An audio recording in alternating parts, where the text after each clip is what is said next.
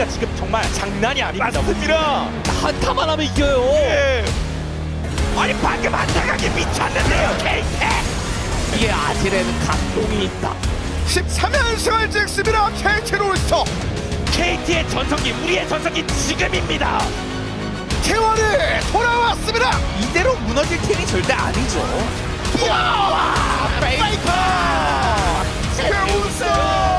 베우스 감기에 8월의 T1은 이런 겁니까? 넥서스 게임에서 지지.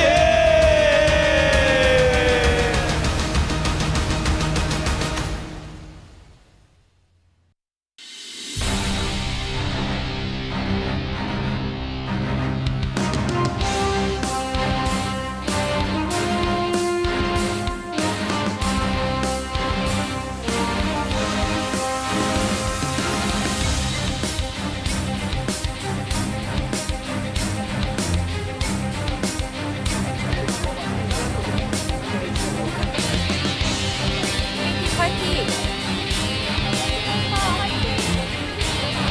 T1 화이팅! 야, 오나, 현 파이팅!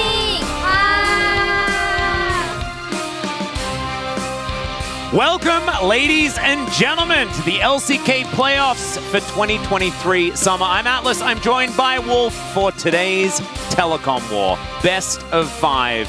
Between KT, of course, our #1 seed coming into the playoffs, and they chose to face off against T1. Of course, no surprise, right?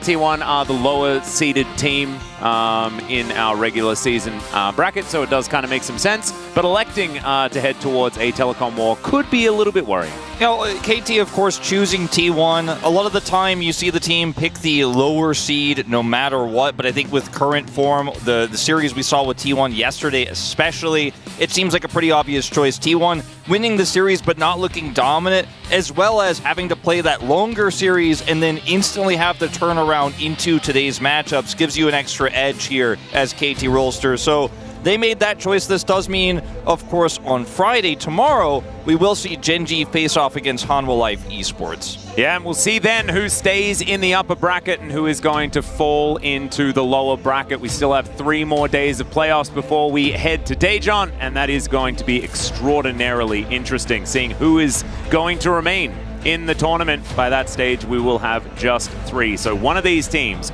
will drop out. We'll just have to see who it's going to be as the Telecom War commences in round 2. Last time around, it was that pretty incredible 5-game series at this exact moment. And this time, last time, it was T1 that selected KT. Yeah. It's actually crazy how the turns have tabled. And interestingly, at that time, I think KT was underestimated, but we're a really strong team. I think right now, T1 still needs additional time. And fortunately for T1, even if they lose today, it is a double elimination format starting today. So they have some additional time to continue to grow. Faker is still settling into his new posture for, minimizing his injury. Yeah. And it's all pro first for top. This unanimous Keen versus third here for Zeus, and this is a matchup I think which could be the strongest point for T1, to be totally honest, going into this series. But you have to then consider, like, your strongest point is your top laner, but then Keen is first in All Pro, a whole tier above Doran, in fact, who took second. So it is not going to be an easy series when you look at the individual lane matchups. No, exactly right. And actually, All Pro third is kind of a big deal, given the fact that our All-Pro first and second was basically KT and Genji, just because they were so much more dominant than the other teams in this season. The fact that Zeus still gets in there and he's not a member of Hanwha Life Esports does kind of show you that he is still performing very, very well. 1 kill away from 2,000 kills is BDD. I have a feeling he might be able to get there. He is, of course, still 915 kills away from Faker. We'll see whether he can make it to 915 kills in this series, and Faker gets 0. That's how he will be able to overcome that one. Let's have a look at the team stats, though, from the playoffs versus regular season. BDD got robbed by his challengers team. So did Aim. He could have got 915 kills he had in the last 7 game. kills. He had 7 kills in that first game of the last regular season, but did end up with the 1,999. Here is, of course, our team stats. Notice the round 1 here, definitely very different from the total season as well, just considering how the Poby situation did play out. as I expect this to be a unanimous KT roster vote here coming through. It's what I would assume. Jonas Strong even going for the 3-0, the only one on the Korean side. Everybody else going for the 3-1s. We have a few more 3-0s scattered in here, but Orcs and Chronicler both being 3-1s. I almost said the Europeans, but only one of them is European anymore. As KT, 38.8% of the vote, even though they are our first place team and have been performing extraordinarily well. The T1 fans absolutely out in force. Yeah. A fan prediction is usually who a fan would like to see win, let's say, Atlas. Yeah, let's have a look at what the coaches have to say about this series. 안녕하세요. KT 롤스터 강동훈입니다. 굉장히 기쁘고요. 근데 뭐 앞에 경기력보다는 오늘을 포함해서 앞으로 플레이오프에서의 경기력이 중요하다고 생각합니다. 예상을 하기보다는 프로오프에서는 뭐 시즌에서였던 경기력보다는 컨디션이나 뭐 조금의 차이로 될 것 같아서 준비를 좀 열심히 했습니다. 뭐 가장 중요한 건 선수들의 어떤 집중력이라든가 그다음에 최근에 우리가 지금 집중적으로 조금 다잡고 있는 부분들이 경기에서 어떻게 드러나는지가 제일 중요할 것 같고 좀 잘 테스트해보면은 뭐 좋은 결과 있지 않을까 싶습니다. 저는 3대0 내지 3대1 정도 예상하고 있습니다. 선수들에 대한 강한 믿음이 있습니다. 페이커 선수가 돌아온 완전체 T1을 제가 만나서 이겨야 의미가 있다라는 인터뷰를 뭐 몇 주 전에도 했었고 힘겨울 걸 예상하면서도 선택한 이유가 오늘부터 봐야 어느 정도인지 우리가 체크를 해볼 수 있습니다. 다음에 지더라도 다시 만날 수 있는 상대이기 때문에 결국 다 이겨야 되는 상대고 오늘 또 선수들도 그런 부분에서 점검차 한번 붙어보고 뭐 맞는다 그러면 맞아도 보고 그래서 우리가 할 수 있는 부분들 최대한 열심히 해서 좋은 경기력 보여주도록 하겠습니다. 해야지. 안녕하세요. T1 임재현 감독 대행입니다. 저희가 어제 생각했던 만큼의 경기력은 나오진 않았지만 오늘은 저희가 생각한 만큼의 경기력으로 경기를 임하겠습니다. 선수들이 어제 경기를 해서 체력적으로는 부담이 있을 거라고는 생각하는데 또 반대로 보면 경기장에 적응하는 것도 나름의 장점이 있다고 생각하고 있습니다. 아무래도 리엔즈 선수의 로밍 같은 부분이 신경 쓰이고 마찬가지로 BDD 선수도 라인을 밀어놓고 타라인에 개입하는 걸 좋아하기 때문에 그런 부분을 좀 경계하고 있습니다. 예상 스코어까지는 잘 모르겠는데 저희가 충분히 이길 수 있다고 생각하고 있습니다. KT가 어제 고민을 하다가 저희를 고르게 되셨는데 그게 잘못된 선택이었다는 거를 오늘 보여드리겠습니다. T1 화이팅! It looks like here I now analysis of this series is somewhat aligned with only 3-1s and 3-0s for KT being registered in our predictions. And Tom just hoping that things can get a little bit better. But now it is time to welcome the players. And thankfully, we have KT's Nuna alongside to help out introducing Keen. All right, so here he comes, first in All-Pro, his first appearance here in playoffs this season, and definitely one of the matchups that T1 will look to attack tonight, especially since he didn't have the strongest round 2 compared to his honestly phenomenal round 1. And we'll see if Zeus, who I think was pretty consistent yesterday, can maybe find a hole here. Yeah, I think Zeus was a huge winning factor in the previous series, kind of not being able to stand up to him whatsoever. I think this will be a very different matchup. So I think Zeus a little bit more on his plate coming out tonight. And speaking of which, he is going to make his way down now. Thanks once again to Wolf doing the voiceover for the fan chants as our players walk out. And Zeus played extraordinarily well yesterday. Yeah, I mean, there were definitely shaky moments across the entire team, and it was definitely pointed out that some players had better late games than early games. Zeus was the one pressure point D+ couldn't find in lane. You know, they found it in mid, they found it in bottom. Zeus just would not be cracked, though, and I think that is definitely something that T1 are going to have to repeat tonight. I would 100% agree. I think it will be a difficulty, though, against KT, who have been playing through topside extraordinarily well. And it is largely to do with this guy and his propensity to gank top. What a rags to riches story. Oh, absolutely. Like, he has just... His level of improvement as one of our veteran players has been extraordinary this season and this year. He just seems so comfortable right now. He is having his best year, I'd say, and the return to form is just insane. Definitely did not expect this at the beginning of 2023, that Cuz would be one of our top junglers. No way. Yeah, and it was back in the Longzhu days, right, where he came out and we were like, man, he's so good, and then he has a little bit of a slump, and it's not often that you see players reach former incredibly high-tier form, but he's done so. This man has a lot on his plate dealing with him. Yeah, it certainly does. Owner, I think, inconsistent at best this season. I think you've definitely seen glimpses of his highs. I think what champion he's piloting is going to be the really big difference maker, even if it doesn't make sense for the draft. If he's on a comfortable pick like a Viego, like the Lee Sin, he looks a lot stronger. He has a lot more synergy with his laners. If he's playing something like the Sejuani, you know, hasn't been as strong. Maybe the Poppy could be a big focus here tonight as well. Yeah, I think if the bans go similar to last time around, I think Maokai's could be in our future. And here he is, the man in the mid lane for KT, the renaissance of BDD that we have all been experiencing The BDD this year. Classic is back, and you know, everybody knows it. It's transparent. It's out there. I voted for this man for MVP, as did most of us. Like, he had such a fantastic season, the most clutch player on the Rift. I have nothing against the Lehen's votes, and I think he also deserved MVP, but BDD, he is just the most clutch player. He's just been extraordinary. And this man making his return.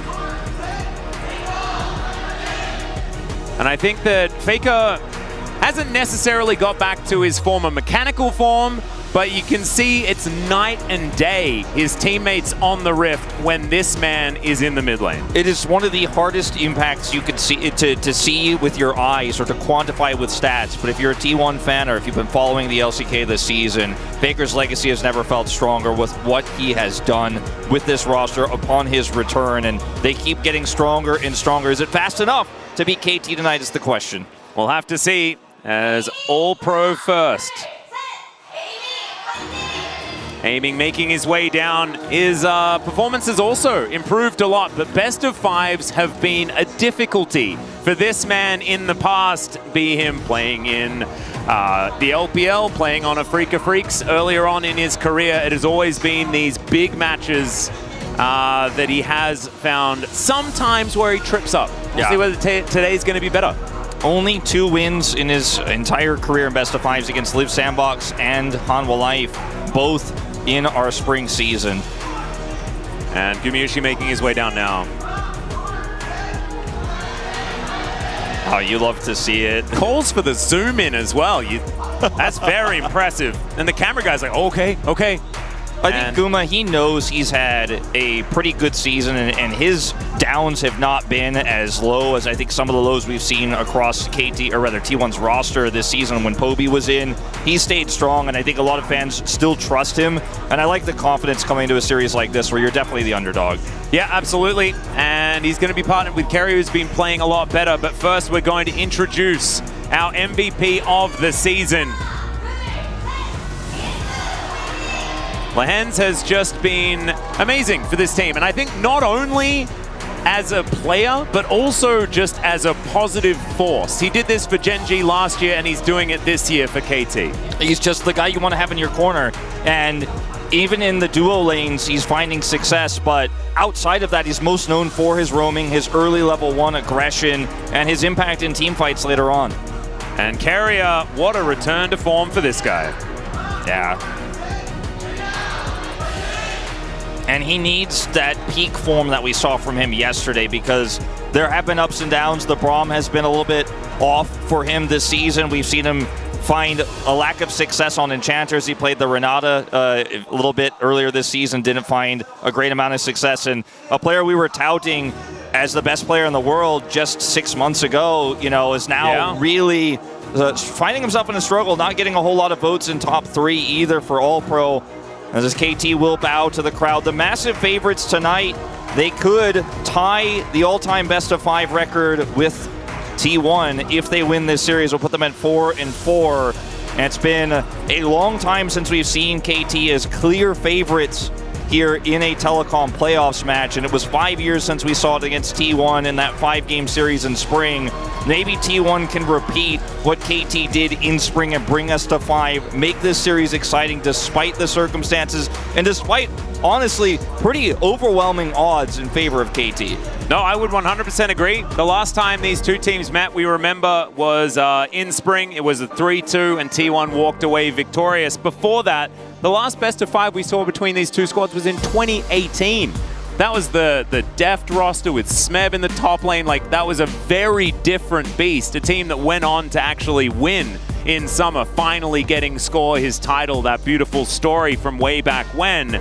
But before that, it was SKT or T1 all the way up until like 2016 or something like that. And then we're really in the weeds, to be perfectly honest, when it comes to best-of-5s. Thankfully, this year, we get 2 in the 1 year. It's just not often that we get to see both of these teams clashing at the end of the season.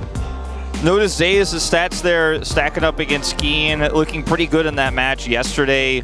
Undefeated on the Aatrox. I think a pick that definitely needs a look in draft. But the Maokai that D+ just...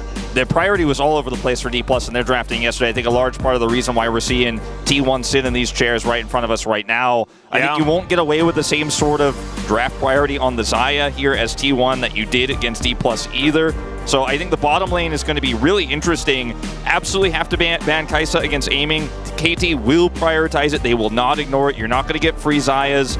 And so maybe even trying to get Faker a safer matchup mid and reacting to what KT is doing might be the better plan. Put Faker on the Azir and just play it out. I think safe drafting, especially in this first game, is I think where you should go because you don't know what KT's read is going to be going into this best-of-5. No, I would agree. And I think that both of these teams need to focus on compositions that can team fight relatively well and somewhat easily. Because we've seen so many of these games, and it was actually illustrated in the coach's interview yesterday, that so much of it just comes down to 3 team fights from like mid-game onward. If you win most of the 3 team fights that we're probably going to get, you'll probably win the game. So maybe pick champions that are good at doing that. Yeah, I think KT is much better at snowballing, like Gen G. I mean, obviously these are our first and second seeds. They are the ones who got seeded into round 2. They are much better at snowballing the laning phase into a massive advantage. I think we've seen a lot of those advantages shirked by DRX, by D+ Kia in round 1 here. You're not going to get those types of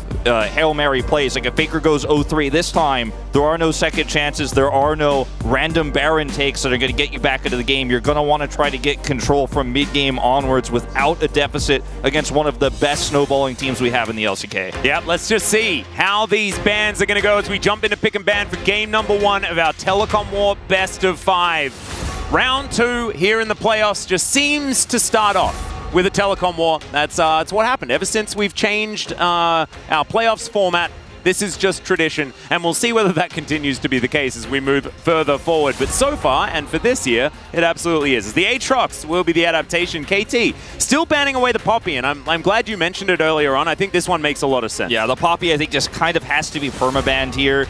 Lehens gets the respect for the Alistar, and then also BDD having so many fantastic engages here on the Nico will also show that. So all 4 of these bans just pointing towards insane power picks for both these teams. But the final bans is where it gets a little bit tricky because you can't always ban that final comfort. They'll take away Guma Xayah, and this might just mean a trade here of the Kai'Sa because KT will absolutely first pick it if you do leave that one up and available.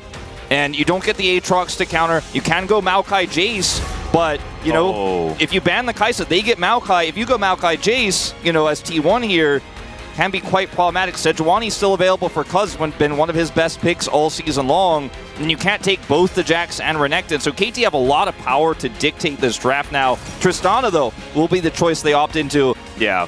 And the Tristana was pretty face up, and with Kai'Sa being banned away, there's no big trade-off now as well, especially with Xayah off the table. Sejuani because Jax. T1 have loved it. And so Sejuani Jax is going to come in. What is KT's response to this? Yeah, and you know, T1, they could have opted into a Maokai here and put the Jace into the Tristana, but I don't think with Faker's current form, you want to put him up against Tristana on the Jace. This is a much safer rotation, and I like this a lot for T1. And looks like we're going to grab a Rel here as a flex pick, which keeps the Tristana still technically flexible to the bottom lane as well.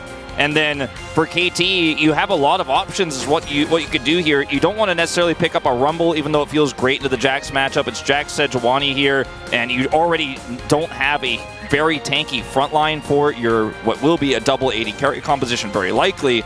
See what the plan's going to be. Just going to lock in the Zeri, get that prio scaling pick here for aiming. I like this a lot, especially with the Xayah removed. Yeah, I actually really like this because it kind of thins out the pool before the next ban phase has even come in yet. Likely that T1 was going to look for a priority pick there towards the bottom side. The Azir to come in though. The Emperor to be picked up for the god of the mid lane himself. I think this is exactly the kind of draft that T1 could win this series with. You know, you have Owner, yeah, he's playing Sejuani. It's been a bit of an up and down for him, but he's got an empowering Jax there that both these players can play together around that top side, which is going to be your strong point. Azir, tough to lose many matchups here as Faker, even in current form. And now you can pick up a scaling bottom laner here for Guma. The question is, what's that going to be? Zeri's gone. You've lost the Xayah. They can take away the Aphelios here even, I think is totally fine. The Neela respect. And the pool's going to get thinned out now. The Renekton is gone here. Yeah. And is it going to be Cassante banned? It has been a relatively safe pick towards the top lane, but instead, the Lulu going to be taken away. Something that Lehen's actually popularized since her pretty large nerfs towards the end of this season. So not going to have the opportunity to go towards that. And now, as far as supports are concerned, almost everything outside of the Alistar is going to be available as far as our pool of engaged supports. The Leona, the Nautilus, things like this can come in.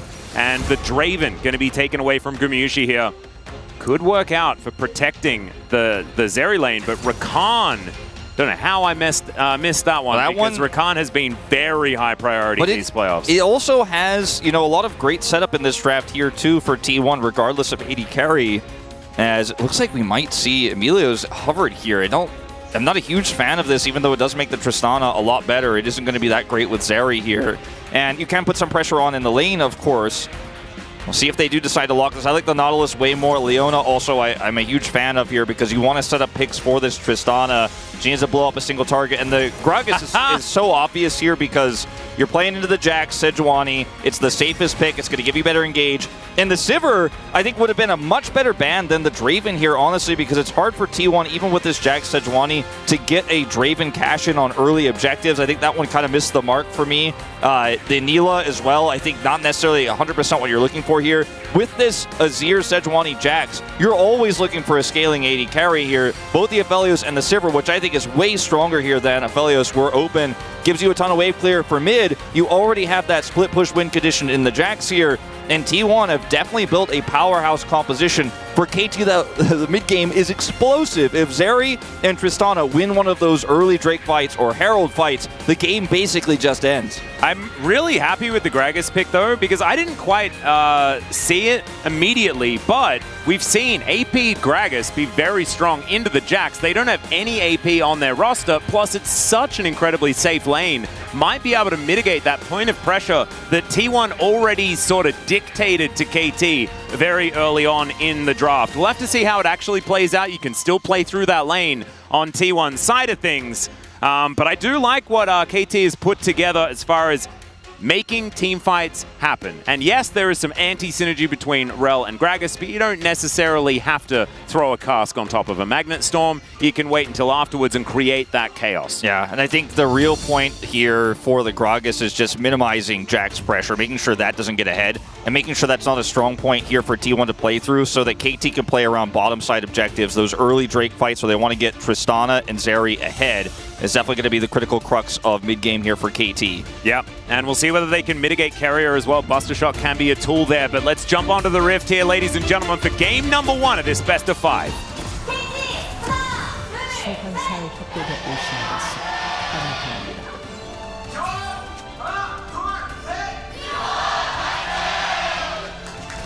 Ooh, shout outs to Gumayushi going for Pack Sivir. Easily the best Sivir skin by about a country mile. Shout outs to Tron as well.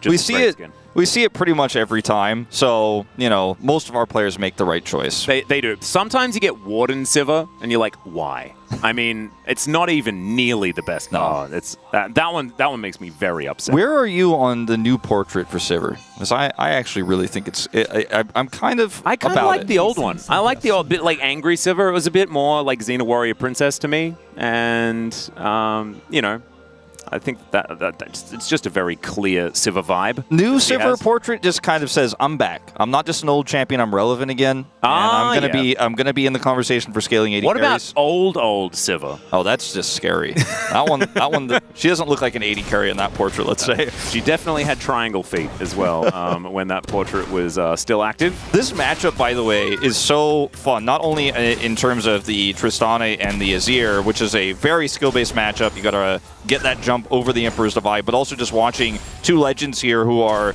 really fighting against each other in terms of legacy here towards, you know, what is much of, in terms of our mid-pool, like two of the longest careers we have in the LCK right now. Yeah. And BDD, not always known for getting huge lane advantages, but with this Tristana here, he definitely has an opportunity to prove he can do it. He's got the fleet footwork here, and he's just going to constantly put the pressure on here, puts another charge onto Faker at level 2. It really does feel like the new Kuro versus Faker is Flash has to come out here from Carrier very early on, not respecting the level 2. And KT, that is a big summoner spell opportunity. Gumayushi doesn't have the spell shield yet, is going to be able to outrange that one. Zeus keeping Keen at arm's length. The Fnatic Gragas Sushi shoutouts, you love to see it from Keen. Yeah, very cool. And up in the top lane, as soon as level 2 is hit, Keen will stop feeling as much of that pressure. Have the body slam to stop Counter-Strike engage. Zeus just stacking his passive early there and pushing through as there's level 3. That's one way to get a cannon, as Faker is going to have to Shifting Sands to get himself the shield. And does mitigate a bit of the damage, but still, BDD just having a great time here, utilizing the knowledge of the turret aggro range very, very well. I thought he was very close to getting in range there, as Zeus going to get stunned up, and Cuz has a red buff, so Zeus going to have to get out of here. Yeah, he should be okay, but we'll see if Cuz flashes. Whoa, he is going to flash in! Looks for Zeus here, and now that red buff is ticking down. Counter-Strike does come in, but another stun comes through, and BDD will spot out exactly what's going on here. Owner will move up, and Zeus is going to try and get over. Oh, the interrupt was so good out of Owner, but maybe he's going to give up his own life. He's going to have to flash now, as everyone's just piling in underneath this outer turret, and Keen is just pushing the wave, having a great time. And it's one of those things where you watch the dominoes, you know that meme where the first domino goes down and it topples a huge domino? I mean, we're going to get into it in a moment. It's not over yet. All right, Keen, let's see whether you can lock this one down. There's first blood. Owner now underneath the turret, an explosive charge. Gonna be able to grab it. It's all too easy, and Lahens was there to pull the wave in mid. Yeah, 2,000 That's the way kills. to get 2,000 kills. Well, yeah, it is. And the first domino was Faker actually shielding to try to trade there with BDD and get that CS and taking another set of actual big set of damage, and that trade means that he ends up losing control of the wave, and BDD could just go all the way up to the top side. And it's very common for Jax in pretty much every matchup right now to go in around level 4, proxy that wave so they can't actually freeze it against you, so Rel can come up and make an impact. The problem was that Cuz is very well aware of that timing, comes in there, sets up the stun, and then pushes Zeus' health bar low. Owner gets the read and says, okay, I've got to come up here and help. They're going to die. Faker doesn't have prio, but then they beautifully play the final parts of this, as this is, of course, the stop here on the jump from Owner. Just beautiful. Doesn't ultimately end up saving the play here, but it definitely looked cool. Has to flash, unfortunately, and still will be the demise of him and Zeus in the follow-up play, but it is cool to show that as Keen just sets up the body slam here. Too much damage on Tristana even early on in the game. And this Jax pressure point we were talking about you want to neutralize, I'd say it's neutralized.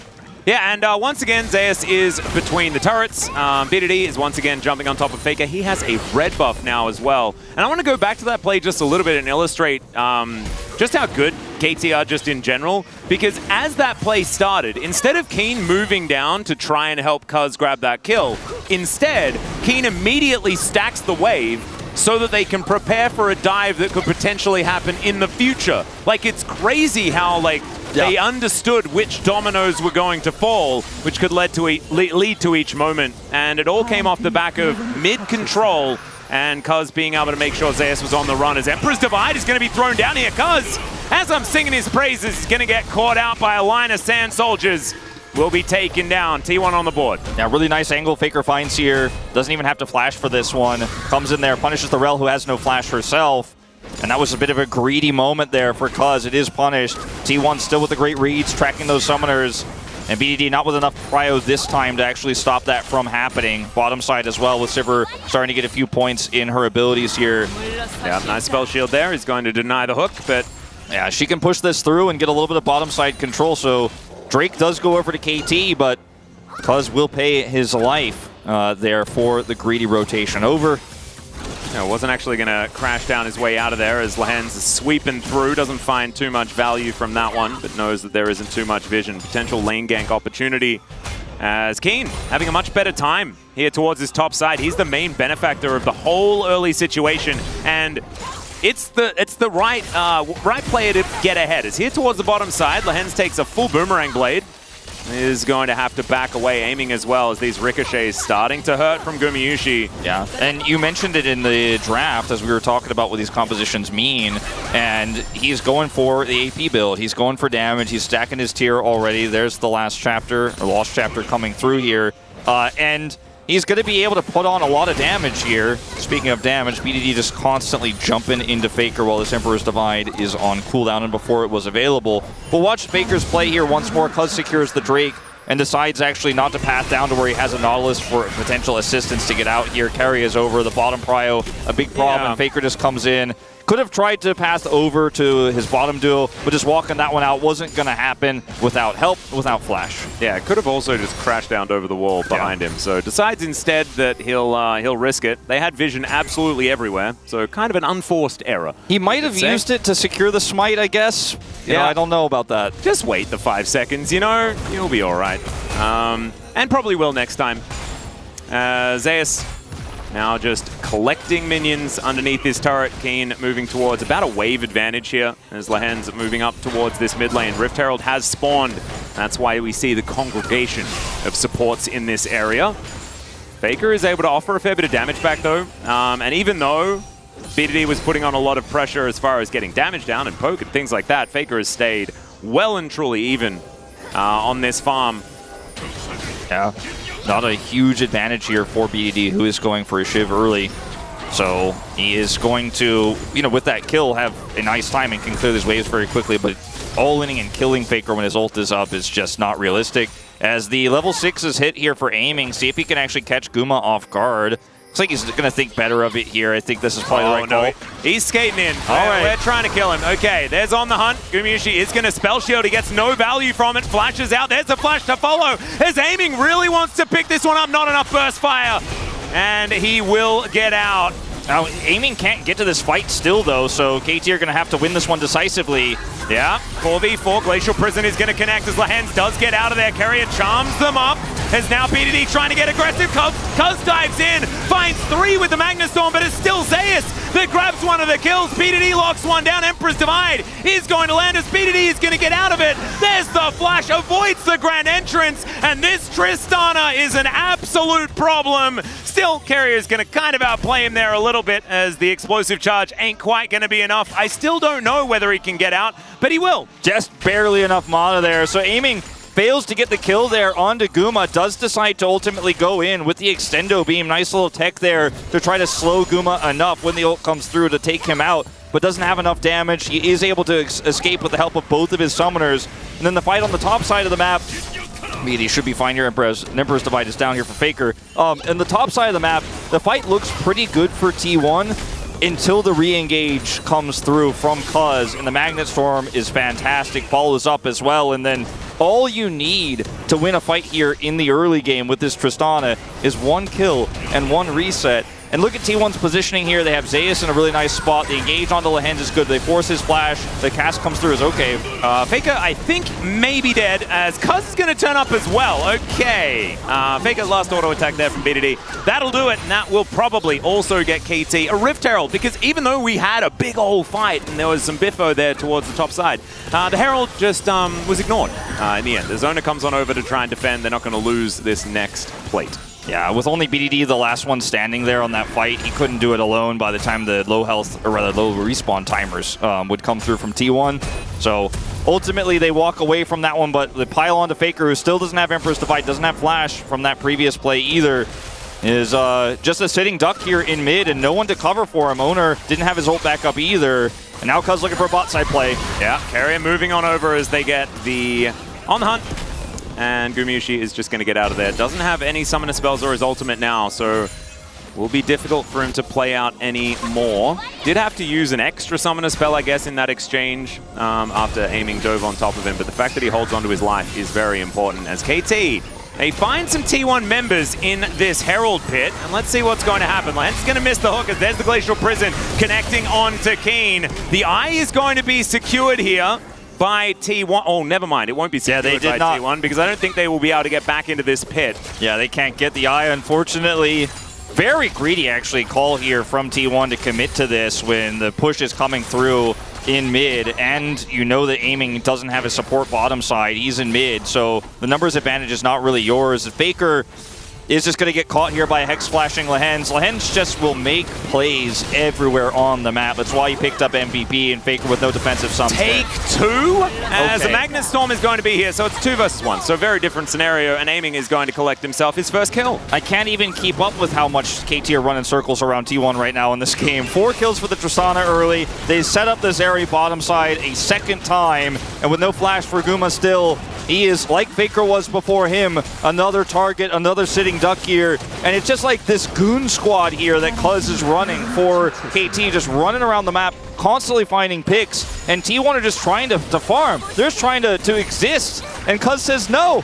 Yeah. And he just walks left here. The Extendo Beam would have slowed him. He's caught by the Magnet Storm. No outplay available. Nothing you can do as a Sipper here. There's nothing the Spell Shield that's going to save you. There's just too many things. And no flash means he's just done. Yeah, he is. And Carrier had just finished a back as well as they decide to go for that play. Very unfortunate. I don't know whether Carrier could have actually saved anything. Yeah, he might have died too. Yeah, he might have died too, or he might have been able to help Gumayusi get out of there. Does have a fair bit of CC in the kit, but you don't know. Hindsight's 20/20 and all that sort of stuff. As Gumayusi now, the map getting a little bit dark as Lehens are moving down towards this bottom side. Look how much vision T1's committed to the north of the Drake pit here to try to keep Faker and Guma alive, and yet still Lehens finds this pocket here with a control ward and is just threatening, oh, Carrier might want to come back to help his laner. Better not take this river angle or I will absolutely crush you. And aiming starting to get so ahead here too that it's just so problematic. Carrier is trying to make an impact everywhere, but he's just slowed down so significantly. Owner. Yeah, Lehens is going to walk into this brush. Permafrost does come down. Good buffer off the dredge line to make sure that CC does absolutely nothing. And it's an Infernal Rift as well, something that we haven't necessarily mentioned just yet. And that is going to be a problem if KT continue to stack these Drakes, because that is a very powerful one, especially for the amount of damage that is on this KT, right? Full AP Gragas, or at least partial AP Gragas, yeah, it's and double AD carry as the flash hook comes out from Lehens. He's not afraid to go for those. I don't even know whether Faker had to really dodge very much. However, he did avoid it. Let's just say that. Sure. He's going to face check, but Keen is here.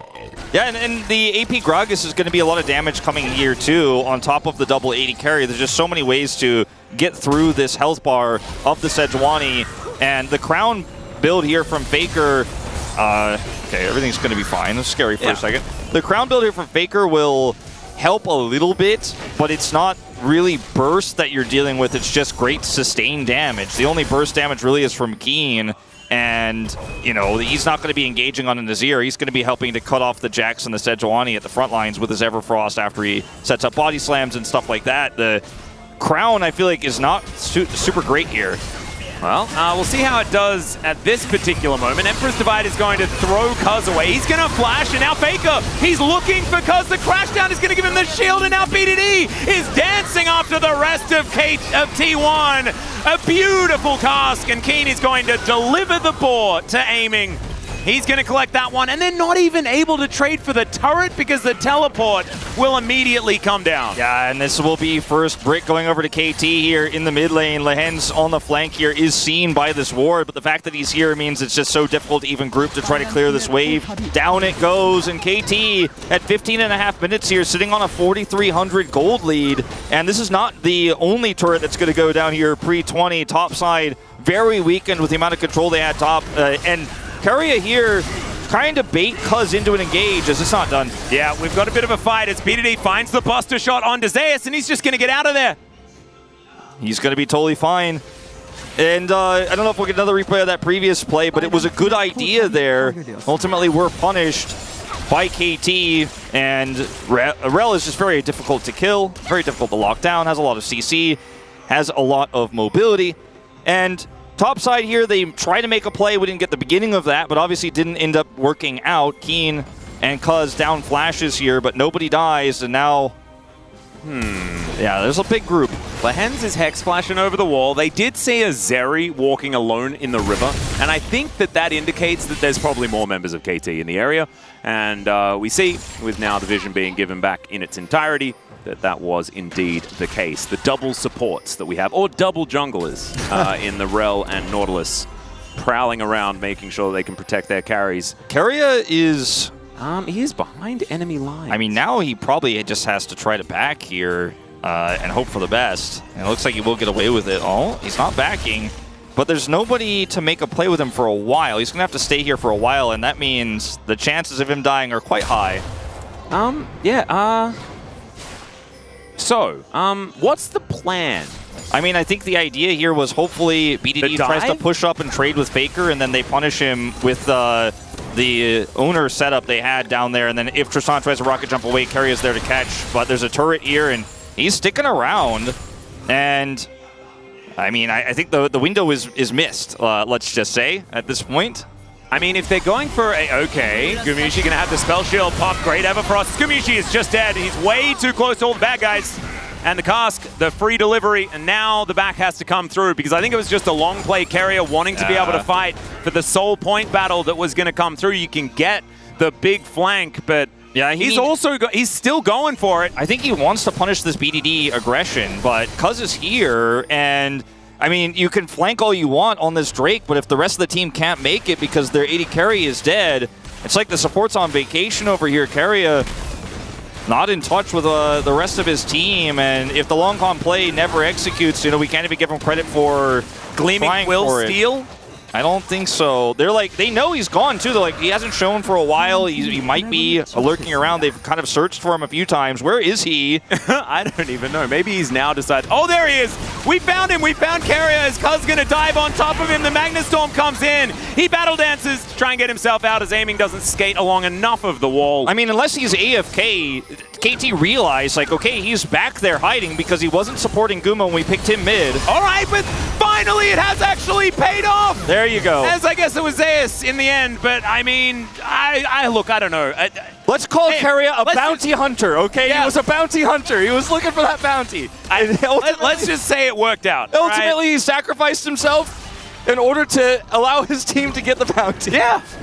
Nailed it. I mean, it's soul point for free, and everything is generally coming up KT, but we're going to have a look at this one more time. So this is the moment where you realize, okay, where is Keria? He's been gone for a while.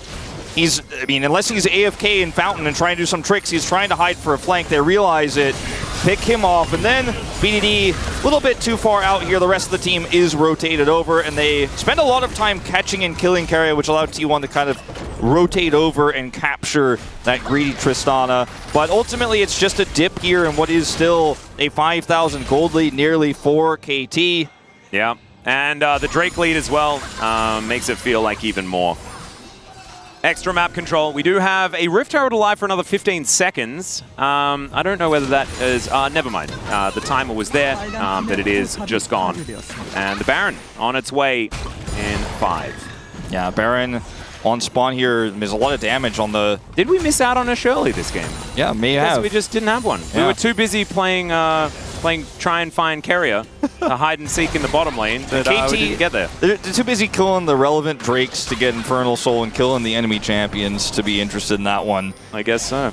Lehen's up here very aggressively. I don't know if, I mean, you have a 2-item Tristana here, but I don't think you can start this Baron up without a pick yet at this point as KT Rolster here. I mean, they're just, their item lead is so massive with their 2-item spikes on both of these 80 carries. They're going to start up a fight here as the hook is going to connect. Owner just explodes, and BDD going to lock down that kill. And now, without a jungler, it's going to become a lot more difficult for T1 to do anything. So that's about the this pick. Baron. That's the pick they needed. And, you know, you have to be in this area as T1. Nazeus will get some bounty gold here and does have teleport. He's going to use it. Well, teleport is going to come in. Okay, there's the quickness into the backline. Emperor's Divide finds many as Keen's trying to get out of there. The Baron is going to be secured by Cuz as aiming ults, but he's 1 versus 3 is what it feels like. Now he's going to be able to skate his way out, and KT lose no one, get a Baron, and I guess it's totally fine. Yeah, it's actually going to be fine here. Looked a little bit scary for just a moment there for KT, but they have successfully heisted this one away, and the Emperor's Divide, fantastic. But as you mentioned,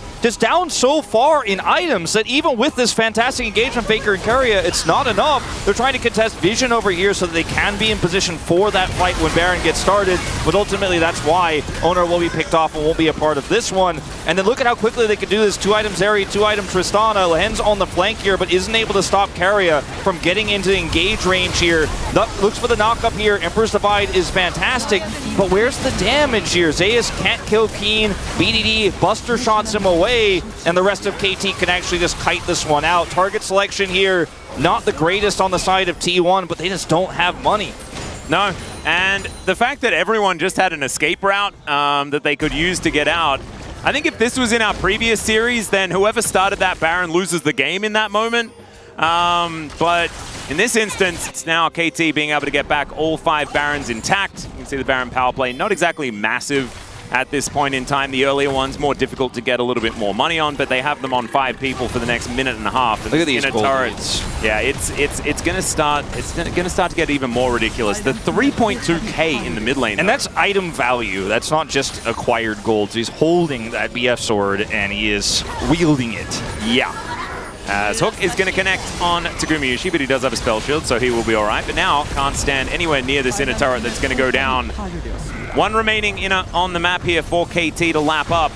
They are 8,000 gold ahead at 22.5 minutes. Shellacking territory is where this game is. And ultimately, this game, I feel like, started getting off the rails after that play topside, where Zeus died early with Owner, and the Jax was just a non-factor this game, because otherwise, as T1, you can shirk off a little bit of responsibility on these early Drakes and have some side lane pressure. Jax, yes, did get that bounty gold before the Baron fight, as Cuz once again in danger.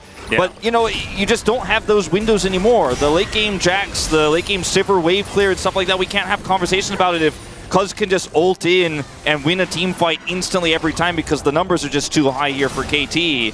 Yeah, these stabs and the crash downs from this rally can just kind of do it with impunity. There's now Infernal Soul on the table for KT. They have so much more money. Zeus does have a flank angle, but let's see whether the smite is going to be good.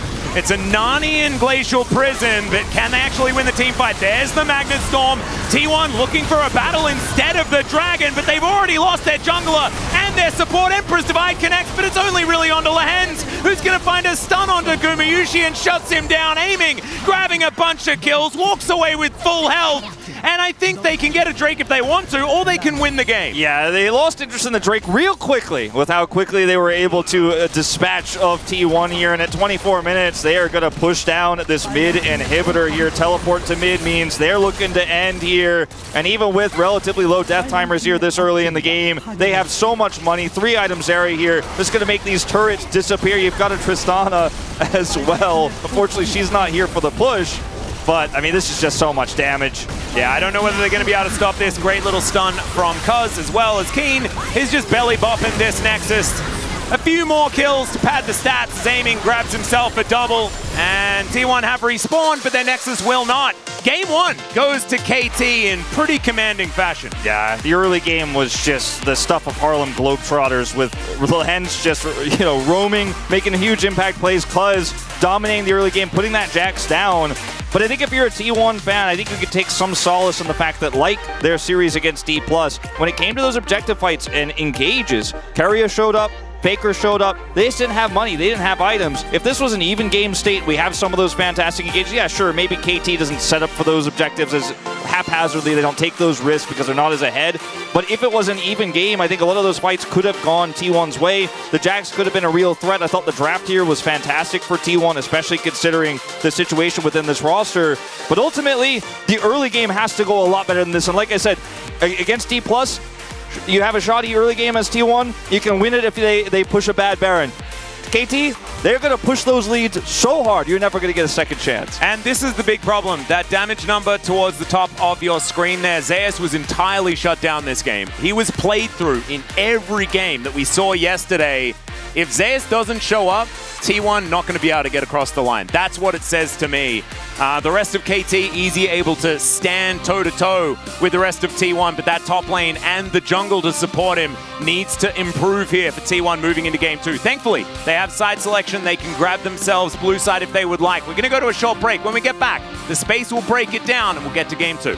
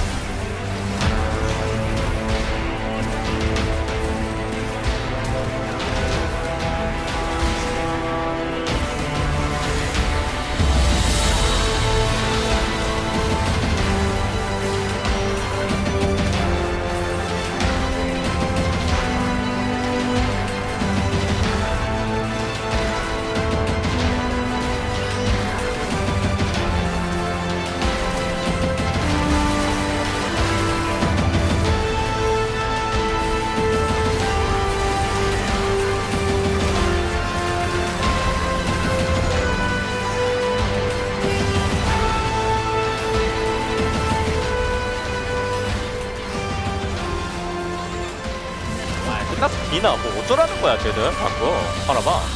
아칸이 W 쓰면 잡으면 돼. 뭔데 아칸이 W 쓰면 잡으면 돼. W 쓰면. 아 그래. 야 5초다 세주. 끝났어. 한타 한번 더 해 그냥. 한타 한번 더해. 야, 빨리 치자 빨리 치자. 아 네네. 넥서스. 넥서스 치라고. 넥서스. 야 아지르 나왔어. 야 잡자. 이겨. 알았어. 끝내. 나이스. 아 캐리.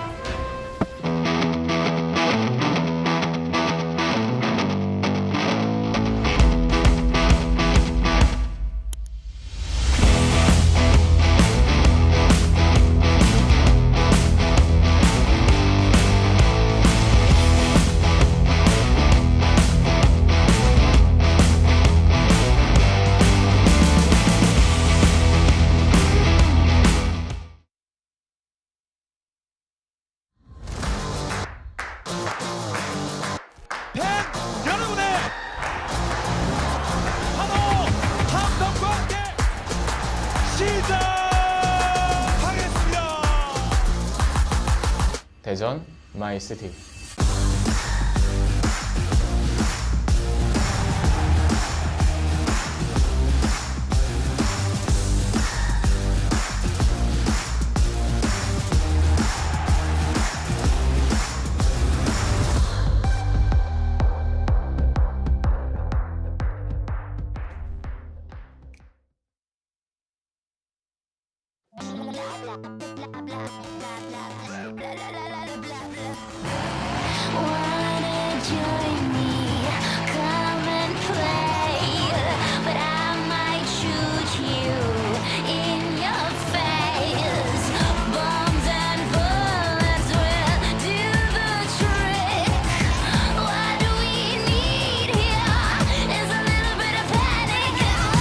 Do you ever wanna catch me? Right now I'm feeling ignored.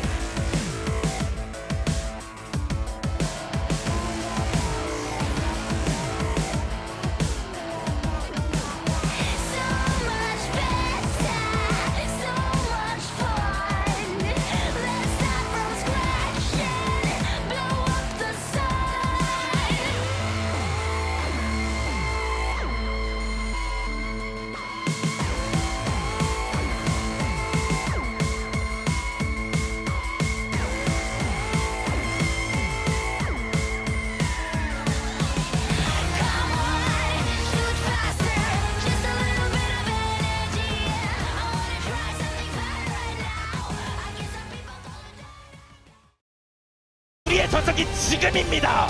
KT 넘버원 31일 만에 선발 출전 메이커가 돌아왔습니다. 아래서 관문 돌파.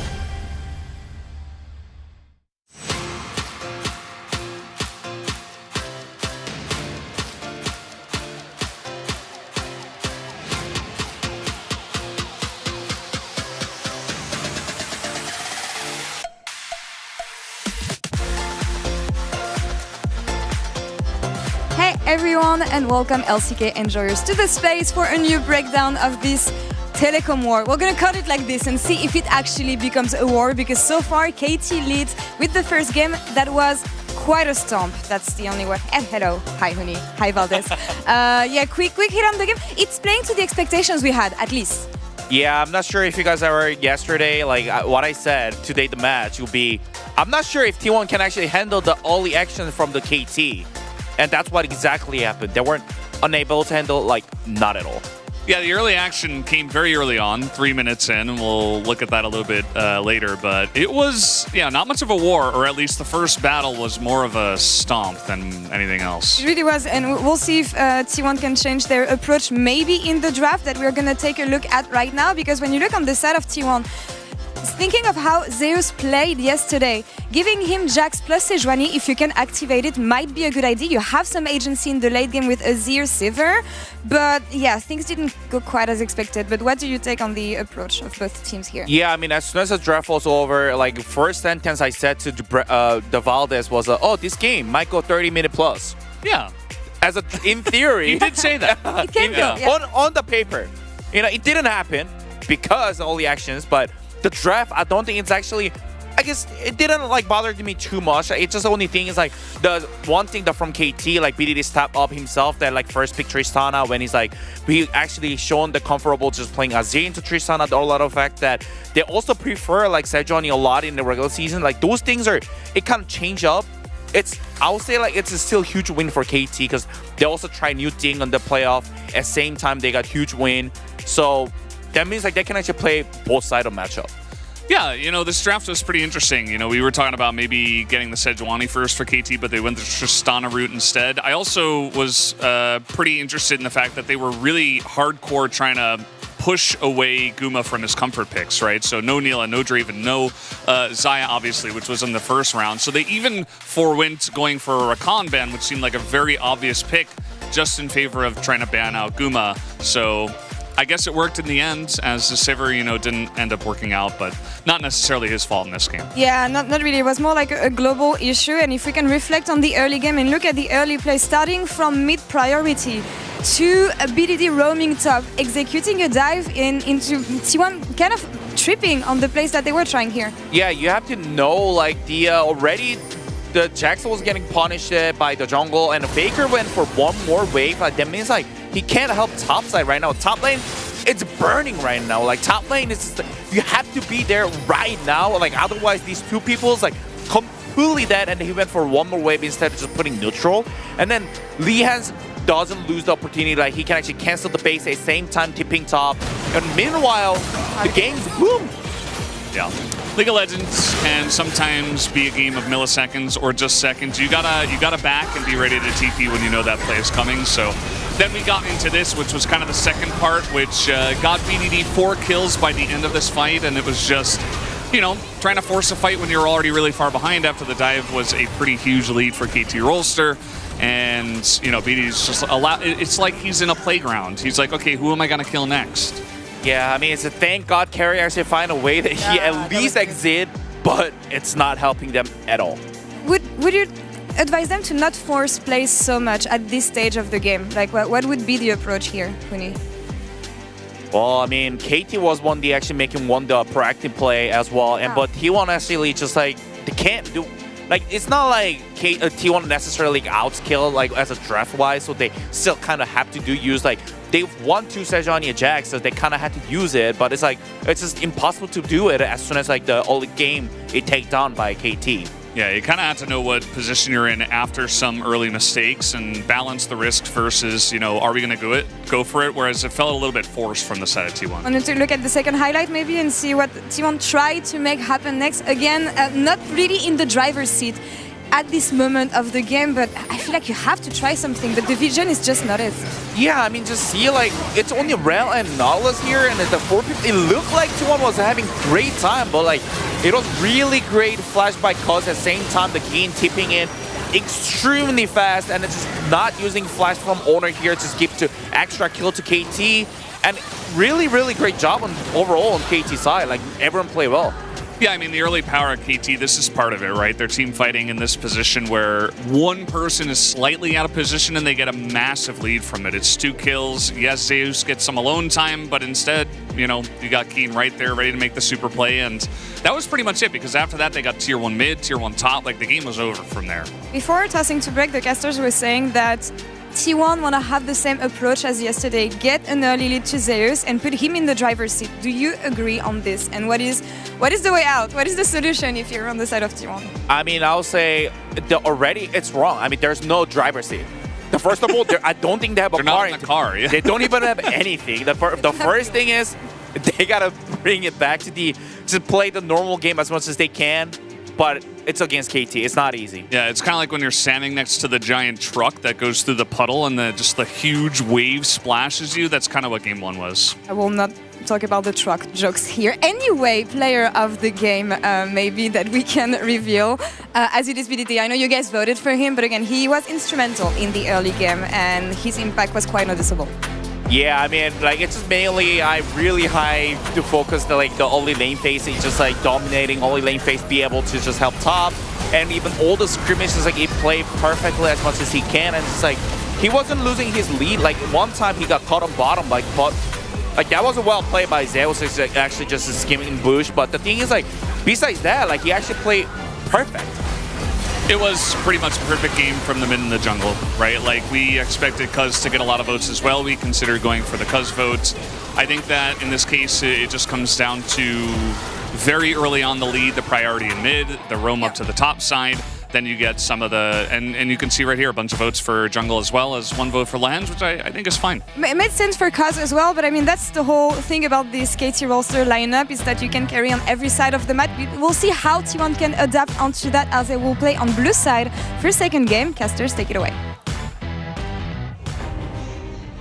Thank you so much, Astronauts, for the breakdown of game number 1. Yeah, bit of a shellacking here from our first place team, KT. Kind of dominating, a wry smile on BDD's face there as well. Still, one of my favorite things to retweet in the world is just BDD tweeting a smiley face. Yeah. Just feels great, especially after remembering some of the hardships in his past on, you know, that Nongshim roster that just never really got off the ground. Maybe it's like that. Maybe it's time to rewrite the Hero Man Smiles meme, you know? And T1 will pick blue side here. So a lot can change in this upcoming draft here. For example, they might be able to get the Xayah pick for Gumayusi.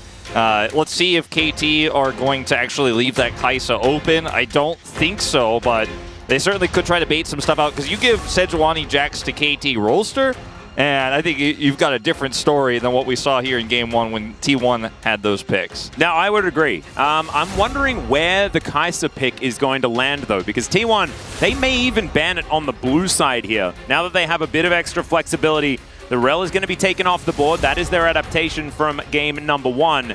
But Poppy and Xayah still remain on the bench. And I think not changing up the bans makes a lot of sense on the KT side, right? They're requiring T1 to make those adjustments moving into this game, and they're going to get rid of the Zeri as well. The Alistar, the only thing remaining from their ban list of game number 1. That means things like Nico, Kai'Sa, still left up, Aatrox, still up and available as well. KT can ban that one away here. We'll see what they do decide to actually remove. I think Kai'Sa makes a lot of sense. Kai'Sa's the safest one, but Faker on Nico does sound a little bit scary. You've also given over the Sejuani, and despite an early accident, let's say, here for the side of T1, you know, they could have played out the Sejuani quite well, but things fell apart very early, so we didn't even get to see how that was going to work out. I don't think as KT that means that you should just say, well, T1 can't play this. It's not going to happen. I like, though, the Nico more because it's a really easy to pilot champion in lane, and Faker's engages, despite his lack of gold in the last game, were pretty good, too. So it's a great pick for Faker right now. And I would agree. The trade-off, though, is Tristana. Sejuani Jax, Tristana, and you don't even have to necessarily get the Tristana right now, you may still end up with it, because I don't think T1's going to put Nico in the jungle. Yeah. And you can take the whole thing. I mean, Sejuani, Jax, and then say, all right, what are you playing, T1? We're definitely going to get that Tristana. And the Nico into Tristana matchup can be a little bit difficult to play because Nico obviously can shut the Tristana down, can poke a little bit, has a little bit more range. Will be Sejuani Renekton as the consideration here, though, for KT. Just not enjoying the early Jax levels here, especially with Renekton open. I actually really like the Renekton pick. It's not only, you know, a champion that Keen has played 16 times this season, like just an absurd number. Not quite the win rate that Kingen has, I don't believe, who's still sitting on 100%. But still, this combination is pretty tried and true. The Nautilus to be considered here, of course, Lehens was a bit of a menace on that pick last time. And so that will be the lock away. And I imagine that Faker is going to grab a pick for Gumayushi that he's going to be happy with. We'll see what it is actually going to be. Oh, never mind. The Nocturne does come in. Something that was banned against Ona a lot in the previous series. And BDD thinking about the LeBlanc. This is something we've seen banned, but not picked very much recently. I personally think LeBlanc is the best answer to Nico in this meta. It's one of the only champions that can match her on a flank and just obliterate her 1v1. She can't beat you. She can't stop you. She ults on the flank. You're like, cool, I've already done my job. And they'll take the Azir instead here for a little bit more safety and a little bit more prowess in lane. As you didn't go for the Maokai, so you're not taking the Jace here. You've got the Renekton Azir combo, which offers you a lot of early mid-game power as well as some decent scaling with the Azir.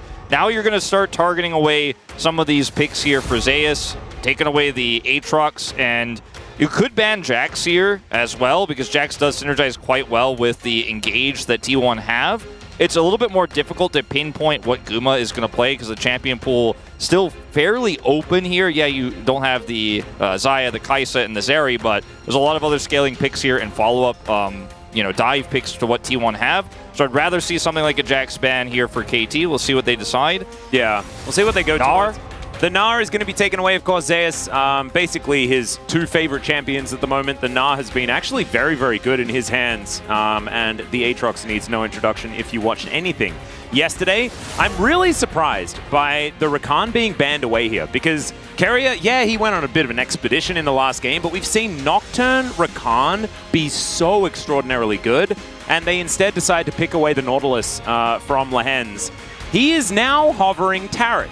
But I don't know whether that is actually what's going to happen because, of course, Leona is up and she's going to provide a lot of engage opportunity here for Lehens. I think Leona is just the better version of Braum. You and I were having a little candid conversation about this earlier before the show. Now, Draven here really suits this comp. Samira, also pretty decent. But I like the Draven a lot more because what you're looking for here is T1 as explosive early mid-game fights with Nocturne, Nautilus, Nico. Dive aggressively and just get this Draven extremely ahead if you can. And what can be a follow-up here for Zeus is a little bit of scaling, but also potentially some side lane pressure. The Rumble, I like it. The Rumble is really easy to set up actually in this draft. You have the Nocturne on your side, but it is going to be a laning phase where the Rumble should be favored. We say this all the time, but one small error can just delete Rumble from the game. You make one mistake or Cuz comes up there, Sejuani Renekton gets a kill early, and then suddenly you just make no impact. As a final choice here will be Aiming's champion. It will just be the Aphelios here in this scaling draft. Wouldn't mind it. Doesn't feel great, but it's, I think, the best fit. Thankfully, it is the Varus instead, although it is probably the lethality variety, so it does feel a little bit like there's a I guess, use by date on a composition that does have a Varus. The best pick here, I think, would have been the Ezreal for Aiming. Obviously, it's one of his best champions, but that one was banned away. And there isn't really a great champion here that is going to allow you to escape the hard engage opportunities that T1 have. So both the Varus and the Aphelios are very immobile champions who won't be able to get out of getting caught by anything, even with Cleanse, as you can see Aiming has picked up here. But what the Varus gives you, the Aphelios doesn't, is some follow-up and some range, so you can actually just sit there and wait for T1's engage, and then your follow-up is easier. And the Aphelios, if they come at you hard, you can offer a little bit more sustained damage. You know, talking about regular Aphelios versus the lethality variant of the Varus, which I think we're 100% going to see. Both picks very strong here, I think, with the draft, but the Varus just going to be at arm's length, hopefully for aiming in this game if he's going to find success, because there's a lot of ways to get on top of this very squishy pick. Yeah, we'll see whether they can actually snowball it so it finds some effectiveness. If you were watching yesterday, the Varus didn't quite work out for Deft. We'll see whether aiming can find a little bit more success. Of course, you do need to have the game going in your favor. KT have been kind of used to that, but I love this draft from T1. It is pretty all in for the early game, but I think that they also have a lot of team fight power as the game goes on, and if they can get some cash-ins for this Draven, then it could be really tough for KT, who have solid draft. You know, the top side very, very strong. Feels like a similar version to what we saw from T1 in Game 1. See how it works out on the other side.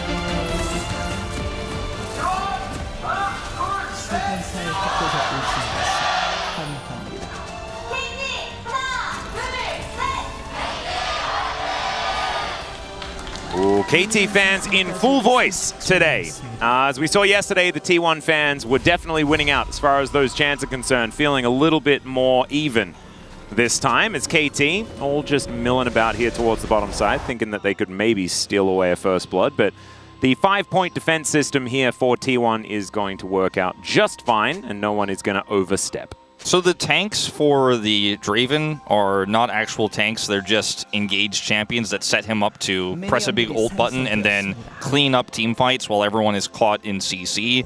And so T1 can front to back in that way with the burn damage from the equalizer. But I think if this Draven is not ahead and doesn't get a cash in early, if the Rumble falls behind for any reason, just a gank incident, right? Because Nocturne early level is pretty weak. If Rumble's trying to push some early advantages, could get punished, then the game becomes very lopsided. I think there's no world in which when we tick over to 20 minutes in this game and Baron spawns, we don't know who's winning this game. I just don't see it being a close one, just because of how these comps operate against each other. Is level 1? Yeah, it's pretty volatile as Hook is going to land max range as the Zenith Blade is going to miss. Amy's flashing away though as Gumayushi's flashing after him.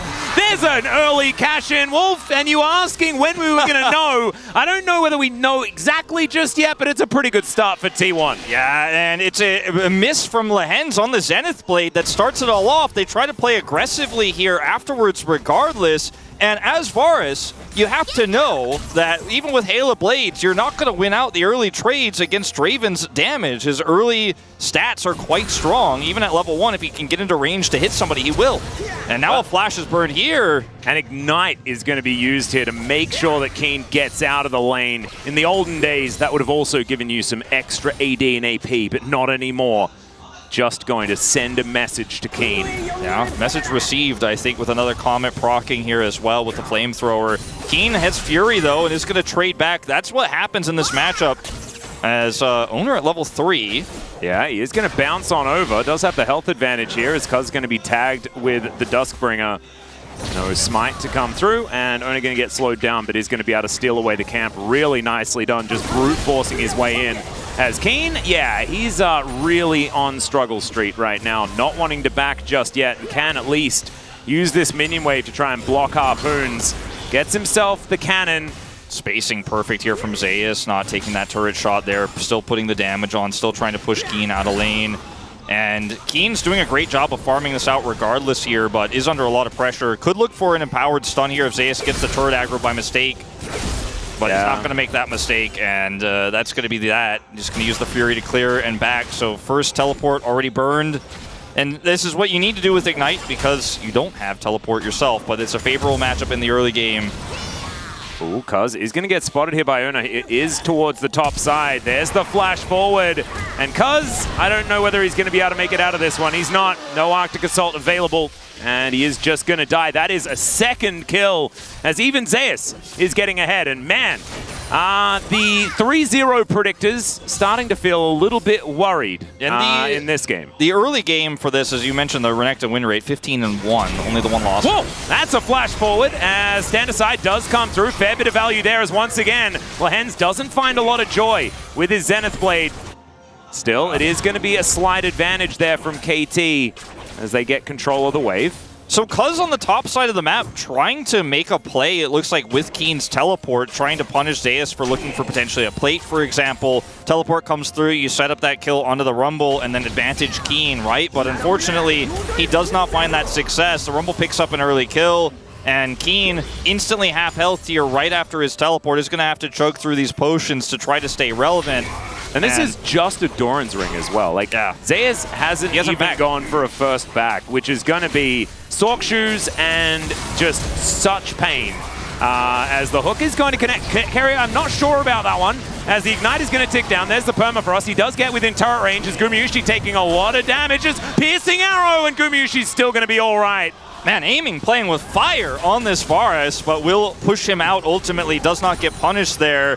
And this should be this wave pushing through, denying a lot of minions here to Guma. They're not going to stay for the plate here because it's a little bit too greedy, a little bit too low on the health.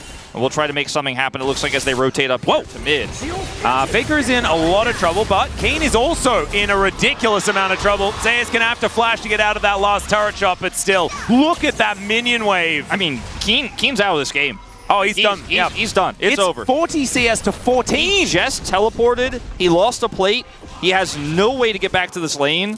And Faker will survive that pressure, actually stays here, will greed for another wave, trademark Faker here, but won't get punished. BDD has flash and ult, but there's just too much space between Faker and him, so can't actually punish. And that's 1,300 gold, the advantage to your top side. Doesn't even go for the Sork Shoes, just getting some additional AP so he can get the maximum value out of these early levels. And look at this, Equalizer lines up nice, tossing in that Ignite. Huni would be proud. Oh, yeah. An old SKT Rumble player himself. And this is exactly the kind of lead you're looking for here for T1, and they haven't even looked for a Paranoia or a Pop Blossom yet.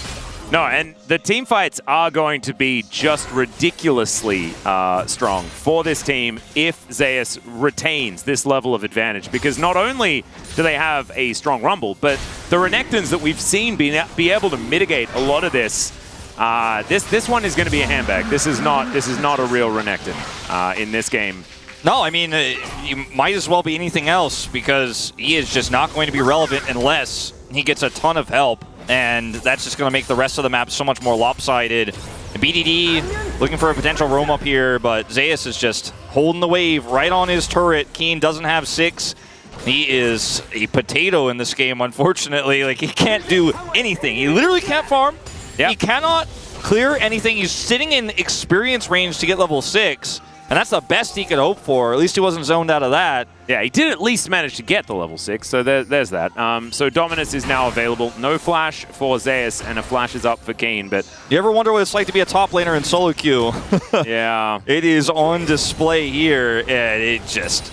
There's nothing you could do. Now the wave will finally push through, but look at this, owner level 6. It is not going to be the free defense of wave that Keen is looking for. Look at the poke coming through.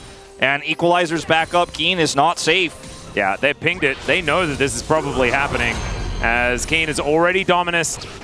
And there's the Paranoia. He dives forward. He's trying to get the stuns in, but it just does not work. Another wave denied. Multiple waves denied. Another cannon going down here. Zeus just putting flames on it, saying, look at all the gold burning up. And every single Equalizer getting value here for Zeus, his first 2. Denying waves from Keen, who finally got 6. We have not seen a top gap like this in a long time. I mean, this is insane. He is 50 CS up in 8 minutes. Keen is like Taeyun when he got pushed out of that one game earlier this season by Lehens. This is like twice as bad as that. No, this is Oh my god. This is not okay. And I don't know whether there's any way that KT can actually deal with it, as Faker is going to turn into a minion, make his way back towards this mid lane. And still level 6 here. And as you can see, oh my goodness. Carrier has 20 CS and Keen has 25. Like, that's the story. That's what we're telling here is Lehens, he wants to come up and try and at least get Keen a wave or 2. Yes, you know, that level 6 that we were talking about before, but it's level 8 on Zeus. This is just a heavy commitment now to try to get some of that bounty gold and try to get some plates here, but it's really risky for KT, but I mean, I guess you got to try something. Yeah, they do manage to find the Glacial Prison. Zenith Blade connects this time, and Zeus could be going down. He has, oh, the Ignite! It's ticking, but he's not going to fall. I think you got to double down on this, or it's going to be a disaster. Carrier has ult, he's wrapping around. And now it's their turn to try and deny this wave. There's the flash forward from Keen. They don't find the stun though. Zeus is still here, still alive. Dead. And BDD's going to move over. Carrier is just going to solo out the Leona. As Lahen's not having a great time, Cuz getting low as Faker moves on in. Nico not quite going to be able to find it here as he turns into a minion. Cuz moves in, there's the Pop Blossom, finds two! And Zeus is going to find the Harpoon, he still has basically 0 health. Faker's going to flash away and there's at least a kill to go over to BDD. I mean, Keen's chasing Faker down. He's like, why won't he die? Oh, right, I've only got a longsword in my inventory. I've got nothing. I have no stats. And I said we were going to know who's going to win this game when it crests 20. It's cresting 10, and we have our answer. This game is over at this point. Atlas is topside here. This is just another denial of minions here for Keen. He flashes forward, or dashes forward rather, tries to set up the stun here. Zeus just walks it out, but he will lose all of those minions, can't clear them all. And then here, he does very little damage. They layer the CC beautifully, but Zeus just gets the shield here, turns around. Then they're like deciding, do we actually fight this one out? He plays respectfully here, and then Lahen's, of course, is going to lose this 1v1 down a level. Doesn't have ult. Keria can ignite him to death, and then after this, Keen and Cuz chase way too far. Good spell shield from Owner denies Keen's stun, and he's just a handbag at this point. Look at how little damage he does to Faker here and the opportunities he has to Q him. Faker pop blossoms and just walks away casually. The flash does come out, and yes, Keria will die for this, but so much value. And everything was committed topside for this, and they still come up relatively empty. Yeah, no, this is a ridiculous level of dominance here in this early game, and I think T1 may have taken game one pretty personally, as it was a bit slower, but it was definitely extraordinarily one-sided in the favor of KT. And I just don't think KT have been tested like this season. Like, there's never been a game where they've been this far behind, and this is a best-of-5 series where a loss like this could definitely get in your head. If you felt like this was going to be an easy series, you're really confident, and then you get just obliterated like this, and I think they're making some aggressive plays, and obviously if it fails, yeah, T1's going to get further ahead, but you have to make attempts like that on the top side or you're just going to lose the game by default. But they're just a hair away from getting something out of that play, but T1 just get further and further ahead. And I think T1, with this kind of a lead, there's no question that KT is losing this second game, but how can they recover mentally? Unless some miracle team fights happen. I mean, there's only bounty on Rumble right now, so even if you kill everyone else, it's not going to be additional gold just yet. They're going to see whether they can stop this Rift Herald charge. The Drake has spawned. It's only an Ocean, but still, trying to deny the stacking is going to be a great thing, because going to be able to poke its eye, but now T1 able to use that priority to move towards this Drake pit, as there's a nice hook onto Lahen's. He does have Eclipse, and he's going to go aggressively, finds himself a stun onto Gumayushi. He's now going to chase down the Leona, turns his attention now as the Emperor's Divide is going to get spell shielded beautifully. BDD makes his way out, but it's not going to be enough, and Keen kind of wishes he had more than $50 in his bank account, because he's just not doing enough. Yeah, he just really isn't. Faker, by the way, not even pop blossoming in that initial part of the fight. Guma, another cash in. This one actually relevant. The last one was somewhat relevant, but he's got so much money now, 6,000, so 2,000 ahead of aiming. And it was just one kill earlier for the Draven. You're like, okay, well, that's not completely on fire, right? It's not a 50 CS lead like top lane, right? Well, with this cash in now, it certainly is definitely looking pretty doomed. He's just going to go ahead and go back and buy that Triforce. And, BDD, he picks up a kill in this game early, but he's still not ahead of the curve and won't be able to make the same impact if there's no follow-up damage, unfortunately for him. And we'll see what he ultimately ends up building this game around.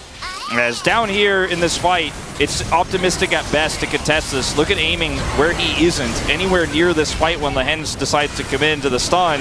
Keria gets permafrosted here. They do commit to try to kill him. BDD completely whipping the Emperor's Divide, will still get out, but Keen, he does no damage. Like, it's actually kind of appalling to watch. Like, you see that, you're like, is that a bug, or no, he just actually can't hurt people? No, he just can't. He's got an Iron Spike whip that in a lot of other games would have just been a Gore Drinker already completed. He's trying his best to catch whatever waves he's going to be given. Plate's going to fall down in 5 seconds time. Aiming has his Dust Blade done. There is at least a crown built here for BDD as he's going to park himself. And like, KT have found some great team fights in the past, but I just don't know whether you can even team fight your way out of this one. It's feeling just a little bit too doomed. It's hard to out-macro your way out of this one. Like, stuff like this, BDD's got his crown now. He's just waiting for Faker, hoping maybe he wins a 1v1 if he rotates up to Herald. But guess what? T1 know he's missing, so I think Faker will play respectfully. He doesn't even have to force. He has TP, he could come over here with that instead of walking through. So BDD is just really hopeful that Faker, the greatest player of all time, will just be like, I don't know where he is. Maybe I'll walk through. Yeah. Sounds a bit hopeful to me, but T1 still not actually hard committing to a fight or anything like that, just kind of casually taking this objective. All right, they're going to look for Gumayusi. There's the paranoia as they look to kill him. They will be able to take him down. And now it could be another one as Ona's going to explode. It's a double for aiming. And you know what? Maybe he was just looking for Guma to come back to mid and catch that wave. He wasn't looking for Faker, and he found the kill he was looking for. And that is going to be a little bit of money here to KT. Rolster won't be able to contest the Herald, won't be able to stop this top turret from going down, which will be first brick without the Herald, but at least BDD's weight there comes up with something. Yeah, and it's going to be assists onto Keen. Like, we need to keep a check on to see whether Keen is actually a champion yet. Right now, no, not quite. Could potentially try and freeze a wave or two, but here it is. Look at the extended range here that he engages from through the Raptor pit. I did not see that one coming, and he goes right onto Guma as the wave crashes. That was about as hard forced as you could make it, but it is successful this time. And BDD, flashing for the play, is going to pick up some additional money here for aiming. There's It's no still way a that huge KT gap. wins this game, right? I just don't see it, man. I still don't see it. I didn't see BDD getting anything out of that. I apologize to everyone. Yeah. But I've lost hair over similar situations. I'm just letting you know. What do you want to bet for it? I'll shave for the finals. Oh! Face for the finals if KT win this game. And that is actually a big deal. Like, Wolf's bearded face is on pizza packets. You know, like, this is I'll big. do it. I'm committing. If KT win this one, shave on my face. Oh my gosh. Okay, you heard it here first. But I'm not worried at this moment in time. Hey, trust me, I wasn't worried either. Lehen's going to be able to clear out some vision, but Ona, full control of the map right now. The main thing that you need to look at is this Rumble, who is 3-0-3, has his Demonic Embrace, looking towards that Night Harvester, and he is so massive. Yeah, I mean, he has so much money. He picked up the Dark Seal as well early on. Hasn't been able to stack too much for it. I mean, 4 is pretty nice, but, you know, it's not like he's absolutely dumpstering every single fight, so hasn't been able to snowball that to 10. I mean, it's 17 minutes into the game, but he's huge. Faker is going to be able to set up engagements. The Collector is done. So if Faker hits anybody, and then Zeus layers the ultimate, and then Guma layers his ultimate, it doesn't even matter how many auto attacks Guma does. The fight just kind of ends like that. Yeah. There isn't really an angle for, like, what if Guma gets caught by Emperor's Divide? You know, it's very unlikely. He got caught in mid trying to catch a wave. In 5v5, it's going to be a little bit tougher. Aiming, trying to hit some of that poke. He is still fairly relevant in this game with the kills he's picked up. This turret is going to disappear. Yeah. And fighting for this Drake, this sole point, is just not realistic for KT. They have no control whatsoever. Faker is holding the choke point with his Pop Blossom.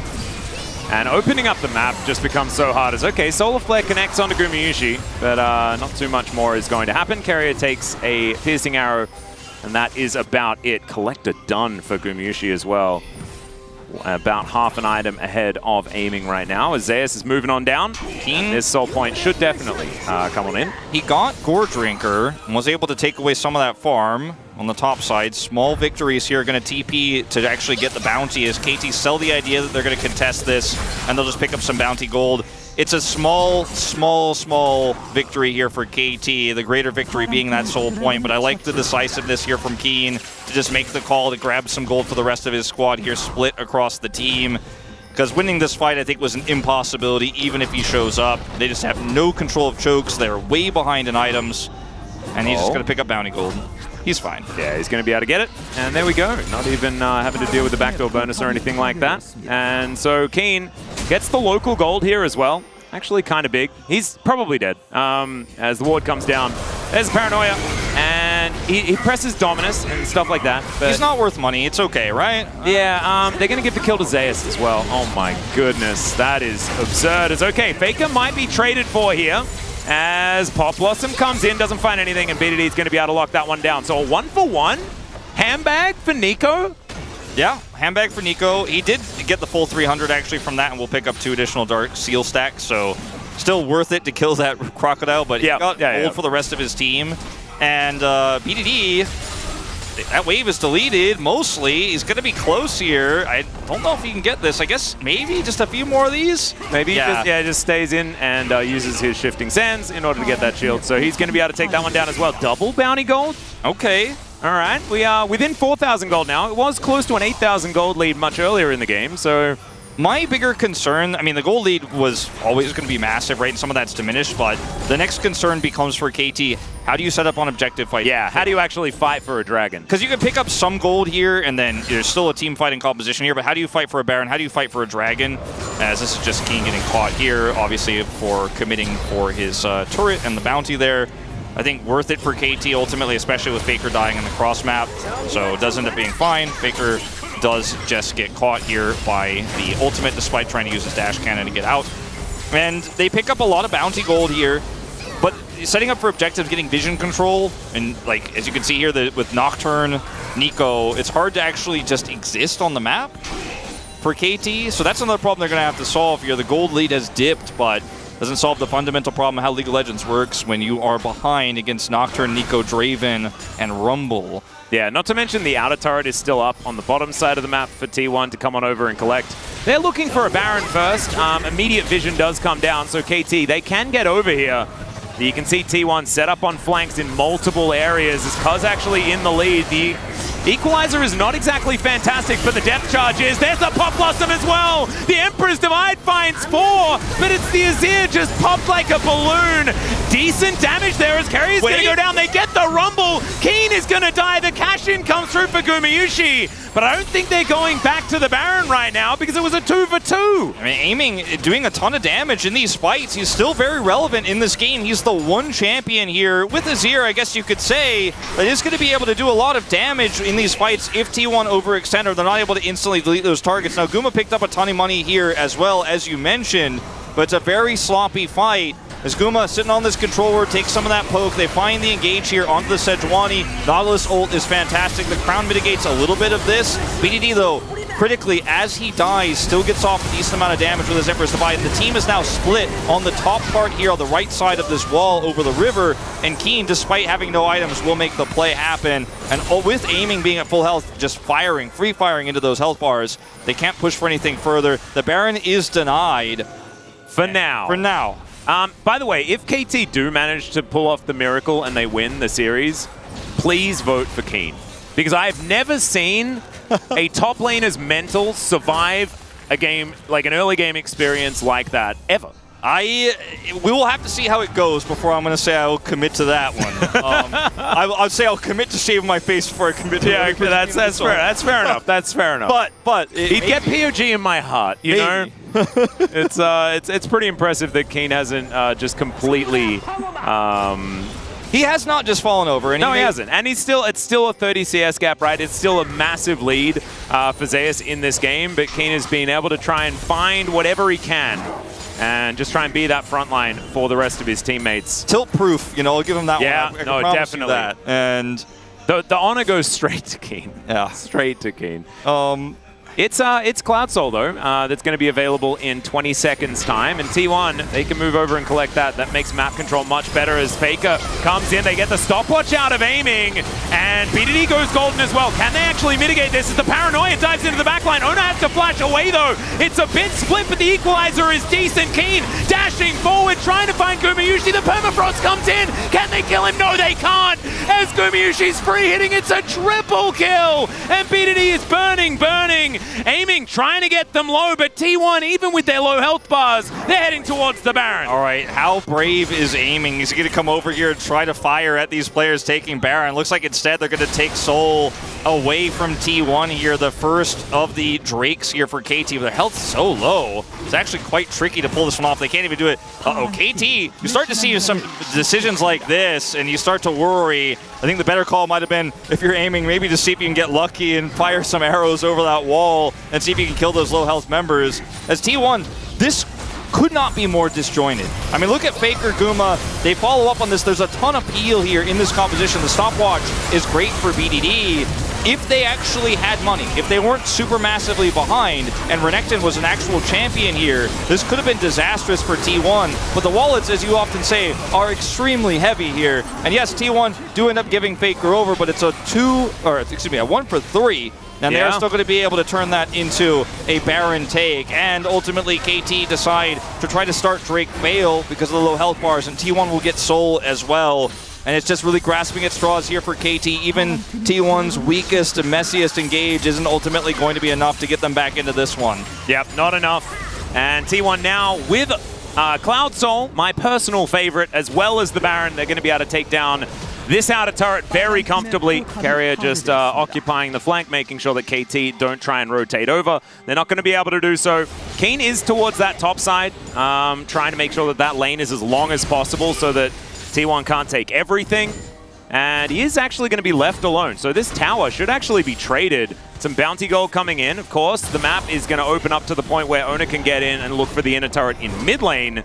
This is the top lane experience. I'm telling you, Keen is just like, all right, well, I guess I'll get bounty gold for my team if they're grouping. That's all you can do in these situations sometimes. He is going to pick it up. Yeah, Equalizer comes down just to try and guarantee this turret. There's the flash, 3-man Pop Blossom. Empress Divide comes in, but it does absolutely nothing. It's a double for Guma as well. And they're going to continue pushing here towards this inhibitor turret. I don't think T1 are going to stop as Carrier tanks it up initially. And they are now going to break open the base. T1, they are fed up. They do not want to give KT any opportunities back into this one. And they will not. They could even keep pushing here and look for a Nexus turret as Keen. He's pressed the dominance button. Can they actually do anything though as he's slice and dice and now he's dead? Cuz trying to find something if he can, but the Nexus turrets are falling. A hook is going to connect there as Cuz is just going to get whittled down. Gumayusi just too massive on this Draven. They will be able to take the Nexus and even out the series. An absolute stomp here in this second game. 2 back-to-back one-sided ones.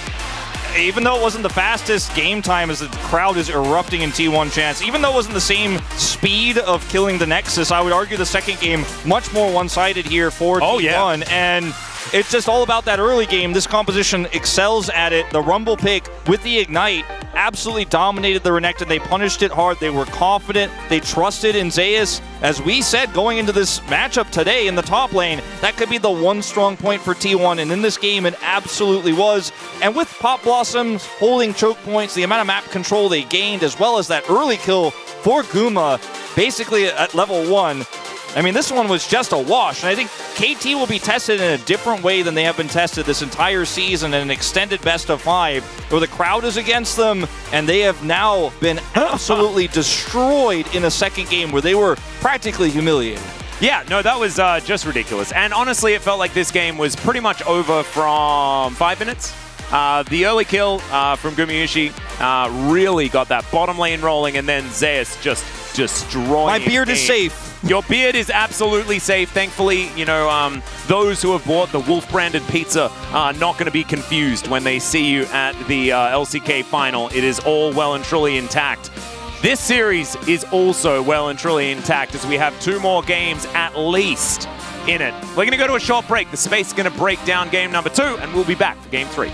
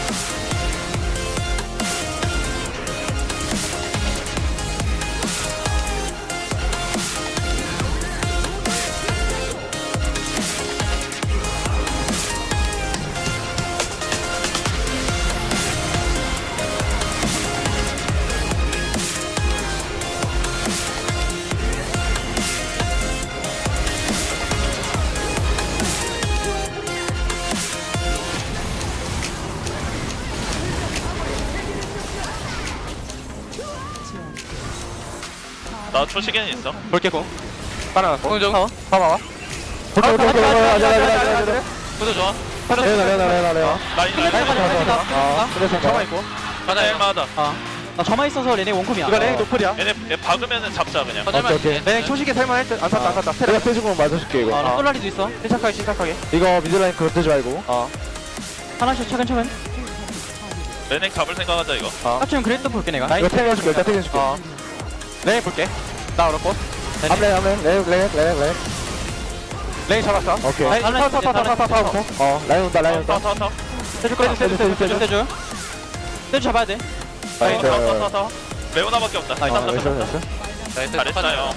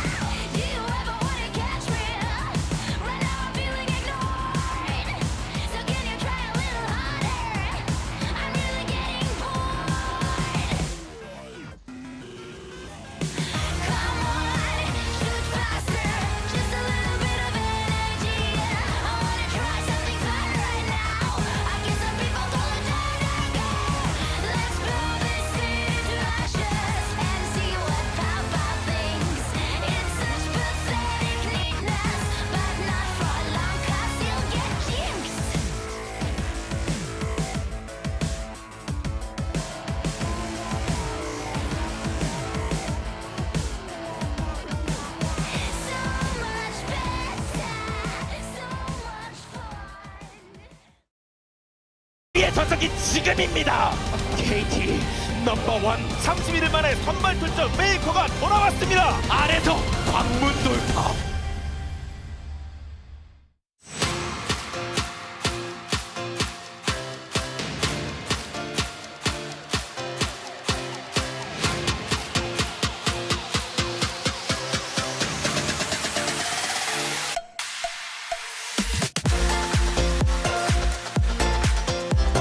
Welcome back to the space as we have a series. We did not have a competitive game though, because what a stomp on the side of T1 and the right draft to do so. I would say we'll talk about this in a little bit, but guys, one word to describe this game. Huni, go first.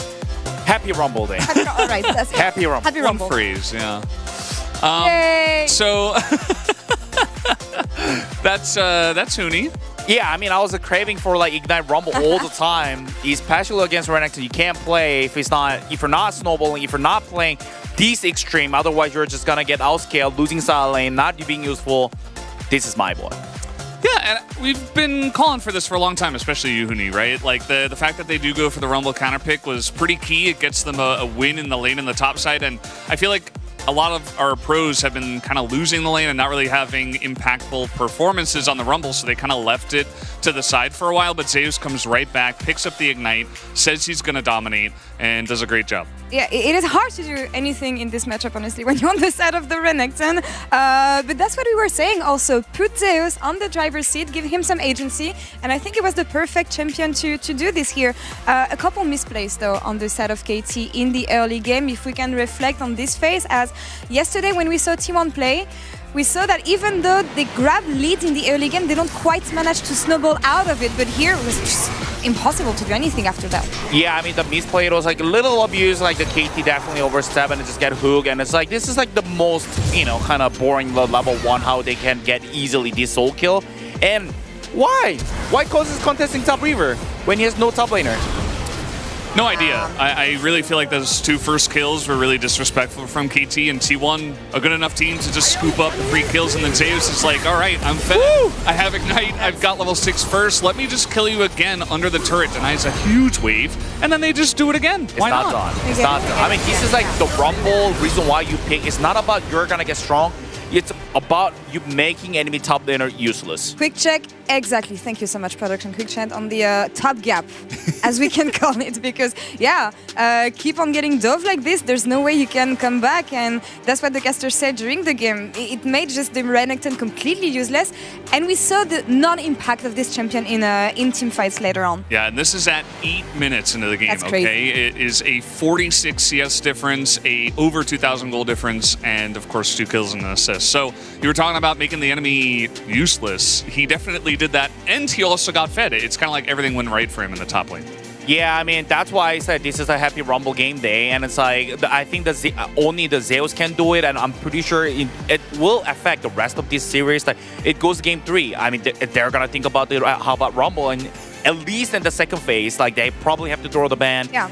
Even Zeus, I think if I was him, I would just pick Rumble 1, 2, 3, like, before they get banned. He did really well during the game, but I also want to praise the rest of the T1 lineup here, really not missing the mark, really being in sync, and this is what we wanted to see from them. But also, I feel like with a draft like this, it leaves a little space to misplays, and I don't see how KT could have come back with the tools they had.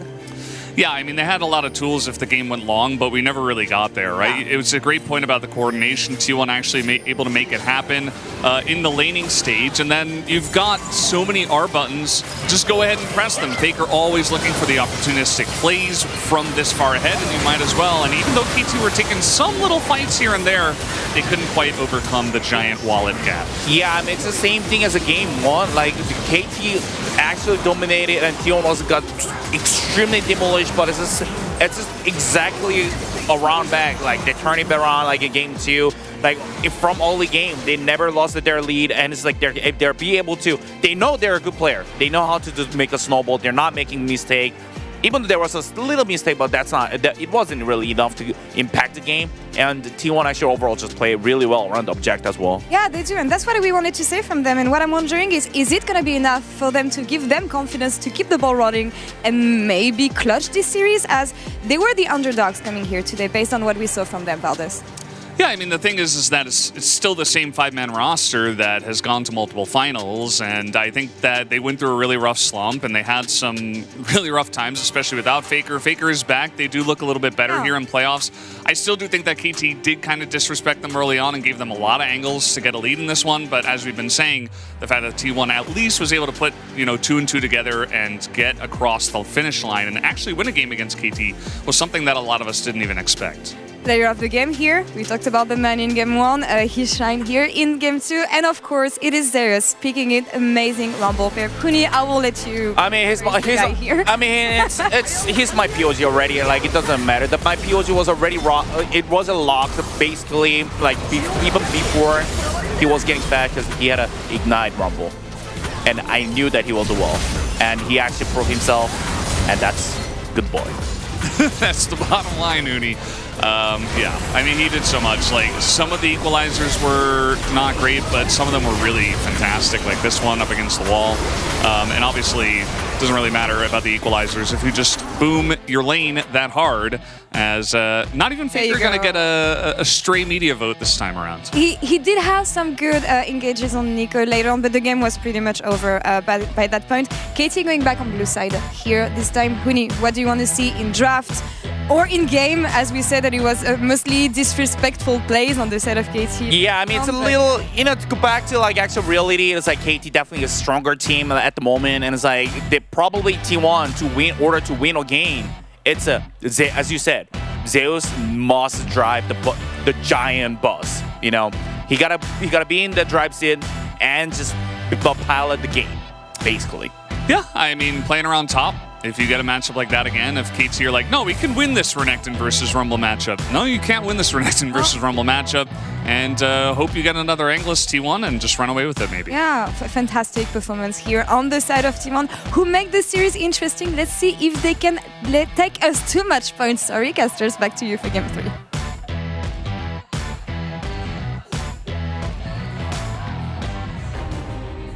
Thank you so much, Spaces, for the breakdown of game number 2. Yeah, a domination from mainly the gentleman on the top side of the map, something that we were talking about earlier on. It's how they took down D+ earlier on, and it looks to be an avenue for success here against KT. I think that this win for T1 is definitely going to make you feel great. It's going to keep your kind of mentality going into a tough series like this in a good place. But I don't think it magically solves all of the issues in mid-games we've seen from T1 all season long. So maybe try to get another draft you can snowball like this. There's a lot of picks in this meta you can use even without the Nocturne to snowball, even without the Draven. So you could actually, if some of those champs are banned away, I think draft similarly.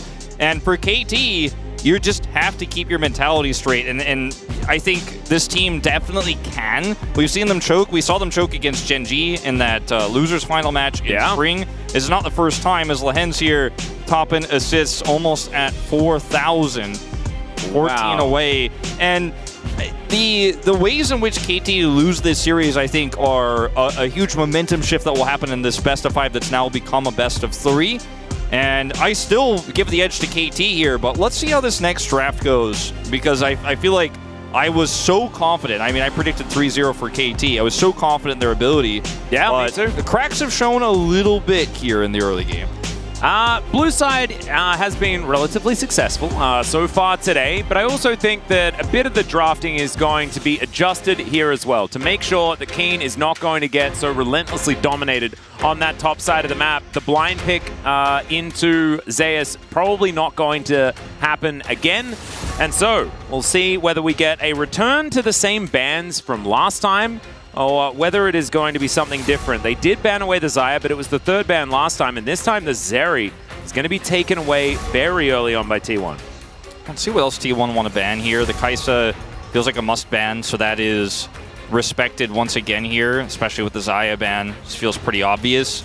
And the Azir, definitely a pick that has been very relevant in playoffs already, one that BDD has piloted very well. I wonder if the Sejuani is banned here by T1, if they'll consider first picking it and just going down that avenue, or if they want to try to take that Nico. Nautilus being banned here, so leaving a lot open. Sejuani's open, that Nico's open. The Tristana that we saw, obviously, in Game 1 is open here for BDD. And he'll opt into the Nico. Thinks it's the stronger pick right now, and it is kind of an awkward matchup for the Tristana. We saw BDD avoid it in Game 2. Alistair going to be locked away here by T1. That is a ban that they omitted, and there is the Maokai as well. Could be some Cuz Nico shenanigans if he'd like to go down the Canyon route, but it's only Canyon that we've been seeing playing Nico in the jungle. I love this from T1, though. Alistair picked up early, weakens Rel. Maokai allows you to play Jace once you do confirm that Nico is going mid, which you can feel very confident about, but it allows you to then be 100% sure before you lock that Jace in that you're dealing with that and just try to chip away at this Nico and keep it a far away from you. And obviously the laning phase for Jace can go better than a lot of matchups for this Nico. Ezreal going to get prioritized here with the 80 carry bans. We see it's aiming's best champion next to Kai'Sa, of course, especially if you look at recent results. Doesn't have a great win rate here in the LCK, but it's an aiming special. It was banned away from him last time, so he's going to push that one up the list here. It looks like they want to still go with this Nocturne Nico engage setup here. is fantastic into Maokai because you could just simply ult over the Nature's Grasp and get backline access. Yeah, you can also farm up pretty effectively against the Maokai in the early stages of the game. I kind of like that idea as well. And look, if you watch your opposition demolish you with a couple of picks, pick them yourself. See what happens. The Azir is going to come in once again. Currently a 0% win rate in this series by the two most experienced Azir players in the world, I would hazard to say. Yeah. Or at least here in the LCK. Azir feels much better than trying to play Jace into Nico Nocturne. You know, the Nico, you feel, all right, I'm down with that. But when Nocturne gets on the table, that squishy backline just so difficult to play around. And Ezreal can offer back a lot of poke anyways. Leona taken away here. Let's see what Guma has planned here. Is Varus historically has been very comfortable into the Ezreal, but doesn't feel great into Nocturne here, even though aiming played despite being behind very well in Game 2 with the pick. Seems like a fairly simple one. They'll take away the Sivir, the other scaling AD carry that people are liking way more than the Aphelios right now because of what she offers in terms of wave clear. See if the Varus is going to get a look here, though, because the Maokai stocks go down if you don't have Jace or Varus in this composition. Hey, yeah, that's true. And they could theoretically still put Jace in the top lane. Like, Zeus was a phenomenal Jace player, so you can still play around that pick if you would like to. Deft also had the historic game of Jace in the bottom lane, which let's just not do that again. You always mention it, you know? You're the one who brings it up. Because Jace has kind of been played in every single lane, except, I guess, support. And the jungle. As Tristana going to be banned away also, and I actually really like the respect of the Tristana because no one's really been flexing it recently. I actually kind of thought it would be a good pick for KT to take themselves. Can be a little bit awkward into the Maokai because the Maokai, you can't Buster Shot him away as he's twisted advancing towards you. Lucian. That's going to be an interesting consideration. They will lock that one in. The Lucian Alistar now kind of works. Yeah, I don't think this is a bad pick by any means. Definitely not the lane dominance and poke power with Maokai sub the Varus would have provided, but it is going to be a little bit more robust in terms of pick potential in the mid game against the squishy Nico. Can also kind of keep her at bay, as the Jax is still left open here, and it will be locked in here for Keen. And I mean, the Rumble is still up if they wanted to opt into it with the Maokai here. Doesn't feel terrible. It's going to be Ezreal Yuumi, like the old times. Is it really? Or it's going to be Galio. Okay, the Ezreal Galio. Or Ezreal Nico. We're not entirely sure. Jax Fiora. That is one heck of a matchup if Zeus is going to opt into it. Like you said, could go back to the Rumble, but with the Azir, who does a lot of damage. I love the GP, actually. Oh, the Jace top you mentioned. I mean, you need some sort of extra damage here, I think, in this composition. The Fiora isn't going to be it. The Renekton is going to be the middle ground here, and they're going to actually opt to the Cassante. This pick I like the least, I think, of the ones that were hovered, just simply because you can circumvent it in almost every way. The Jax can just simply ignore it. The Nico isn't going to be bothered by it. The Nocturne flies over it, and you're not really looking for front to back with this solution. I think Faker is going to have to be doing the heavy lifting with Nashor's Tooth in these team fights if this is how you want to play it out as T1. It's a really interesting draft on both sides, though. The Lucian being experimented with. Yeah, the Cassante doesn't really make us too excited, but should be able to mitigate a fair bit of Jax's early laning. But eyes are going to be glued to see whether Lehens on this Galio is going to be able to make it work, because it's one of the oldest tricks in the book, right? The Galio Nocturne combination. We used to see it a few years ago all of the time. And it's just so Lehens to actually have the confidence to pull this pick out in a best of 5 like this. And it's not the kind of pick you wanted to hide for finals necessarily, but it is one he is going to show here in this third game. And I love that Lehens just is never afraid to say, I'm going to throw a wrench into the gears here. I'm going to do something different. I'm going to go back to an old tech. He's been around for so long. And this composition for KT absolutely can work. The Lucian, I felt like if they had a little bit more damage on the top side, I would have liked a little bit more, or a little bit more hard engaged. The Cassante is the middle ground here for T1 that I'm not a huge fan of. Yeah, not necessarily, but I don't think the story is necessarily going to be about that top lane as well. If they can keep Keen at bay, then they can fight the rest of the team. And honestly, that's where all the shenanigans are going to be prepared. Very interested to see what KT's take on the previous T1 draft is going to be, but without that dominant top side of the map, unless Keen does something crazy. Let's jump onto the rift for Game 3.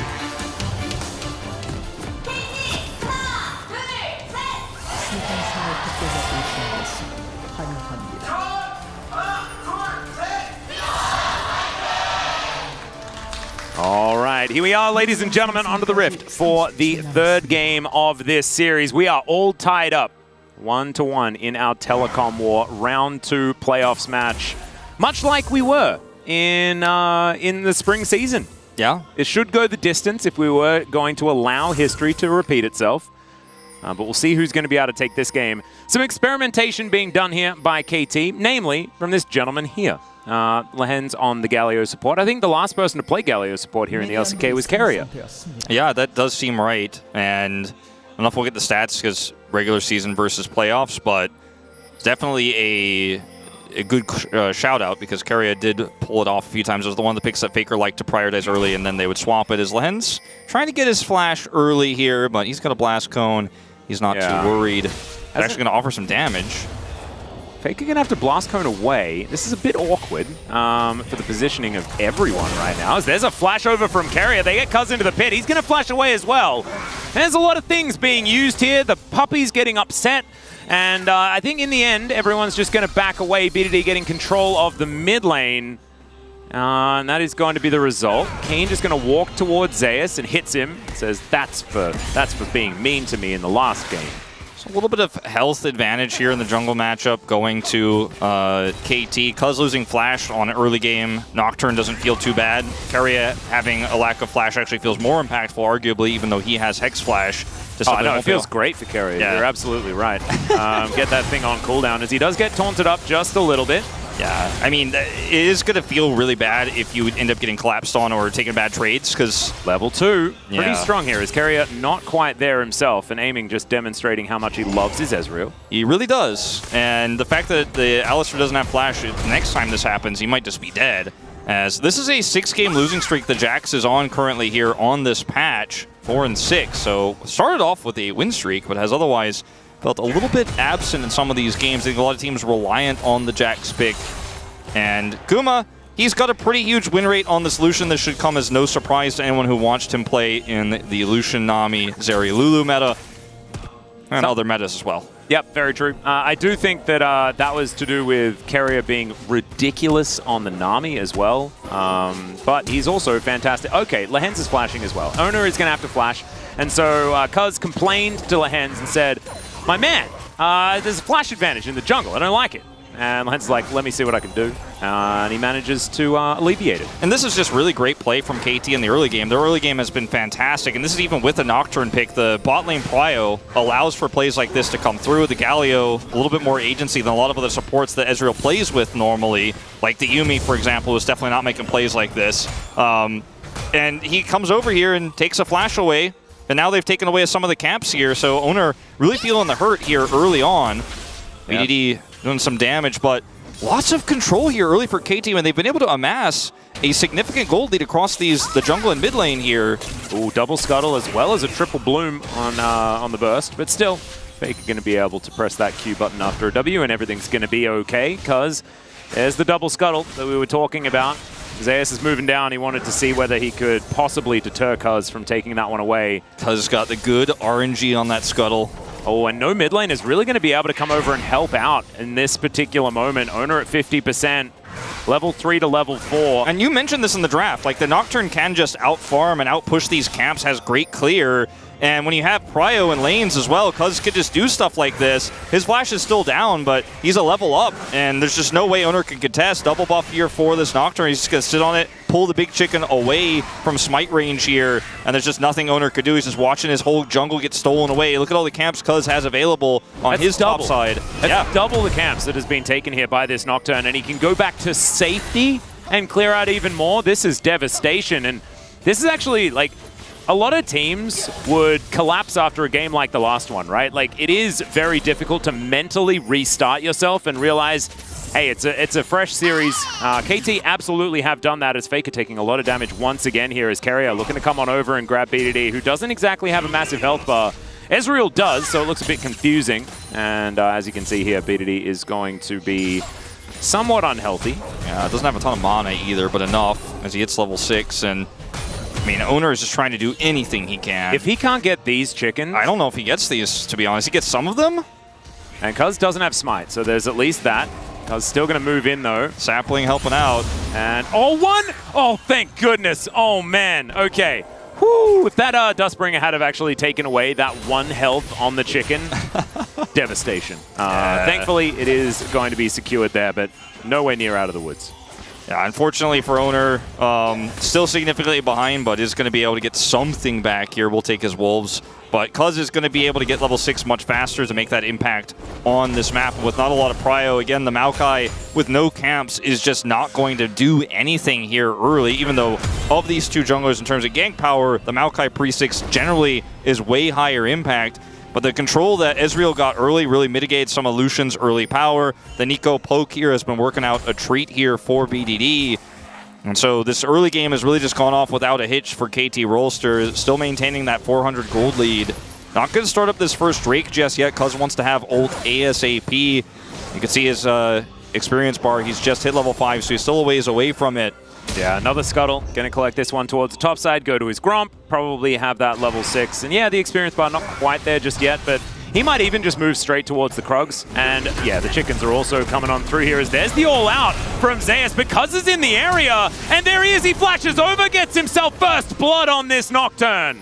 It's just really hard forcing here, and you could do this to great success if you have jungle control or if you're the blue side K'Sante, but trying to do it to the enemy red side Jax here, in those early levels, he is going to be able to add a lot of damage, and then Cuz just flashes in for the play. That's level 6 with the Gromp, as you mentioned, so he can come down here to the Dragon and make a high-impact play before Owner is going to be able to do anything about it. He also just backed, so not going to be able to hit 6 unless he clears the top side of the jungle, so that means that KT should be able to turn this into a Drake play. The bottom side smartly resetting here as Faker.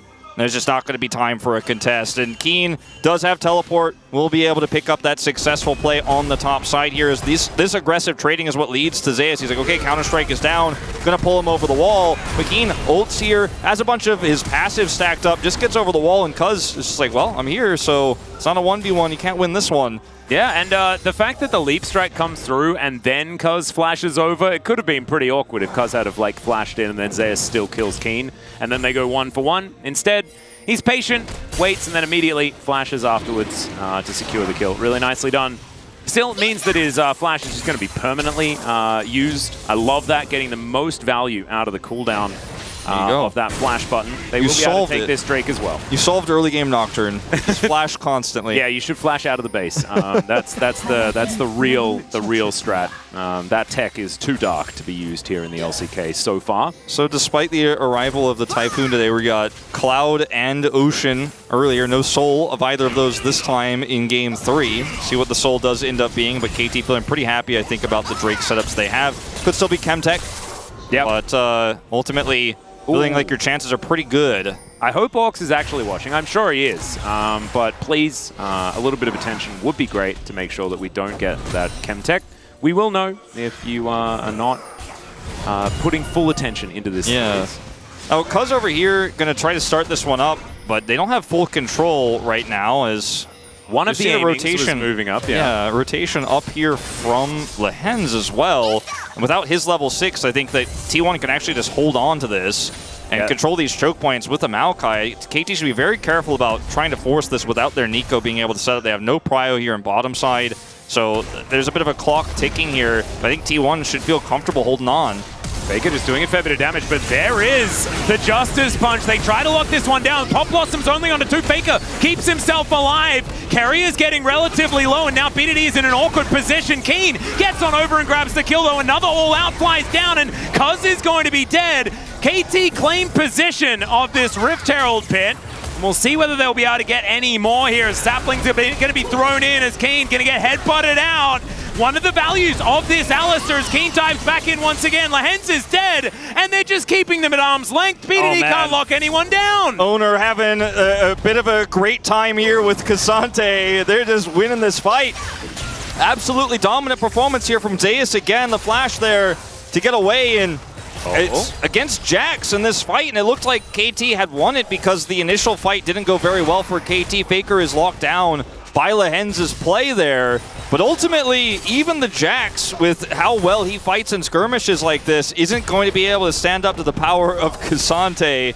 Aiming going to be fine down here, but finds himself at a CS deficit, and T1 striking back in a big way.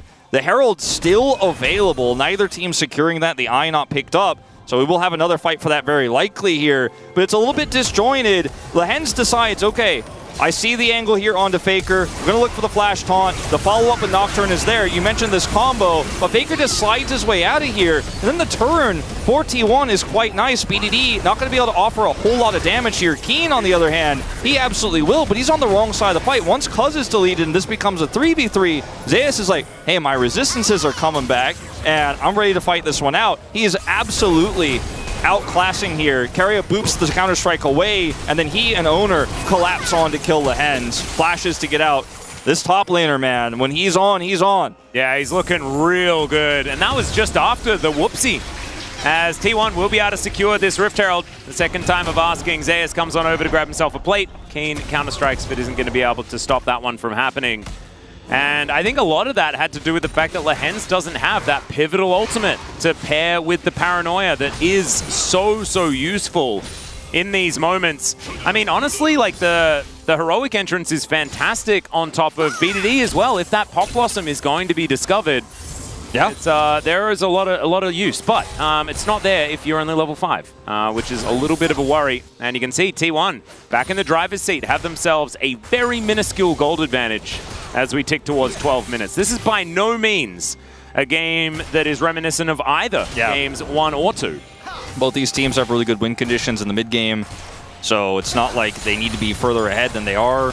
T1, that is to say, even with the Lucian pick here, there's a lot of scaling aspects in this comp.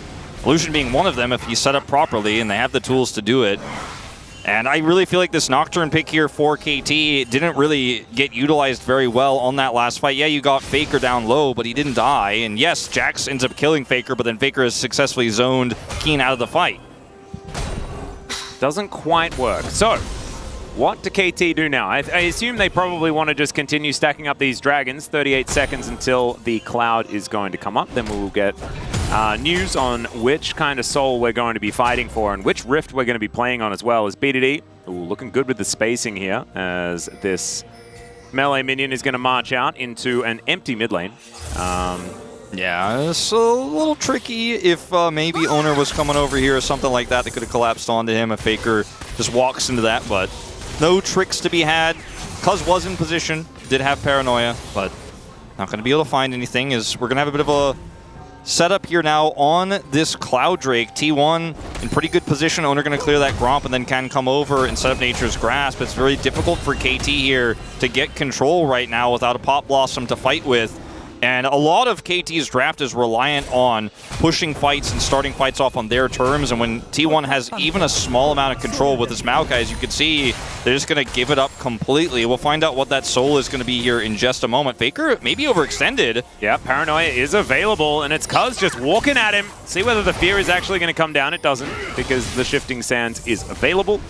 Still, T1 do get relatively split up. Still, they're able to collect themselves this dragon very comfortably. Cuz spell shields the Nature's Grasp, but that is after the damage has been done in another Infernal. Very similar to game number 1 as far as the dragons are concerned. Not great for the composition here of KT. The lack of bushes, the lack of places to hide and engage from. Don't feel great about the Rift. Obviously, the Soul will be great for both teams if they can pick it up. We're split 1-1 here.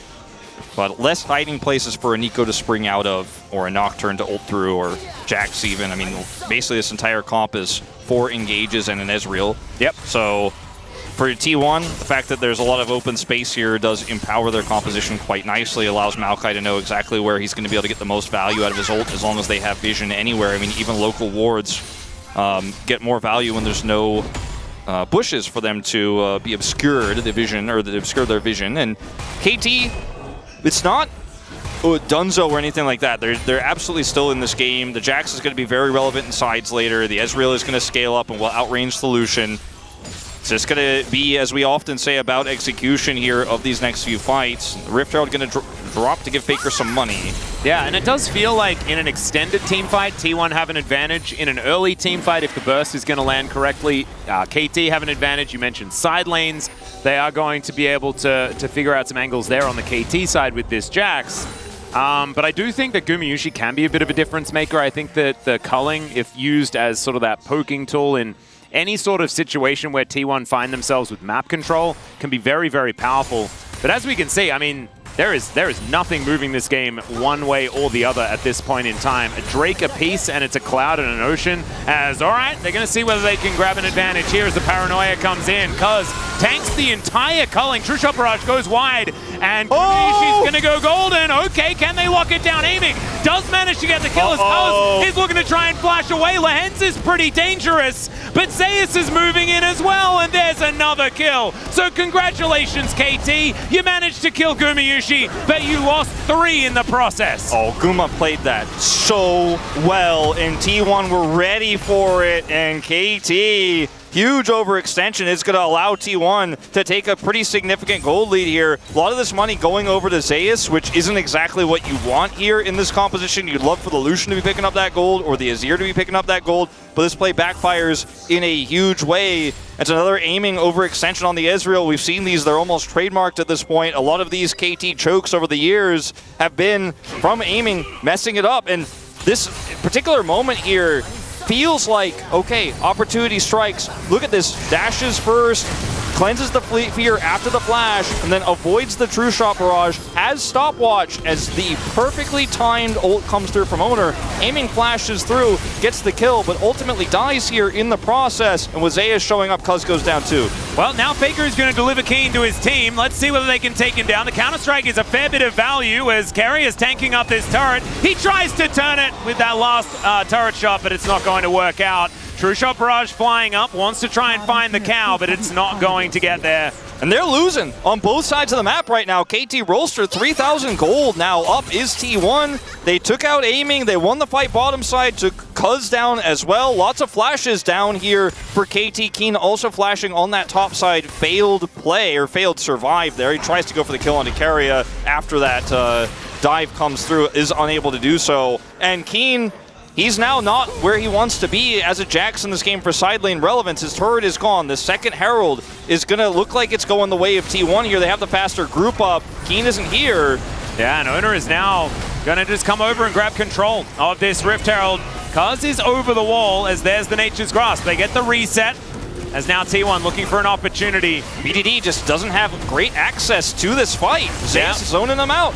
Lehens doesn't even have his ultimate. There's the Paranoia as KT want to try and stop T1 from being able to secure this eye, but Zeus can be able to move over and collect that if he would like to. Winds of War does absolutely nothing from this support Galio, and that is T1 just going in, taking whatever they want, and then leaving with it in the process. And I understand the frustration here for KT because this Herald means mid-turret goes down almost 100%. It's already down to low health here. They can just drop it mid and guarantee that they're going to have prio for this next Drake. It's a really easy setup. The timing of this was huge, but ultimately because you decide to force this fight here as KT, is we're going to watch Keen and the tragedy that does happen to him.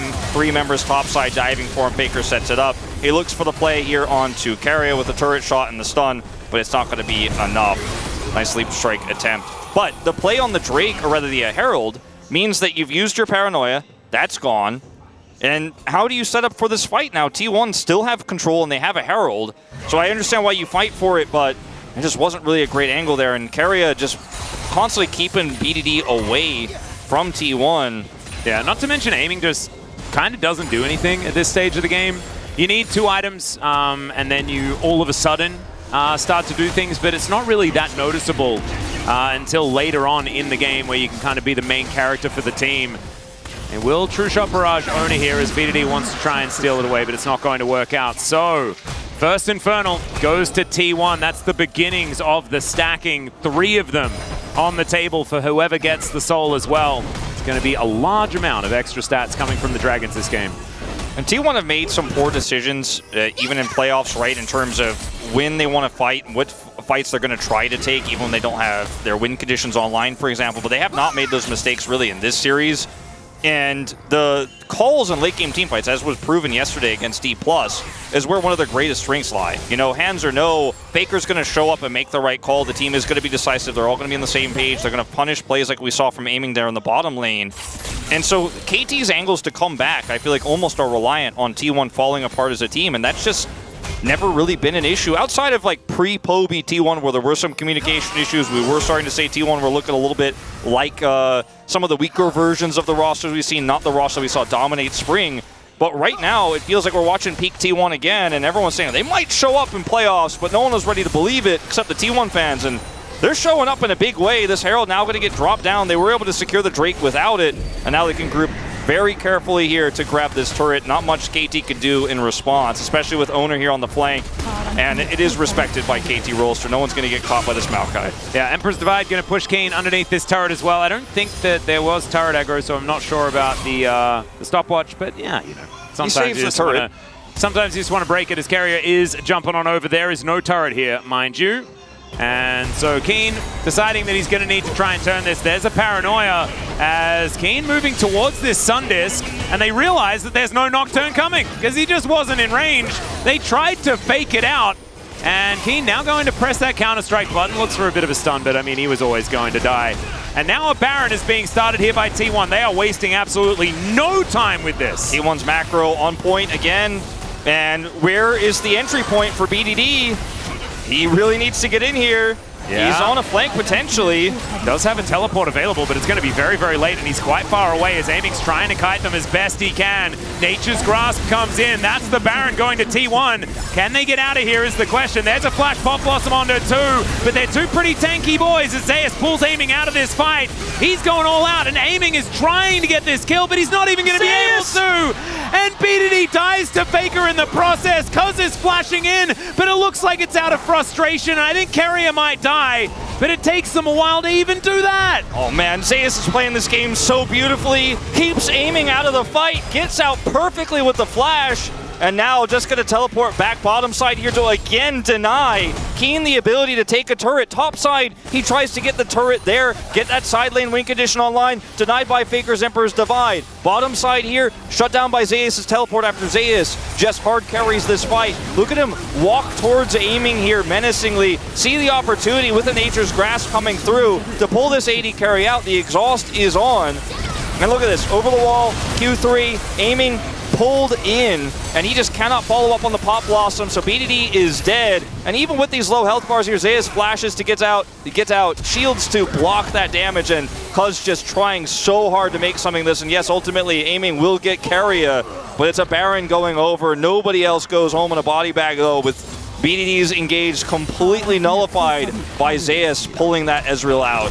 Yeah, and Zeus is now looking for Keen here as well. Ona will come from behind the turret, and Keen is just being bullied. Cuz going to move in. There's the Nature's Grasp, as Counter-Strike's pretty powerful as it turns out. So Carrier, he's going to go in as well. This inner turret, not long for the world, will be taken down. Keen survives, but his structures are certainly not. True Shot Barrage going to stop a few backs. There you go, pretty high value. But it's 5,000 gold, the lead for T1. They have not let up, and that was all based on just one pick onto Keen, so they get to go over and take themselves the Baron. Valdez mentioned it. I mean, this is still a roster of players who pushed DRX to the 5th game in the World Championship just a few months ago. I mean, it hasn't even been a year yet. This team had some issues after the spring season. There was the MSI, issue, right? T1 wasn't able to perform at the peak that we saw from them in spring with a little bit of a meta shift. And then, it's been a rocky season for them. They're just breaking 50-50 in terms of their win rate. A lot of those losses, of course, with Poby in mid. They come into playoffs as some consider them as underdogs. I didn't really consider them underdogs against D+, but in this series, they massively were. Is Pop Blossom? Yeah, gonna land on a Faker, but otherwise, BDD is just dead. He's just dead. And going back to my point, I mean, T1 are showing up big, and we might have an upset on our hands here. I mean, 5,000 gold the lead here right now for T1. They look unstoppable. There's no entry point for BDD in these fights whatsoever. He tries for one there, but they are just too far behind. And KT has spent a whole regular season being out in front, out in first place. There is no behind for this team, and yet in this best of 5, they're tested for the first time in a longer series, and I think they're falling apart a little bit. It's not looking too hot right now. 6,000 gold is the lead here for T1. The Baron has worn off, so I think the base is going to survive for the moment. But we are well and truly running on the last ergs here. And I think Ona can just come over, take himself this soul point very comfortably by himself. And KT's composition doesn't have a lot of comeback mechanics, right? Like, yeah. I think this very early Ezreal pick is what really worries me the most. Because if that's where we are, if Zeri and Kai'Sa are banned, then aiming is definitely that weak spot that we were talking about earlier on. No, absolutely. It's not the first time. You know, we saw it this season. We've seen it on other rosters for him in the past. And his return to KT, you know, was one that was, I think, celebrated by a lot, and then he recovered a lot from that really shaky playoff series against Gen G, and then bounced back in a meta that was, okay, he plays Kai'Sa, he's a really great Kai'Sa player, you know, he's like, this is my meta, this is my time, played incredibly well on a lot of other champions, isn't coming up big in this game. To be fair, not out of his own fault, but the draft is warped. Yeah. Not, you know, this game is not warped by his play, but the draft doesn't give him the agency to make an impact, and they're reliant on this Ezreal pick for comfort, and it is certainly an issue, Atlas. I completely agree with you, and like the control we saw from Faker on the Nico last game, and Nico is a champion that relies on having the ability to engage, and from this far behind, BD has been less than invisible. He's trying to be invisible here as a ward. Big green eye on the map, but I think the eye is only seeing KT's 5,000 gold deficit.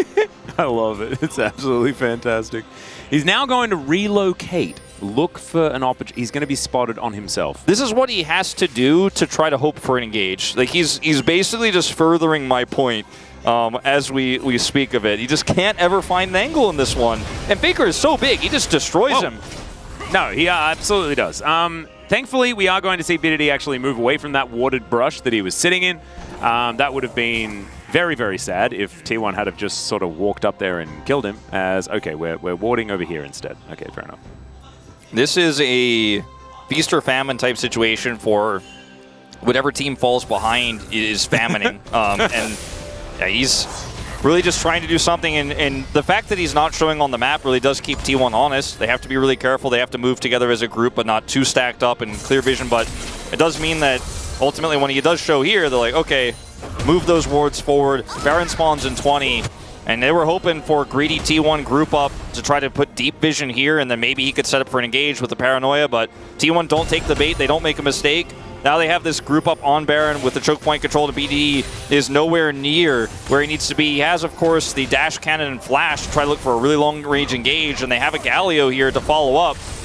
Well, True Shot Barrage is going to discover that this Baron is being taken. BDD going to get a bit of a snare onto Zeus.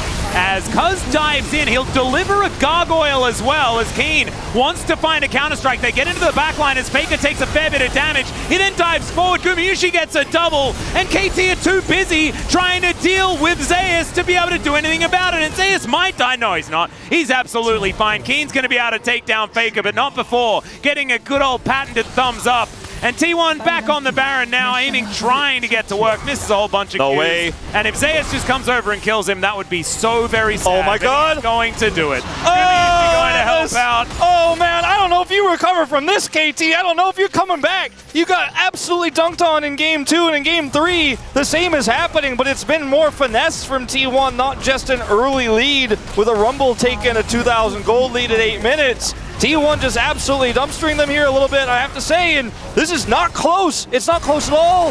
Well, it's not. There is still more to play for after this, but this is looking like T1 are turning this series on its head. A lot of low health bars, though, as T1 do get out of here. Sentinel going to turn up. There's the paranoia. BDD looking for that angle if he can find it.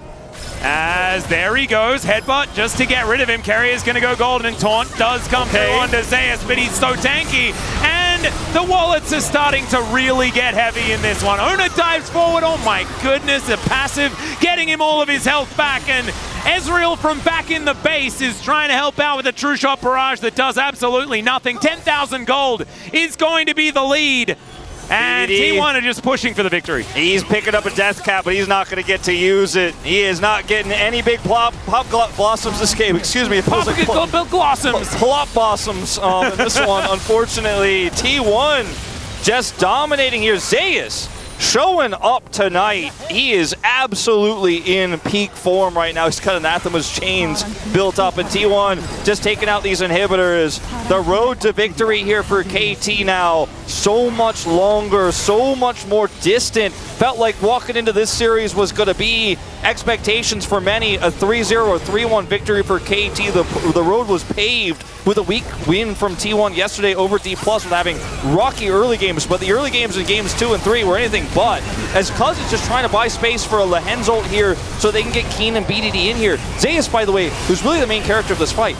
Yeah. A level up on BDD keeps him at bay. 1v2's aiming. Like, let's pan over to the real hero here, who actually then kills the Nico, and yes, Faker does go down here. Consolation prize. Kills the Nico, and then Keria baits aiming back in, and he actually makes the play here and kills the Ezreal with all of these big Baron buffed minions here in the way. There is nothing aiming can do. Now Zeus is 2 levels up on him. And then yes, he does get picked off here by a really heavy commitment from KT to try to get into this backline with the low health bars. BD respawns, comes over, but doesn't have flash, mind you. Great stopwatch here from Keria.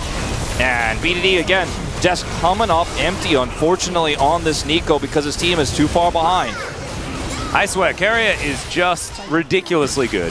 When he's in form, that man just does pretty crazy things. This was, remember, first pick on the red side for T1, and they absolutely made it work. 1-1 and 12 on the Alistar. They'll clean up the rest of this base, taking him a little bit of time here. Glad we got through the replays, as we've got a big old flanking teleport here from Keen. One last ditch effort here for KT as they look to defend their last remaining Nexus turret. Keen's walking in. They're looking to get on top of Gumayusi as the Emperor's Divide is fantastic.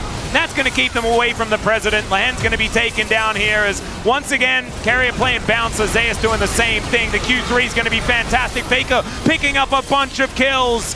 And yeah, Keen, you've got a really cool counter-strike, but I don't think it's going to be saving this game, aiming back onto the fountain. Gumayusi going to lock down that kill, and T1 will dominate KT in game number 3. Game 1, not close. Game 2, even not closer, but on the side of T1. And game 3 looks like the snowball is well and truly rolling down the hill. Zeus is just showing up tonight, and how many times has this player been criticized for big best of 5s, finals performances that didn't meet expectations? Today, everyone had eyes on him in the top matchup against Keen.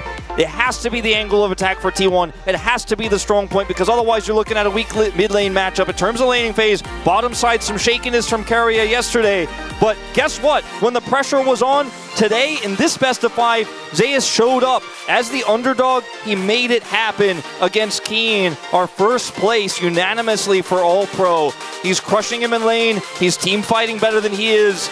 And T1 just look like they are getting stronger and stronger with each and every passing game here in playoffs. It's not over yet, but we mentioned it. After game 2, hard to recover mentally. They go with the Ezreal pick here. Galio experiment for Lehen's does fall flat on its face. And now KT, a bit of a loss for words for what's going to happen here in this draft, which could be their final draft of the series. This would be a massive upset if T1 pulls it off, but they very well may at this point, Atlas. No, they absolutely would. Of course, this is KT not out of the tournament if they do lose here.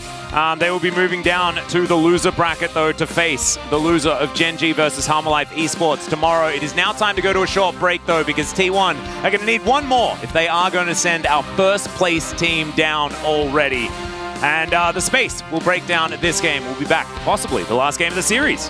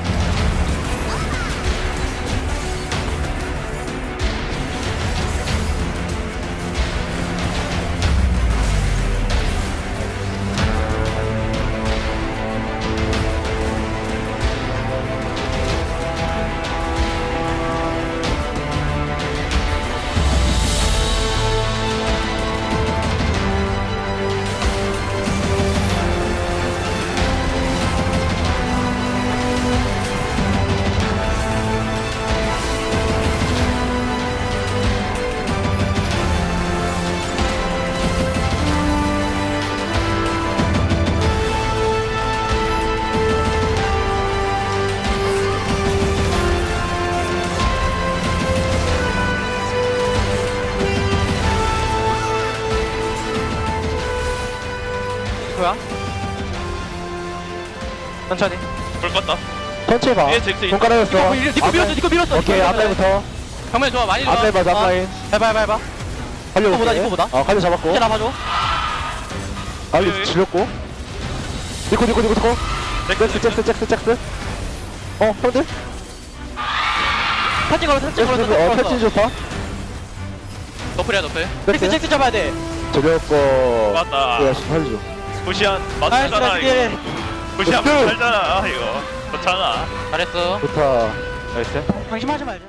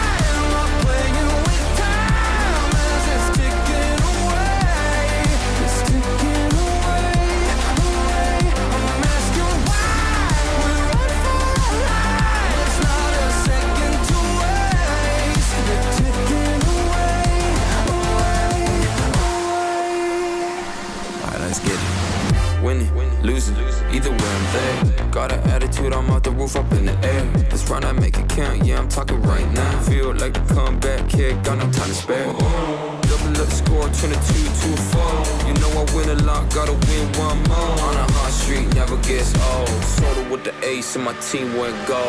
Why am I playing with time as it's ticking away? It's ticking away. I'm asking why.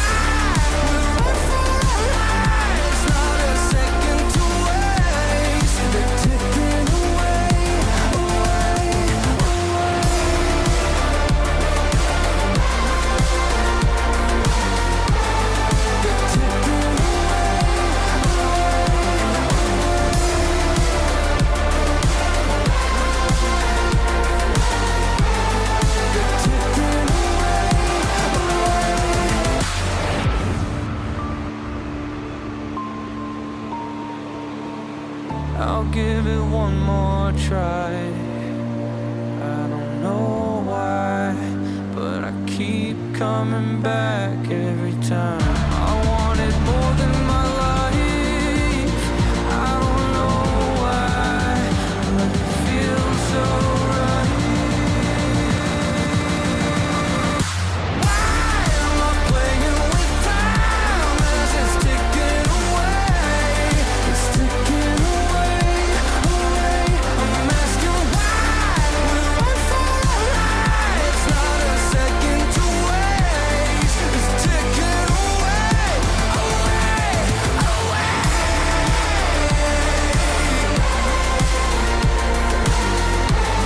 It's ticking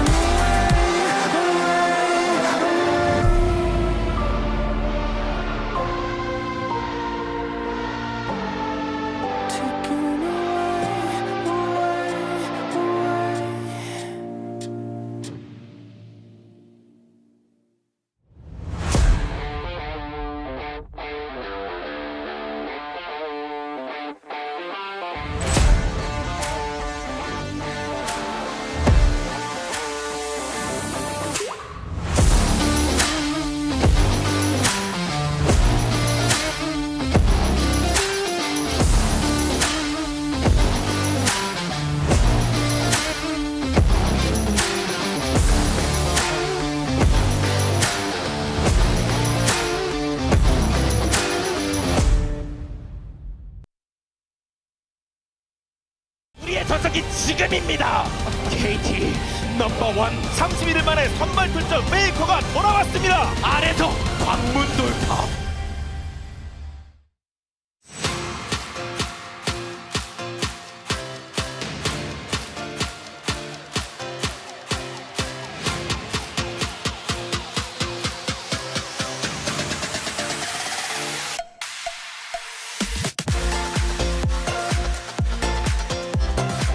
Welcome back to the space, everyone, as T1 is taking us to match point in this best of 5 series. And guys, it feels like the momentum has shifted quite a bit, just quite a bit. Guys, something's happening. Like this, like it's not even butterfly effect anymore. It's Ignite Rumble effect. It's crazy. To be honest, though, like one Ignite Rumble, and all of a sudden Keen is like, oh, I don't know what I'm doing anymore. And Zeus is getting the better of him. BDD's struggling, right? And T1 are getting ahead of this team right now. Yeah, I mean, that's the thing. It's both a mix of KT underperforming badly. I feel like it's one of the worst performances we had in the entirety of summer, but also it feels so good to see T1 alive and playing on this level here. We won't have too much time, so let's jump into draft directly because there's a lot of things to say here, especially when it comes to the bot lane with Ezreal, Galio on one side, Lucian making his appearance on the other.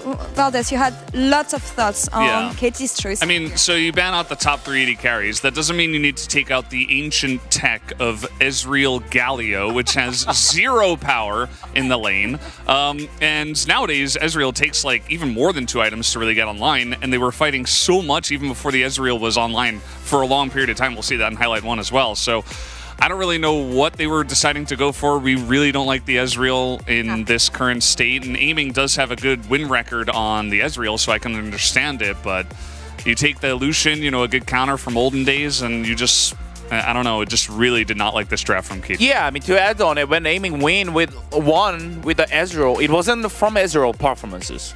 They win because KT was winning. It wasn't from Ezreal, anything. Ezreal's a bad champ. It's no good. No good.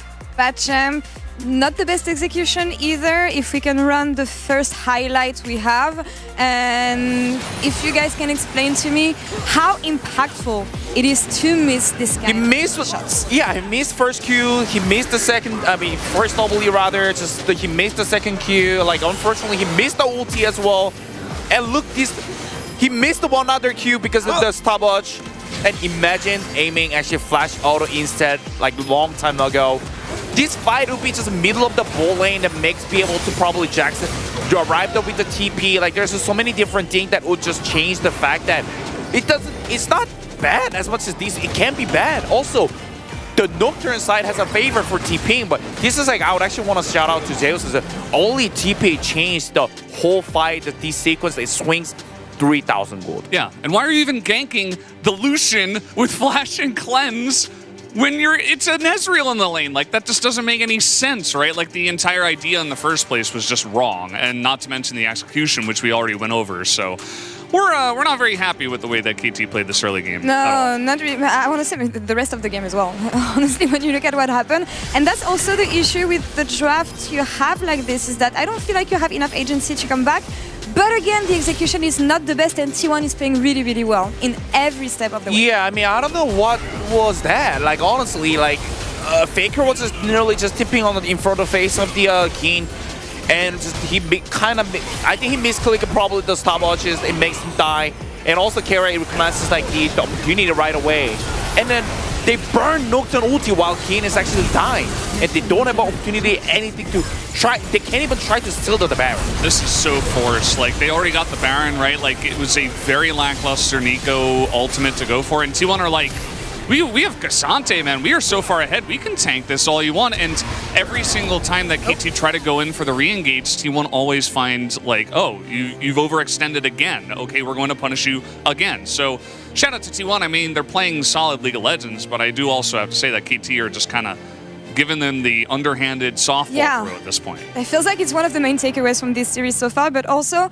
I do want to point out that KT put themselves in this situation. They picked T1 yesterday, so did they overestimate the team, underestimate rather, or is it just a moment of shifting from T1 getting more experience, Faker coming back? What's your take on the results so far that are surprising, I feel? Well, I mean, our expectation is going to be like, as we saw the game one, like the KT just dominating the T1. It's like pretty easily. They do have a power, they do have a momentum, but the thing is like, it doesn't work. It's not there. Everything's ready, but they can't cook it. Yeah, I think T1, feeling a lot less pressure nowadays. They're not expected to win this one. Literally everybody did 3-1 or 3-0 for KT. Like, they're like, okay, we're going to prove you guys wrong. So they come in with the right attitude, and maybe KT are feeling the pressure. Yeah, they have the audience behind them, wanting to prove the haters wrong. Us being the haters, actually, since we didn't predict them. Let's highlight the player of the game here. Quite difficult. We voted for Keria. It is Zeus. Okay, fair enough. I don't feel like the game was too much about top lane, but he did save some of the fights, though. I mean, the first death on him, it was like little the question markable, but actually he's making super play on the Herald sequence, especially this one. It's insane because it's Cassante. Yeah, this is a great teleport, like we mentioned in the first highlight we had, and I think that he really knows the limits of this champion, right? So it's not every day you get to see Zeus playing the Cassante, but it really showed the power of the champion. Like, this is why this champion has a copy pasta. I mean, outside of Showmaker, obviously, but it's just the ability with like really low health. You're running around the fight, you can do some crazy stuff, and he really shaped a lot of the fights around his ability to pilot the Cassante even under some dire situations. Amazing to see Zeus back at this level, honestly. I don't know, for me it feels like we've talked about Faker's guidance and the impact it has on these kind of players. For me, Zeus is the perfect example of this. Some votes for Keria as well. We said that we voted for him. I think it was pretty much legit to put him in the poll, but I think that's all for us here on this side of the space. It feels like the momentum has shifted in this series, and we'll see if KT can take us to Game 5, but for now, back to casters. Thank you so much, Law and the other spacemen. We are back for possibly the final game. Match point here resides with T1, and we're looking to see whether KT can find themselves a draft that actually does things on Summoner's Rift, Wolf. Can we find one of those? That's the question. I mean, you and I have been a little bit critical of the damage output of what KT have put together, and if you snowball extremely well with the draft they had in that previous game, obviously you can win, but there were a lot of issues in the early game. T1 finding some big advantages. KT a little bit stressed going into this draft, and you consider how well Guma played the Lucian there, and he has a lot of other picks he can play. Trying to choke him out of 80 carry is probably not going to be the play. On the opposite side, aiming very uncomfortable when pushed a little bit in terms of his champion pool, going to the Ezreal, making low impacts, not having the greatest individual performance there on the pick. And once again, they'll take away the Zeri and the Kai'Sa, and KT may be a little bit exposed in this series. It's not over yet, but even if they win or drop down to losers bracket, I think a weakness has definitely been shown. Yeah, no, I would agree. And they won with the Tristana in game 1, Wolf. They picked Tristana and then they won. And then Tristana was not looked at all by anyone for the rest of the series. Will she now be looked at as T1 even ban away the Xayah themselves? Yeah, this is going to be an interesting call for KT. You can go back to the Sejuani, you can play the Nico, or you go that Tristana. I think the Tristana the safest bet, given what is open, and how well you were still able to punish that Sejuani setup in game 1. See if T1 will once again lock it in. The Maokai is banned, so that's a smart final ban here for KT, so they can't go down that Maokai route once again, which makes it very difficult for Tristana to find value in some of those mid-game fights. The Alistar priority here for how well Keria has played it, I think, is absolutely warranted. And it also, really does make you feel like the Nico pick is weaker, makes you feel like the Rel pick is weaker when you have this level of mastery that Keria has. Yeah, and I think the Alistar has been a great pick away from Lehends, but also T1 just picking it and then feeling free to pair it with anything they want also allows you to ban away a whole bunch of Lehends' stuff, because KT tend to lock in things outside of support very early on, as Nico for Faker will be locked away. Nico into Tristana can try to use that wave clear to get advantages. Now the early pickup here of the Nautilus is shown, and we'll see if we're going to see BDD lock in Aiming's champion to already showcase what the double 80 carry is going to be, with a lot of that pool removed. A lot of the pool weakened by their own Maokai ban as well, and I don't think this is an angle where you want to play the Ezreal here as KT so far. Honestly, like this Rel pick a lot more because it's still pickable by T1. You can pick it for jungle, even though the Alistar and Nico are locked in already, and you deny that, and they're going to say it is a jungle pick and lock in this Nautilus, leaving the 80 carry pick a little bit ambiguous, but you're never going to have top counter pick here in this draft as KT Rolster. Yeah, unless T1 decides to just YOLO lock in something like a Rumble, like they played in game number 2. Wouldn't mind it, to be perfectly honest, because I don't know how much of an answer Keen actually has lying in wait for it, as there's the Aatrox. Well, that's the one pick you're going to lock in early, since that one is still open. And there aren't a ton of hard counters to the Aatrox in this meta right now, and it's so high value. Zeus has a perfect win rate on it so far this season, playing it after those buffs come through. So you could kind of protect it here now as T1, or you can further weaken the remaining 80 carry picks here for aiming. I think the Jack span is warranted. Take that away works very well with the Rel, and is very strong with Tristana in terms of setting up 1-3-1s later on in the game. Yeah, actually, I feel like if Keen is willing to do it, the Rumble for KT kind of looking all right. BDD can also play anything else, right? Because Tristana flexible towards that bottom side. It's been done a couple of times by KT earlier on. And I actually think Tristana would be fine to be used as a bottom lane champion. Has a lot of late game scaling as well, as the Draven going to be taken away, as well as Cassante Jax. I wonder if aiming is going to be willing to play Sivir in a draft like this, because that's the one pick I think here as KT that offers the wave clear that you're going to want to actually have relevance in the late game and try to keep the Nico away by just having constant prio, having some additional vision.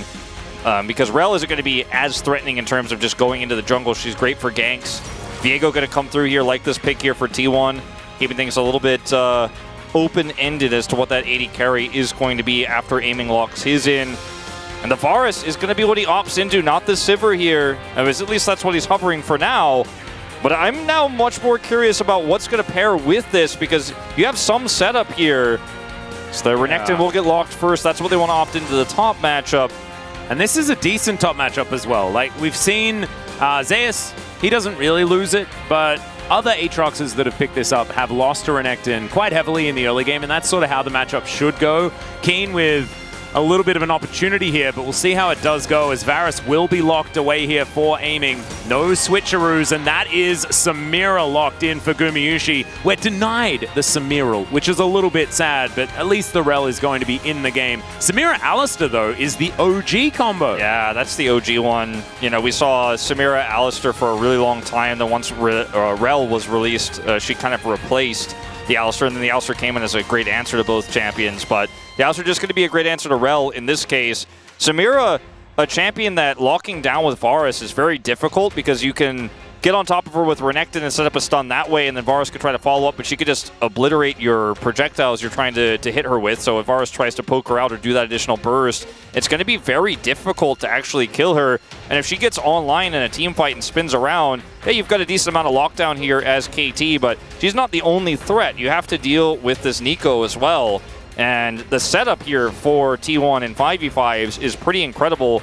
And I do think we have to keep zooming in on that Varus pick, because it does look very good in terms of aiming's champion pool, his mastery of the champion, his history on the champion. But on the other hand, it's not going to offer you a whole lot of damage sustained in these fights, which you're going to need to outlast the Samira somehow.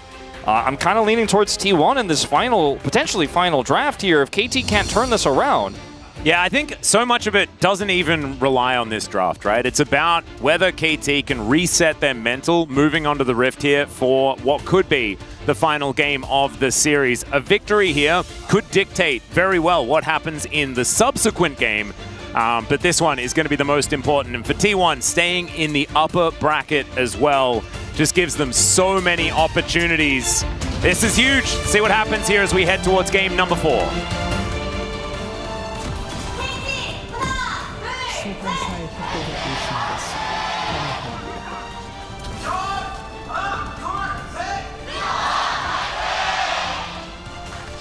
Thank you very much, Nuna and Wolf, for leading the fan chants here.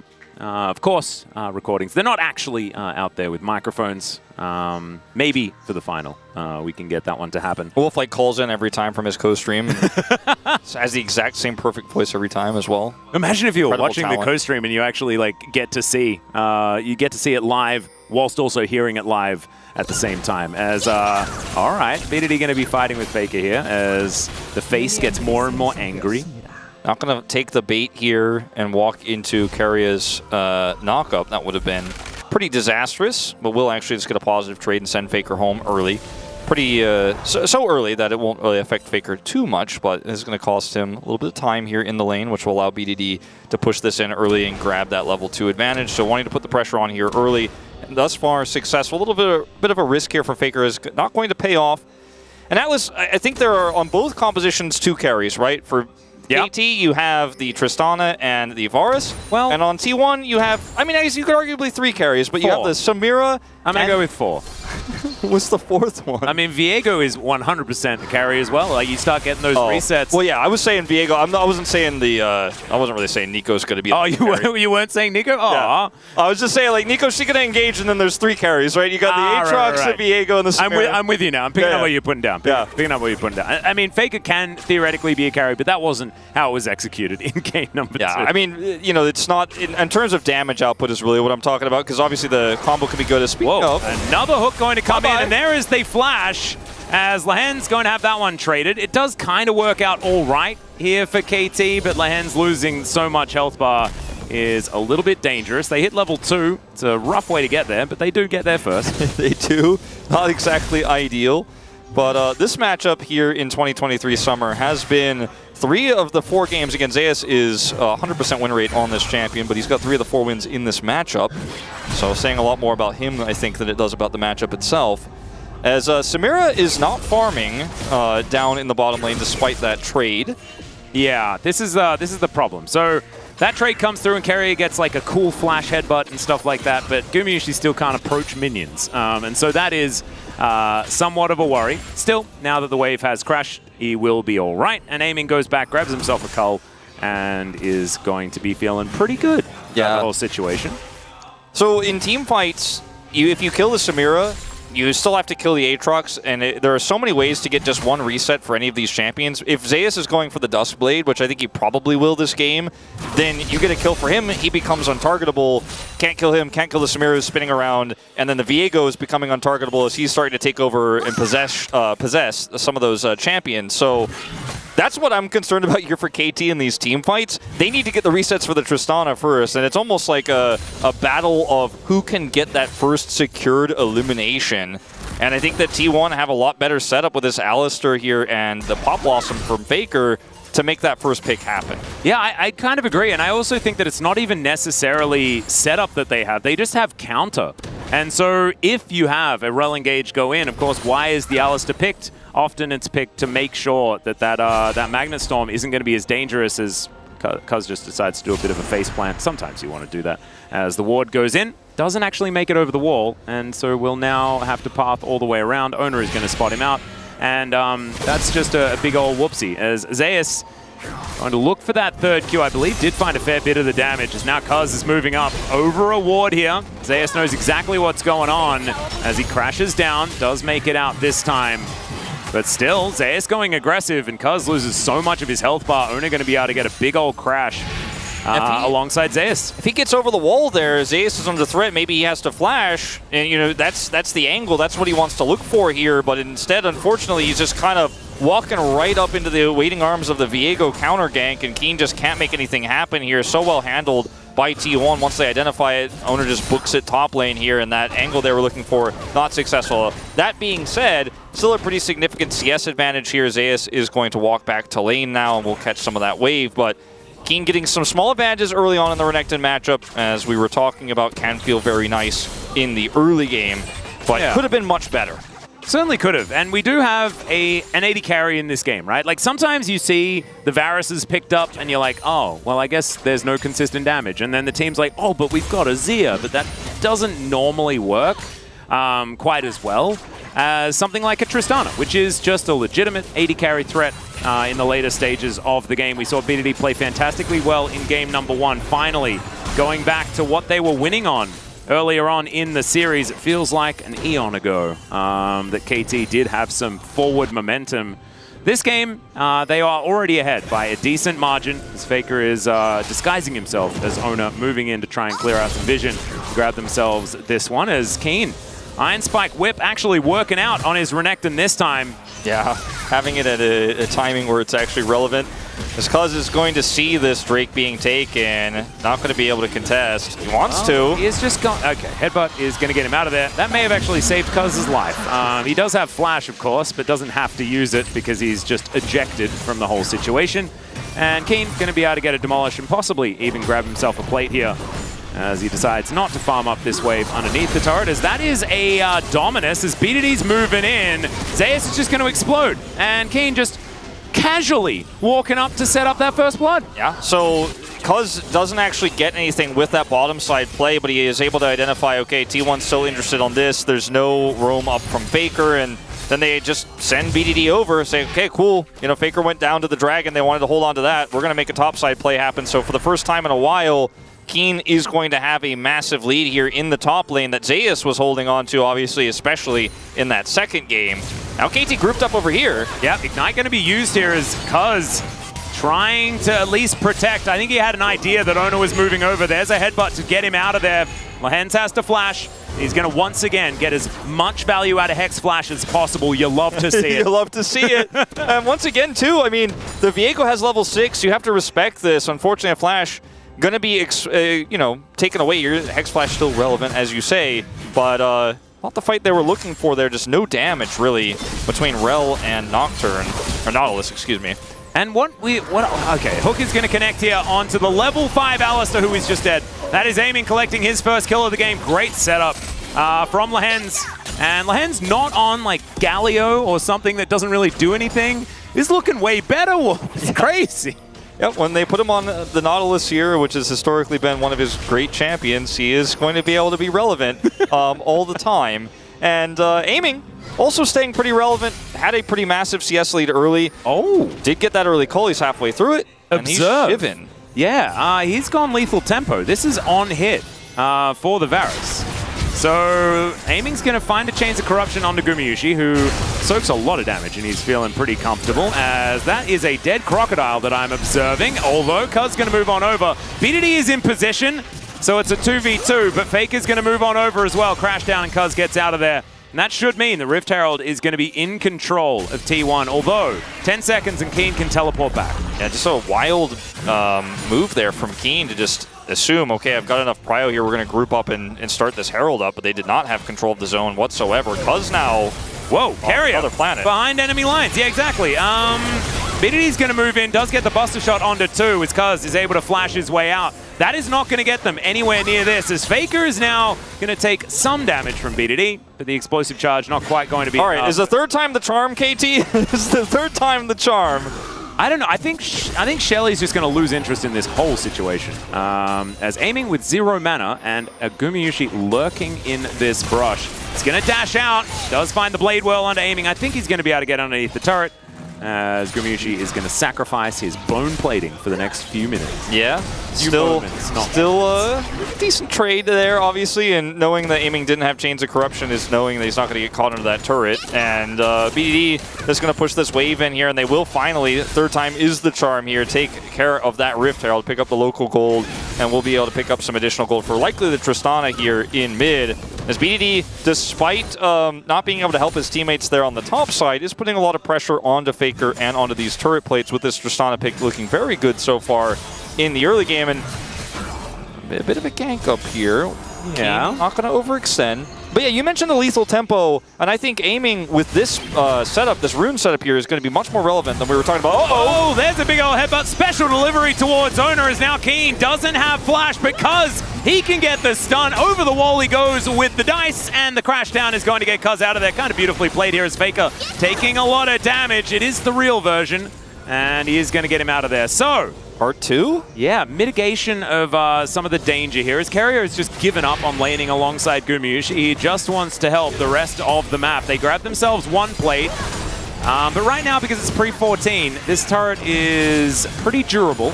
As Lahens is moving up, and now Carrier, he does have level 6. Lahens not so lucky on the experience mark. Yeah, actually Carrier just even drags them away from some experience up here. Looks like Keen will only lose a few of those minions, still has that CS lead. T1 not successful there with the top side dive, but still pretty big advantage here in terms of what they were able to set up. Look at the gold lead here across KT.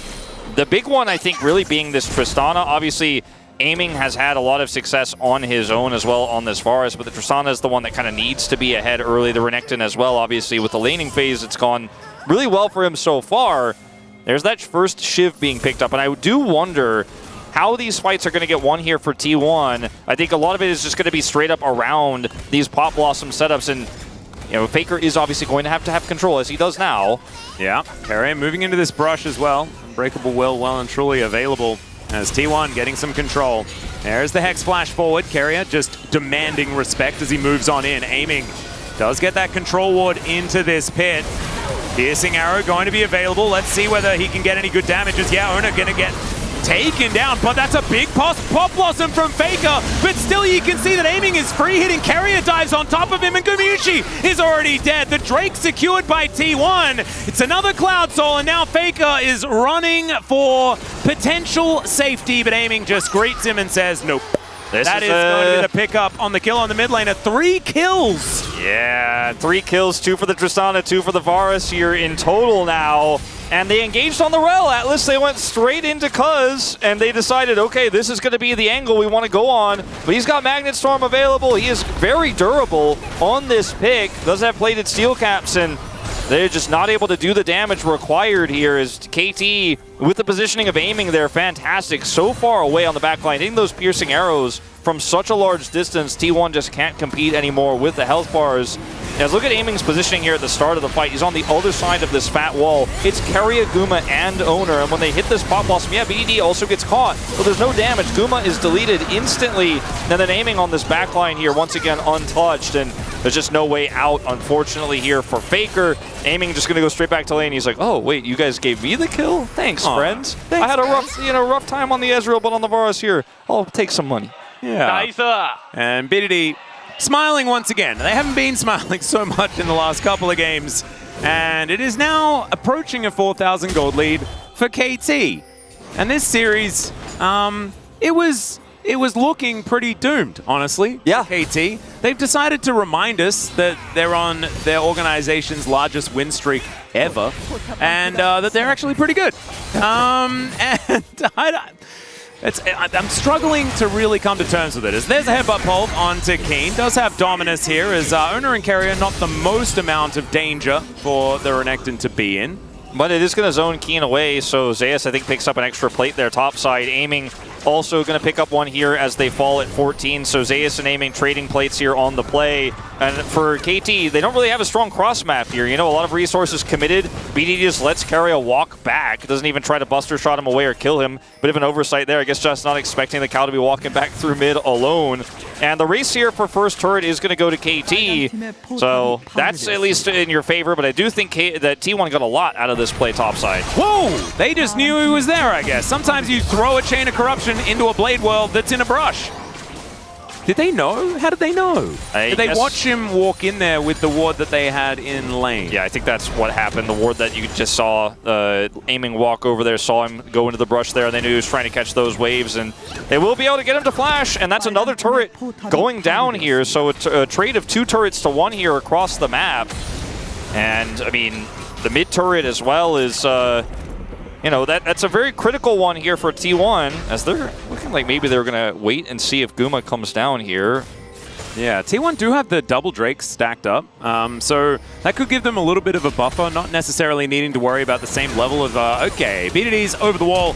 Gumayusi going to get flashed on as he's just going to explode. That is going to be the reset, and BDD uses most of his health bar, but he's going to pick up the solo kill. Faker's fake version of Faker is going to be hooked by Lehens. Feels like that. It's like a tongue twister. Yeah, I was struggling with those last game, but you know what? This is definitely looking like Tristana was the answer here for KT all along after what we saw in game 1. The best part is that they had the answer, and then they decided, let's try in this maths test to instead, it says 2 + 2, we're going to say 3. Yeah. And then we're going to say 5. And then we're going to go back to 4. Yeah. Just to double check that that was the correct answer. I mean, this fed Tristana is a big problem. Aiming also significantly ahead. Looking for this flank here. Might have a false sense of security.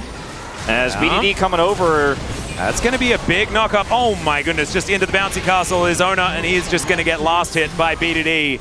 Carrier still lying in wait once again as Faker's going to get flashed on them, wasting no time in this game. And I think KT have found their mojo again. Yeah, it took them a little while, but they have got it. As 16 minutes in, this is looking extremely dire.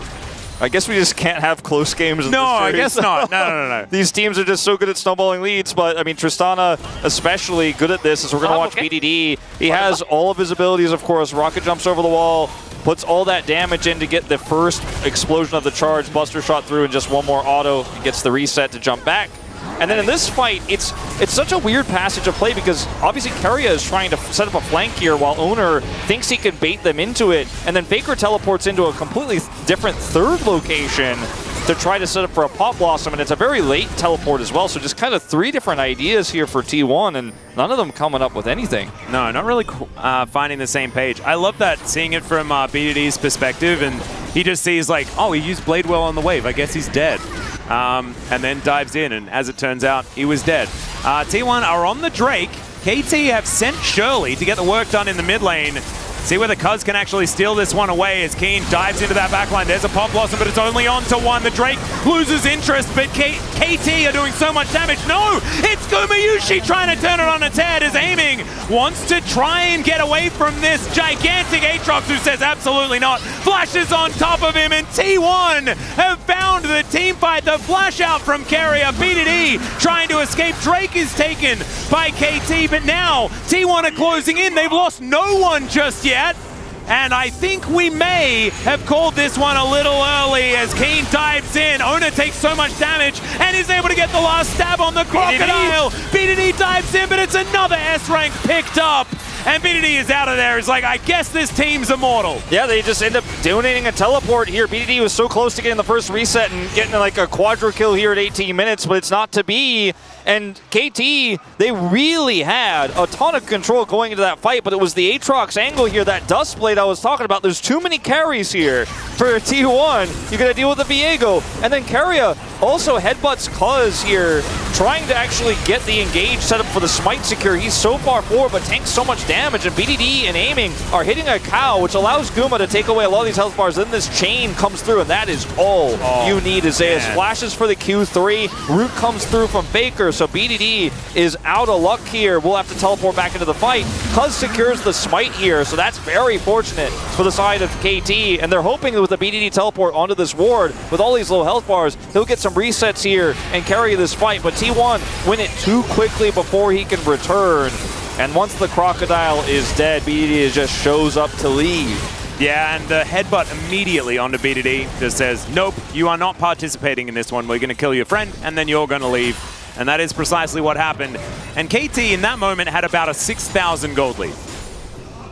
Yeah. So you can see there is a little bit of a dip at this point. Not exactly massive. It's a fight over a Drake. It's not like a Baron was stolen away or something like that. But I imagine that that has put some fear into KT. And I swear, like, when Carrier is on, he is just so good. And this Alistar, I think it might need to be KT that's banding away if they do make it to a Game 5. Yeah, if they do. I mean, they still have a pretty nice lead. They're in a pretty good position here, but that last fight gives you hope that maybe T1 could, if you're a T1 fan, close this one out early. BDD nearly walking into danger with Cuz here at his side, but decides there's no reason to go up there and push for this. I'll just let the wave come to me. No reason to take any unnecessary risks at this point. As the first Drake of the game is the one that Cuz secures there for KT. If T1 gets that and they have Soul Point, then the game gets warped very awkwardly because it's a fantastic soul for T1's composition here, considering the Aatrox, the Nico, Samira, Viego, it's like literally all of their champions get huge value out of it. The same can be said of some of KT's champions, but it's a long way away before they end up getting soul. T1 really would have had a fantastic feeling after getting that fight and the Drake, but they weren't able to secure the Drake, so that at least gives KT a little bit more peace of mind here. Yeah, I think gives them a lot of pause as well, because T1 being able to so handily dispatch of them in that fight is really going to probably make them catch themselves. And Aiming, This is the AP variety. Probably the on-hit AP variety is probably just going to pretend to be Kai'Sa in this one, I would assume. Could just be a Rage Blade coming in. Could also be the Rift Maker, but that was nerfed a lot more. The explosion damage of the Blighted Quiver was nerfed when the on-hit was actually buffed a little bit when Varus got changed. So just a little bit of a readjustment of where the power level has lied. Yeah, it's a good point that you bring that up. We'll see what he does end up going with. But right now, still, sitting on these two really impactful items in this mid game is going to be great with BDD still being 4-0-2. Like, he didn't die. They didn't get that shutdown onto this Tristana. He's a threat in the side lane. So the next few team fights are really going to be where T1 need to make those final stands turn into a really strong, definitive advantage, because Faker was able to set up for a few Plot Blossoms in this game, but if they're just pushed out by this Tristana side laning, and there's a lot of vision, Lehends is holding these walls, these choke points, it's really hard for Faker to actually make an impact in these fights. He's pretty low economy, 0, 2, and 3, trying to build towards the Zhonya's. He knows he's an R button, and that's what he's going to be in this game. That's why I was saying he's not the carry, but I didn't know he was going to have this low econ to be dealing with, but BDD obviously popping off. Let's see how T1 shapes this next fight. They have the luxury with a 2-Drake lead to simply give this one up, and that might just be the play here, but this Samira, she's not getting any younger. No, and look, with the Duskblade, you do have a little bit of added longevity, but he's probably still going to be building towards Collector, things like this, and so a little bit more of the early game focus.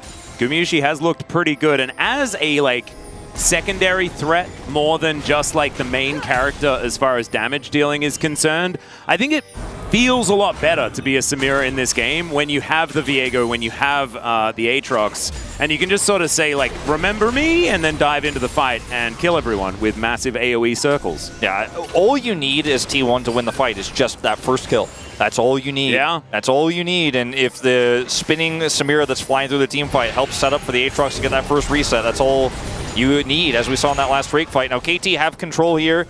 See if Faker can actually force his way in. That is the most important thing. He's over the wall here, but there is a ward.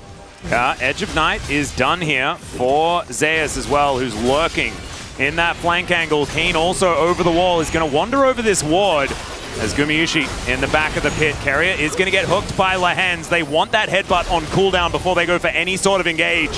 As Faker looking for an angle. There's a Pop Blossom onto 3! They dive into the back line and BDD just explodes! Lehends trying to get the work done, and it's actually a triple kill for Keen, who's the one that's saying, remember me now, Wolf! I think it's the top laner for KT as he's hunting them down! I thought that this was for sure gonna be T1 taking the team fight, but this Crocodile has a much fuller wallet. Oh man, the big wallet on that Croc. Zeus is gonna get taken out here. They give the kill over to Aiming. It looks like Owner is gonna be able to dodge his way out here, but this is gonna be another Drake for KT, plus a massive team fight win. His Faker's engage was so good. He's over the wall on the Alistar. Doomed. The threat of this this Nico disguised as Alistar was enough to keep KT away from the Baron. Look at how scared they are. I know Faker's over there, he's scanning this ward, and then they just can't let them get any further into this position to take the Baron. And then watch this, Aiming in the backline, Chains of Corruption coming through, Keen, massive slice and dice on the whole team. The whole team gets hit by that, and his AoE is super big here. And of course, with the empowered E, he's going to rip through those health bars insanely heavily. Actually uses the Q there as well to get a massive heal. And over here, Carrier looks like he's dead. Yeah, he is very dead. He's going to get a Pulverize. But my goodness, this is what happened. They did exactly what T1 wanted to do, right? They got the 3-man Pop Blossom. It was massive. They all funnel in on top of BDD. But KT, all they were thinking about was a headbutt cooldown so that Cuz could press Magnet Storm, and then everyone dies to the blender that is Keen. See whether they can figure it out yet again, as now Cuz looking for even more. Faker and Owner now running away from this pit as Zeus at full health is still pretty dangerous. And they could just run at Faker like this because unless there is a really nice cross setup for the Aatrox, I mean, Guma doesn't do that much damage at this point, unfortunately, and Faker certainly does not. So if you get Pop Blossom there as BDD, you're like, all right, cool, I kill you now. And your Pop Blossom is down for this fight. Zeus on the flank. Oh, Owner, can he get in there? I don't think he's going to be able to, but can they actually win a fight afterwards? It's not a great Pop Blossom as now Zeus looking for that flank angle like you were talking about. He's found Aiming, but Aiming finds a stopwatch and Gumayusi dives in. gets the S rank. BDD's out of there. It's still BDD getting a kill up to the back end, and Zeus somehow falls down. Aiming is auto-attacking, and remember, this is an attack speed variety of the Varus, and he's kiting beautifully. Carrier has Blight stacked all over the place, but Aiming is not going to be able to get to him because the rest of his team will mop it up. And AT, man, coming alive about when they need to. Lehens as well. Atlas, you saw him on the player cam. You know it's one of those big nices coming out from this guy because he knows that fight was still risky, but Aiming's positioning so fantastic. And after what was a very lackluster game of Ezreal, where his champion pool was tested, his champion pool was tested again here, he comes up with the Varus, which frankly, the lethality variant, we weren't super thrilled about going into this draft, but he didn't opt into that. And he's just been doing big numbers here. As Carrier dying is what starts this all off. He is trying to look for a flank here to set up for the Samira. Then KT start up this Baron. Pop Blossom only onto Lehens as Zeus gets the flank here, and Aiming looks like he's in danger, but he just kites it out beautifully, pops that stopwatch, and now he's just ripping through the health bars as Zeus kites back more. BD waiting for the re-engage, and Cuz and Keen keeping Guma and Faker at bay. There's just no real sustained damage here, and Varus is absolutely going to win out. BD shows up at the end, but Aiming's positioning so good here, and Keen, he's popping off Atlas. We might be going to Silver Scrapes here. This is, I guess it's foretold, Wolf. I don't know. Are we even surprised? Because in spring, it happened like this as well. 5 games between KT and T1. It's going to look great on the stats graph as well when we're talking about best of 5s in the telecom war. We're like the most alive telecom war ever. Wolf, it used to be so one-sided. 2018, all KT. From that point on, all SKT or T1. And now it's, even if KT are the team that are extraordinarily far ahead, as far as standings are concerned, they're always going to give us an entertaining series. Yeah, the same they did, of course, in the spring season, as you've already discussed many times. I think the gap between the teams then was a little bit closer. Now felt massive, but T1 changing the narrative. Not in this game. Faker marching in as the... Okay, never mind. Cuz is going to catch him out with a Magnet Storm. The tower is going to fall down first. Decent snare there as Cuz able to get himself out. And Keen, it seems like he's unkillable now, but Zeus, he's going to try and prove us wrong. His Edge of Night is going to get popped as this inhibitor in trouble. Big teleport angle as Faker is looking for it, but KT, they just back all the way out. He has Flash for the engage as well, but he's just a bit too far away. KT very aware of this possibility, now just going to chase down Zeus. Yeah, Cuz is cantering on his pants right now, looking for the angle. And Zeus, he's got GA. This is actually massive. If they're able to catch him out, because it's a lot of resources that are then going to be used up, he's going to pop the World Ender. Is the rest of T1 going to be able to turn up in time is the question, as he's down to the GA now, and T1, they can't even get there. They can't even save him. Hook is going to come through, and Zeus will be taken down. A teleport now is what? They're just going to try to end here. The rest of T1 caught in mid. Yeah, I guess so, but BDD, he was like, maybe I could give you a GA back. Because that was a very that was optimistic, teleport. especially when you consider that even if Keen teleports in there, I mean, everybody's back up and no one could deny the backs in mid. Maybe a bit of miscommunication there. With a vision toggle for a second, looked like maybe it was one of those patented T1 moments where Zeus, he's got GA and he's gonna buy a bunch of time, and then Faker's gonna show up and maybe T1 miraculously win that fight. Instead, they leave him out to dry and push mid instead, grabbing that turret. Is a little bit of gold back, but T1 still massively behind, and this Drake is live. KT still have choke point control. Yes, BD down an awkward teleport here, but I don't know if that's really going to change too much of the state of the game here. Soul point and all of that additional movement speed here for these champions that are just running T1 off the map. And I've got a theory, Wolf. I have a feeling that Aiming is gone for this, like, basically just the AP Varus build, but it's not actually because of that. It's because he wants to play Kai'Sa.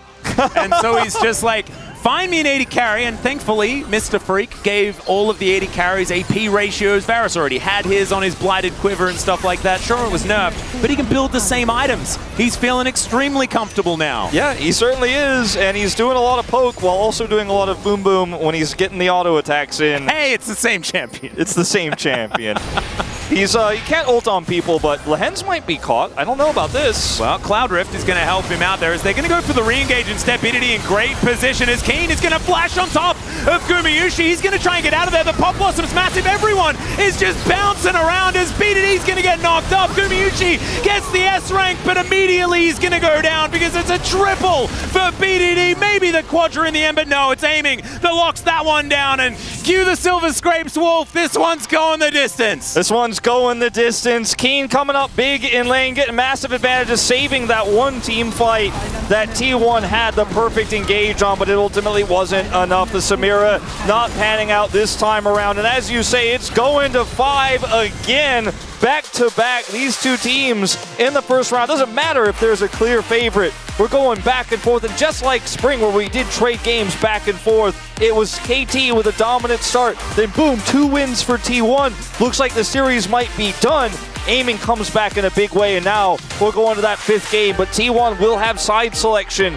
And it's not over till it's over. Yeah, exactly. It's T1, the only team to have won on the red side so far in this series. Being able to do that in the game prior to this one, and it was not very close. KT going to have the same test, and if they want to win the series, they need to pass it as well. There are so many learnings from this game, though.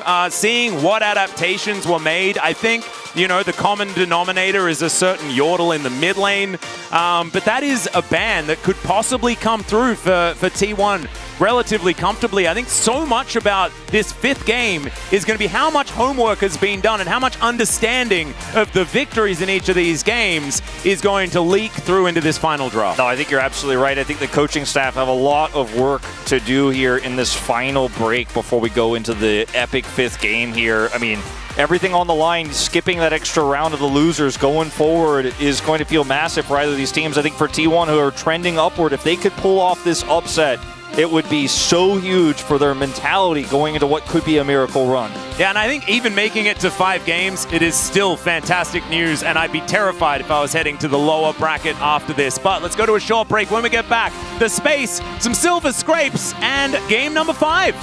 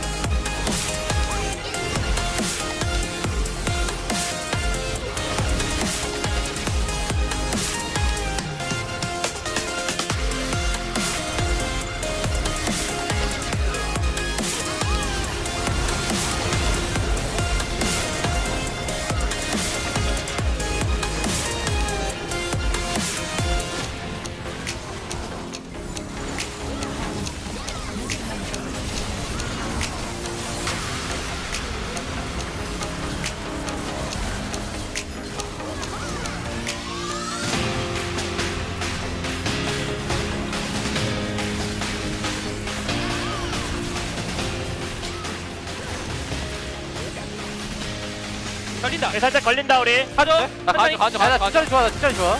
야, 나도 싸움 괜찮은데. 야, 쌈이라 아직 멀어. 쌈이라 멀어. 나 반줘. 야, 아트 좋아. 쌈이라 클리즈 없어. 좋은데? 야, 아트. 야, 이겼어. 쌈이라 클리즈 없어? 아, 야, 쌈이라. 앞에 거. 어쩔 건데 점프. 아, 미드 가자. 죽여. 쌈으로 갈게. 미드 가자. 나이스. 아, 나 너무 힘들어. 네, 다음 판 마음 정했다. 헤리 간다. 아, 스웩으로 하는 거야. 닥쳐.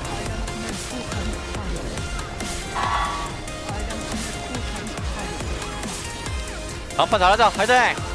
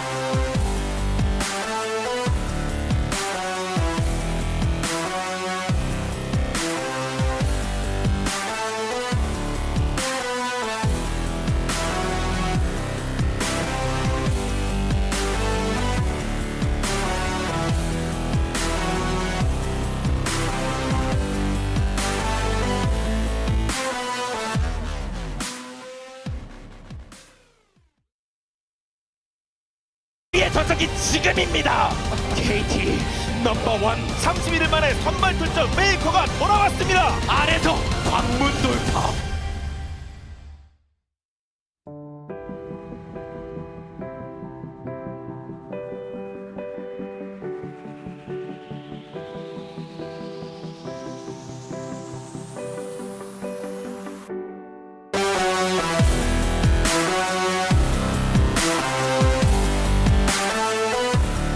Welcome back to the space, everyone, as we're going to Game 5 in this telecom war. I love it when it goes like this between these two structures, although it has mostly been about stomps on each side, so we'll see what Game 5 has in store for us, guys. But a quick take on this game and maybe the draft, as we have a lot of topics to cover here.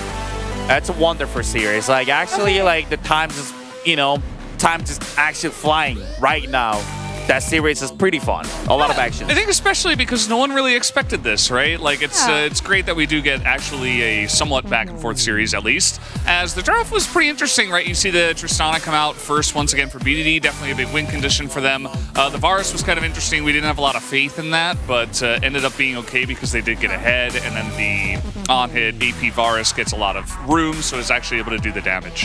Yeah, I mean, for me, it's like I think the T1, they actually just underestimating the Keen Renekton, the win rate. Like, he has like insane win rate on top side, and also is one of the greatest counter against the Aatrox. So like, I don't know, I think they should have just been actually the Renekton on 4-5 rather than like K'Sante, I would say. Like, and then they could have played probably like harder on top side. They didn't get punished earlier. That was probably important. It's been a bit of the story of this series, Huni, as you were saying before we went live. It has to be about top laners, how you can set up both top laners to snowball the game. Let's jump directly into Drake fight at 11 minutes and 40 seconds in game, because this is the perfect moment to see how these comps are supposed to play into each other, Huni. Yeah, I mean, like, the T1 actually, this is the thing, like, they make the first play, and it's like, it's not organized, it's like, well, and that's why from there was too many, like, the risk goes way too high, and while, like, meanwhile, they're engaging on the rail, like, the aiming was to be able to find out the wonderful, the strong Q, and it's like, just full charge, just did whole of the damage. Yeah, and you actually pointed it out in the highlight, Huni, but Lahen's got the Omega hook onto Guma. So, like, through 3 people, he just pulls him out and then just ults 3 as well. So, a big game changer in that fight. Talk about Lehens, I want to talk about Keen in the next highlight we have. As you mentioned, 3 mine uniting here, and maybe this is the 3 triple kill Renekton that we saw, but Keen had more agency in this game for sure than the first one he played on Renekton. Yeah, I mean, 100%, and it's like, just Keen just being in the, like, middle of the team fight, and it's like, this is a team that if he's, like, actually fat, or if he actually get the advantage in early lane, like, he knows how to play, like, as I said he's ranked on the greatest in LCK at the moment, and no one is not even comparable with any other player right now, so his consistency with Renekton, you can't do anything. It's just like, you need to bring back the Ignite Rumble. You're not going to get game 5. Yeah, absolutely. I think also, you know, they went so hard trying to kill BDD, which they did because he was so far ahead, which was great, but then you're piling in on a Renekton and a Rel and Nautilus, and you're going to get kind of dogpiled, and Keen was just right place, right time, and did what he had to do. Yeah, lots of follow-up set up the right way though, but let's focus on what's next. Game 5, I have no clue who's going to take this one, and if you guys have an opinion at home, please let me know in chat. But I want to ask you guys about win conditions for both teams. How do you win this Game 5 when you're on the side of KT first? Well, on the side of KT, we wanted to talk about, no experiments, right? KT, the better team coming into this one. We don't need to see Ezreal Galio. We don't need to see you pick Varus into Samira. It did work out, but just play a straight-up standard. Yes, T1 are targeting a lot of comfort picks, but there are ways to just kind of go back. You're the better team on paper. Just do that. BDD Tristana, it wins. It's a great pick. Just pick that for him. The Nico was very lackluster for me. Take down Zeus early. A lot about the top lane, right? You gotta isolate this guy. He is the carry right now for T1. Take him out. And yeah, but for T1, it's the same thing. Like, the most important thing, I think, is to actually enable the Zeus through he can actually carry the whole game. Like, this series is about the Zeus. Like, it started with the Rumble, the next game as well, the Cassandra game. It's just no matter what, he can't do it alone. He needs a help. Like, I think, like, it's 100% agree. It's like the T1, the win condition is more narrow because it's all about the Zeus, only Zeus. And that's why it's really, really important to working on that. Like, everyone have to play, like, solid early game. Like, as I said it, they should be able to handling the KT early actions, and then they can work on that next step. I mean, that's the thing. Both teams prove us that if they get the agency in the early game, if they get this lead, they're going to be able to snowball and just grab the victory in the end. So I think it's going to come down to this. But who was the player of the game for this one, if we can announce? Do we have it? Yeah, Keen. We were talking about him. He's Renekton.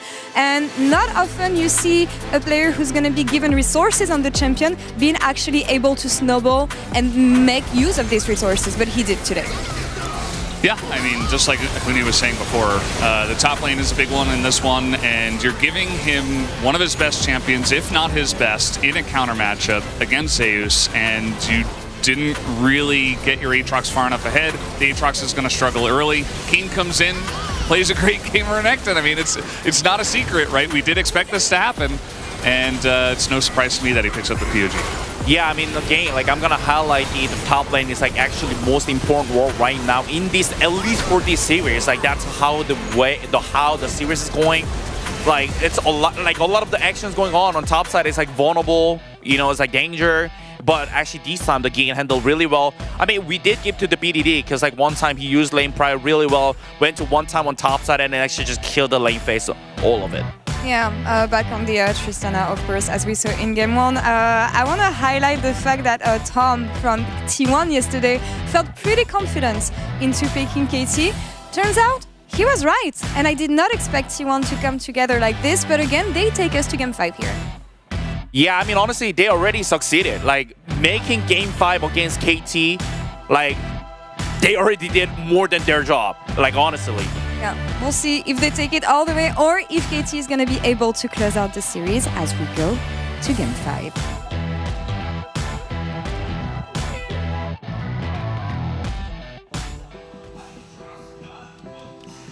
Thank you very much, Spacers, and it is phone lifting time as the dulcet tones of Silver Scrapes wash over LOL Park.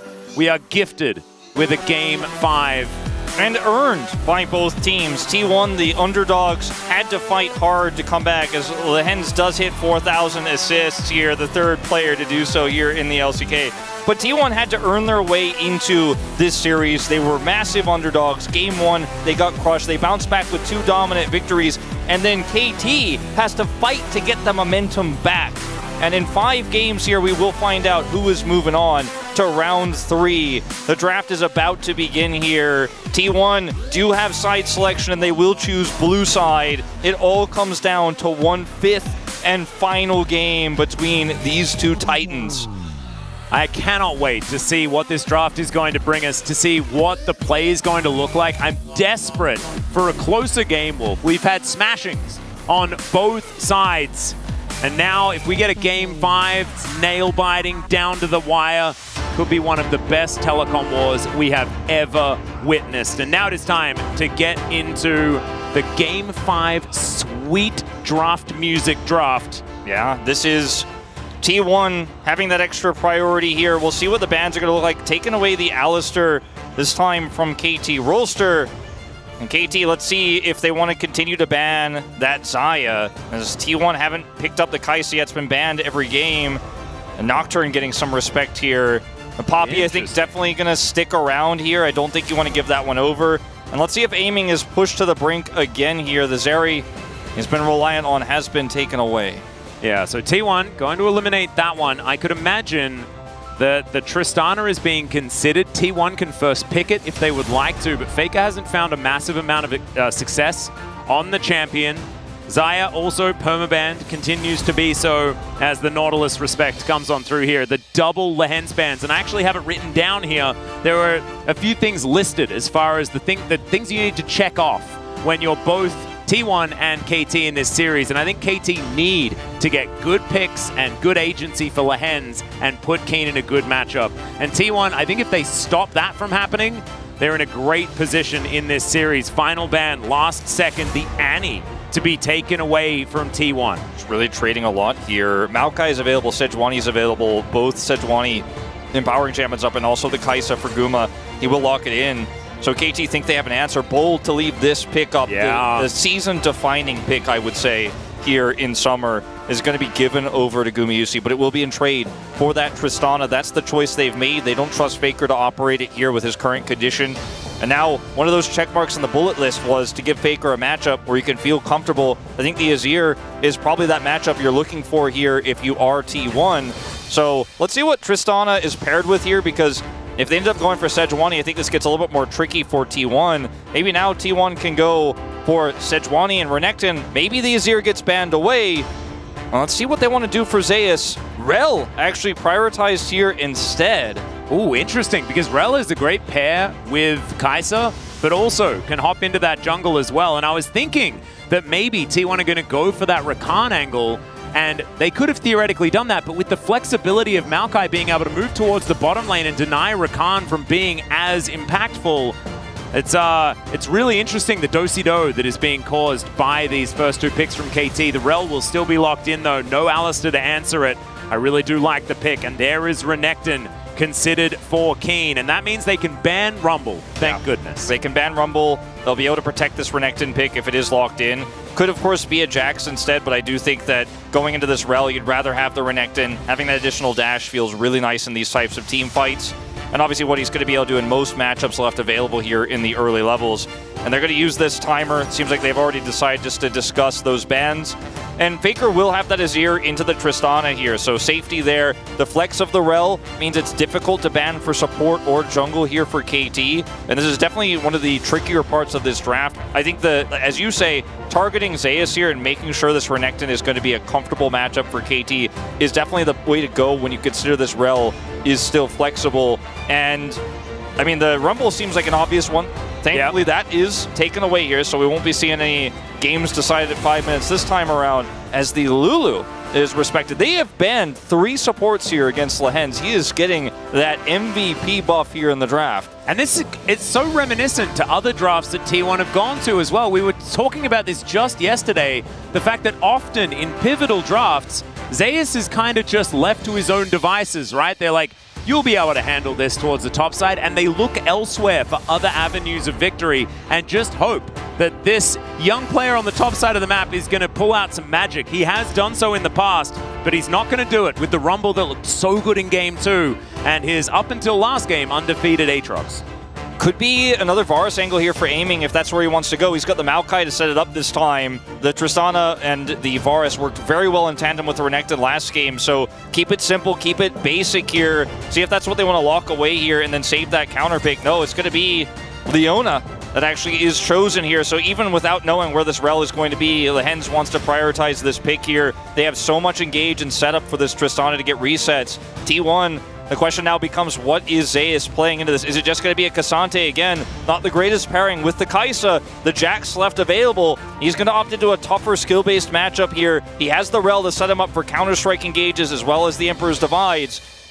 A lot of setup for Kai'Sa as well, as maybe a little bit nervous when the Braum was being hovered. Sejuani going to come in, so Sejuani Jax going to be the last 2 to come through here. A powerful looking draft here from T1's side. The Magnet Storm plus Counter-Strike plus Killer Instinct. And then Faker being able to swoop in and wipe up the team fight. KT gonna have to be pretty careful with this last lock-in. Could be an 80 carry, could be a mid laner, could be Yone. Yeah, Who knows? There's a lot of options here. It's going to be the Draven. All right, aiming. Emboldened here, and the games they have won with this Tristana have been around early skirmishes, primarily on those early Drakes and Rift Heralds, where BDD gets massive kills early. If aiming picks up a stray kill there and gets a cash in, that MO is still going to hold true, but even stronger than it did in their last Tristana wins.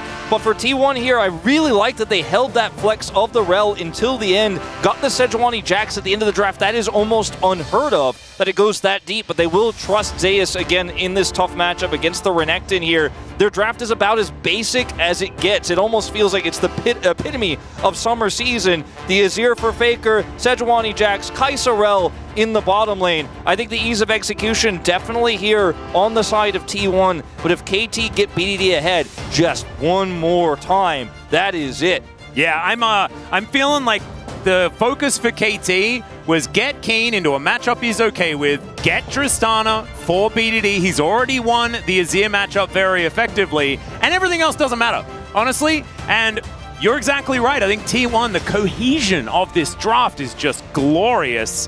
But KT, I think they're also walking away from this saying, you didn't ban Tristana? You guys are done for. We'll see what the answer is going to be on the Rift, though. I actually think we might be in for a closer one. I think so. I'm really hoping so. I do think so. I agree with you, Atlas. I think this T1 draft is everything you want. If you're a T1 fan, you shouldn't be nervous about a single one of these 5 picks. It is exactly what they want. Safe lane for Faker. All the bullet points are hit. You've got that Jax on the top lane with Sejuani. This, a lot riskier, but you have fantastic tools to get aiming and BDD online to snowball the game. Yep, you also have the Maokai for all of that setup as well. Might be something that they can utilize. Let's jump into the Rift here for game number 5.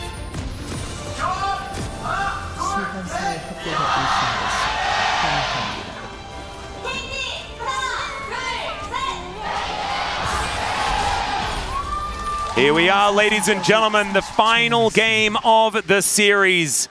As already we have some buttons that haven't been pressed. Rocket jump here for BDD, forcing Keria to back off. I love that we've got Jonah Strong telling the story. As he's like, it was this wall that he jumped over. Yeah, and this and this. I'm not going to go back in time, but you just have to trust me. Thank you very much, Jonah Strong. We understood exactly what was going on there. Someone crashed into him, and then he had to rocket jump away. A trade of abilities does not trump the fan cheers in our final game. That is just not what's going to happen. The telecom war, a tale as old as time here in Korean esports, ever since team games became on the forefront, ever since we had big investment in esports. And you fast forward a few decades here, and in 2023, KT and T1 are at it again. Another 5th game. You know, it feels like some things never change. Yep. As BDD dives in, I think he's been taking explosive charge first a lot of the time in this lane, but we've seen many Tristanas decide that they want to jump on their opponent very early on. So isn't going to be too hindered by the fact that that one does come out as Keen, the most games out of any top laner here in the LCK, 600 games. As he is 5th overall as well, only under BDD, Peanut, Faker, and Deft.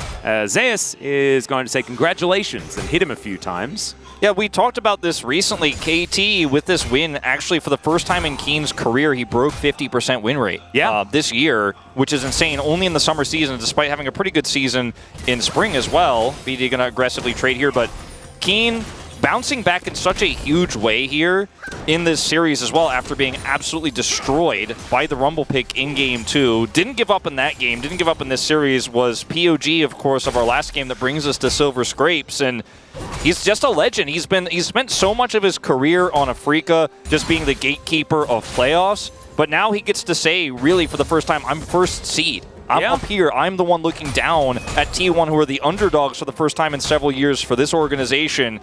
And he's got the better win rate of these two champions. Saw Zeus has a very poor win rate on the Jax so far, but at least this time he's got the Sejuani to back him up.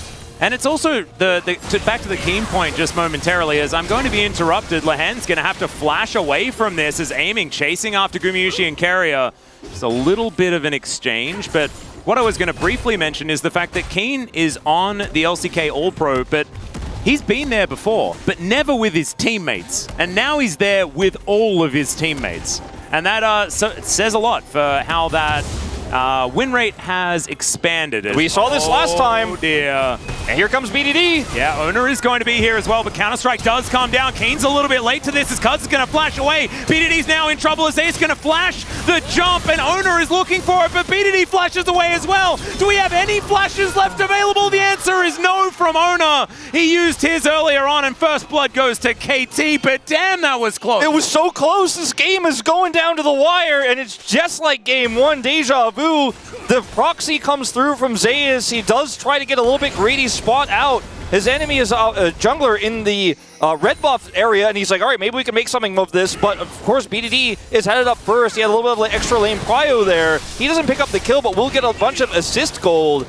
And that Renekton getting ahead here despite the early levels here of the Jax. And Keen absolutely feeling fantastic about this one. We'll teleport back to lane with steel caps here. And he's going to be getting online early with double buff as well. That's so valuable for Renekton. Those cooldowns he operates to get Fury feels amazing. Yeah, and like, it couldn't be worse, because this is also the part of the matchup where it gets impossible for Jax, right? Like, Jax first 3 levels, you're like, yeah, I'm dominating, everything's great, but then it really does go wrong, and that's without this first blood double buff situation to come in. It looked so good for T1. That Zeus Counter-Strike, where he actually left struck and like buffered the Counter-Strike into the double, was so beautiful, but it ultimately isn't going to be enough, and he already just channels the back. He's like, this is doomed.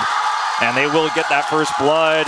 KT fans really feeling the hype here as the Renekton, like you say, now coming a little bit early here in the top lane and a little bit harder and faster than you would have otherwise liked. Tristana also getting some assist gold, has a pretty decent CS lead here. It's going to go for an early back as well to pick up another component. BDD might take over this game as well. If he gets a double there, it's just Game 1 all over again. The game is probably done, so at least they don't make that happen. Yeah, just the 1 kill. But Keen, this is the result, right? He is still going to be having a fantastic time here towards this top lane. Zeus should still have, you know, late game in his mind, right? Just try and stay back, don't die, and hope that you can just win out in these later exchanges as Owner in position. Only level 5, of course, though. Going to be difficult to make this happen. Yeah, bone plating is now down as Kane going to get spotted. Does manage to buffer the slice really nicely there. And all the while, Cuz was bot lane, you know, and I think maybe they thought Cuz was going to lurk around here. He's trying to make some bot. BDD shuffled. Yeah, there's the Emperor's Divide. BDD takes one turret shot, but Faker is still going to be traded on quite effectively from the Tristana. The explosive charge going to be in there. We've seen Tristanas make that move and get shuffled before. That one was not our worst one. Yeah, no, definitely not the worst. But Faker handles it very well, the pressure there, and actually gets a really nice Emperor's Divide. But because Keen survives that gank, doesn't have to flash, he can continue to put pressure on here in this top lane. As an early No Magic Mantle is actually picked up for BDD as well, so building into some MR early here, just wants to continue to put that pressure on and not allow Faker to trade back damage with his Sand Soldiers. See if he just turns that into early Merc Treads here is a really good question. Yeah. It's pretty rare to see that actually built like this, so keep an eye on that. Yeah, you're right. It's like normally you finish the static shiv and then you're thinking about shoes. Yeah. But BDD wanting to grab that one a little bit earlier. Maybe it's to do with Sejuani possibly turning up and then having a Glacial Prison and some Permafrost that you could really run into. And no flash on BDD makes it a little bit scary. Cuz going to be moving on over towards his top side jungle camps and he's going to clear out this vision that's in the area. Oh, no, he's not actually, because his sweeper ran out. Feels bad. Unlucky. Yeah. But knows that it's there, I guess. Sure, Gets the 5 gold. Yeah, he's very knowing. Indeed. Just not very clearing. Lehens is continuing the roam game up here in the mid lane, keeping Faker honest, but this means aiming is left out alone. Remember, if this Draven is shut down for any reason, if Owner comes over here and finds a window to pick him, there'll be a lot of stacks deleted, as he hasn't been able to get online just yet, and that is going to be what the next objective for KT is going to be. The stacking of 2 Drakes, yeah, feels really nice if you can make that happen, but it's the fight that you're looking for as KT, and with the amount of control T1 have here of bottom lane, I don't think they can make that fight happen on Rift Herald, so that's going to feel really nice for T1. Yeah, a little bit rude. Zeus having his back stopped there, of course. Did have his teleport up and available. Keen not so lucky on that front, so it's going to delay that back. Might help them out a bit as BDD clears the minion wave and Carrier not going to be able to find an angle to look for that dive onto the Tristana. Difficult to dive just in general in the mid lane as Aiming gets some free time with this outer turret on the bottom side of the map. Owner trying to clear Keen out of this area as he gives away his position. And Plate's being lapped up by the Draven. Lehens in position as well. Voidseeker finds Cuz, but not Lehens. The Renekton pressure point allows him to delay. Oh, Faker. Faker could be in a lot of trouble. There's the flash, the buster shot, and he gets the kill with the last auto. BDD with the solo in game 5. The solo bolo coming in. He's 10 CS up. Eamon's getting Plate's bottom side, and yeah, you got the Herald, but you lost so much more. The Renekton early lead meant that they could delay that Herald take, set up a bot side play. Guma kind of ping-ponging between... Oh, got the cannon. It got the cannon, but otherwise ping-ponging between mid and bottom here, trying to decide what to do. They can't really make any dive happen onto this Renekton at this stage in the game. And so, yeah, no cash in for Draven, but they're pretty much getting everything else. Tristana gets her first kill, and KT in a firm control of this game. Let's see if King can survive. This does have ult and flash. Yeah, ult and flash up and available. He's going to press that Dominus now, but T1 are just piling in. That's going to be the crash down, and that should just be the kill, and it is.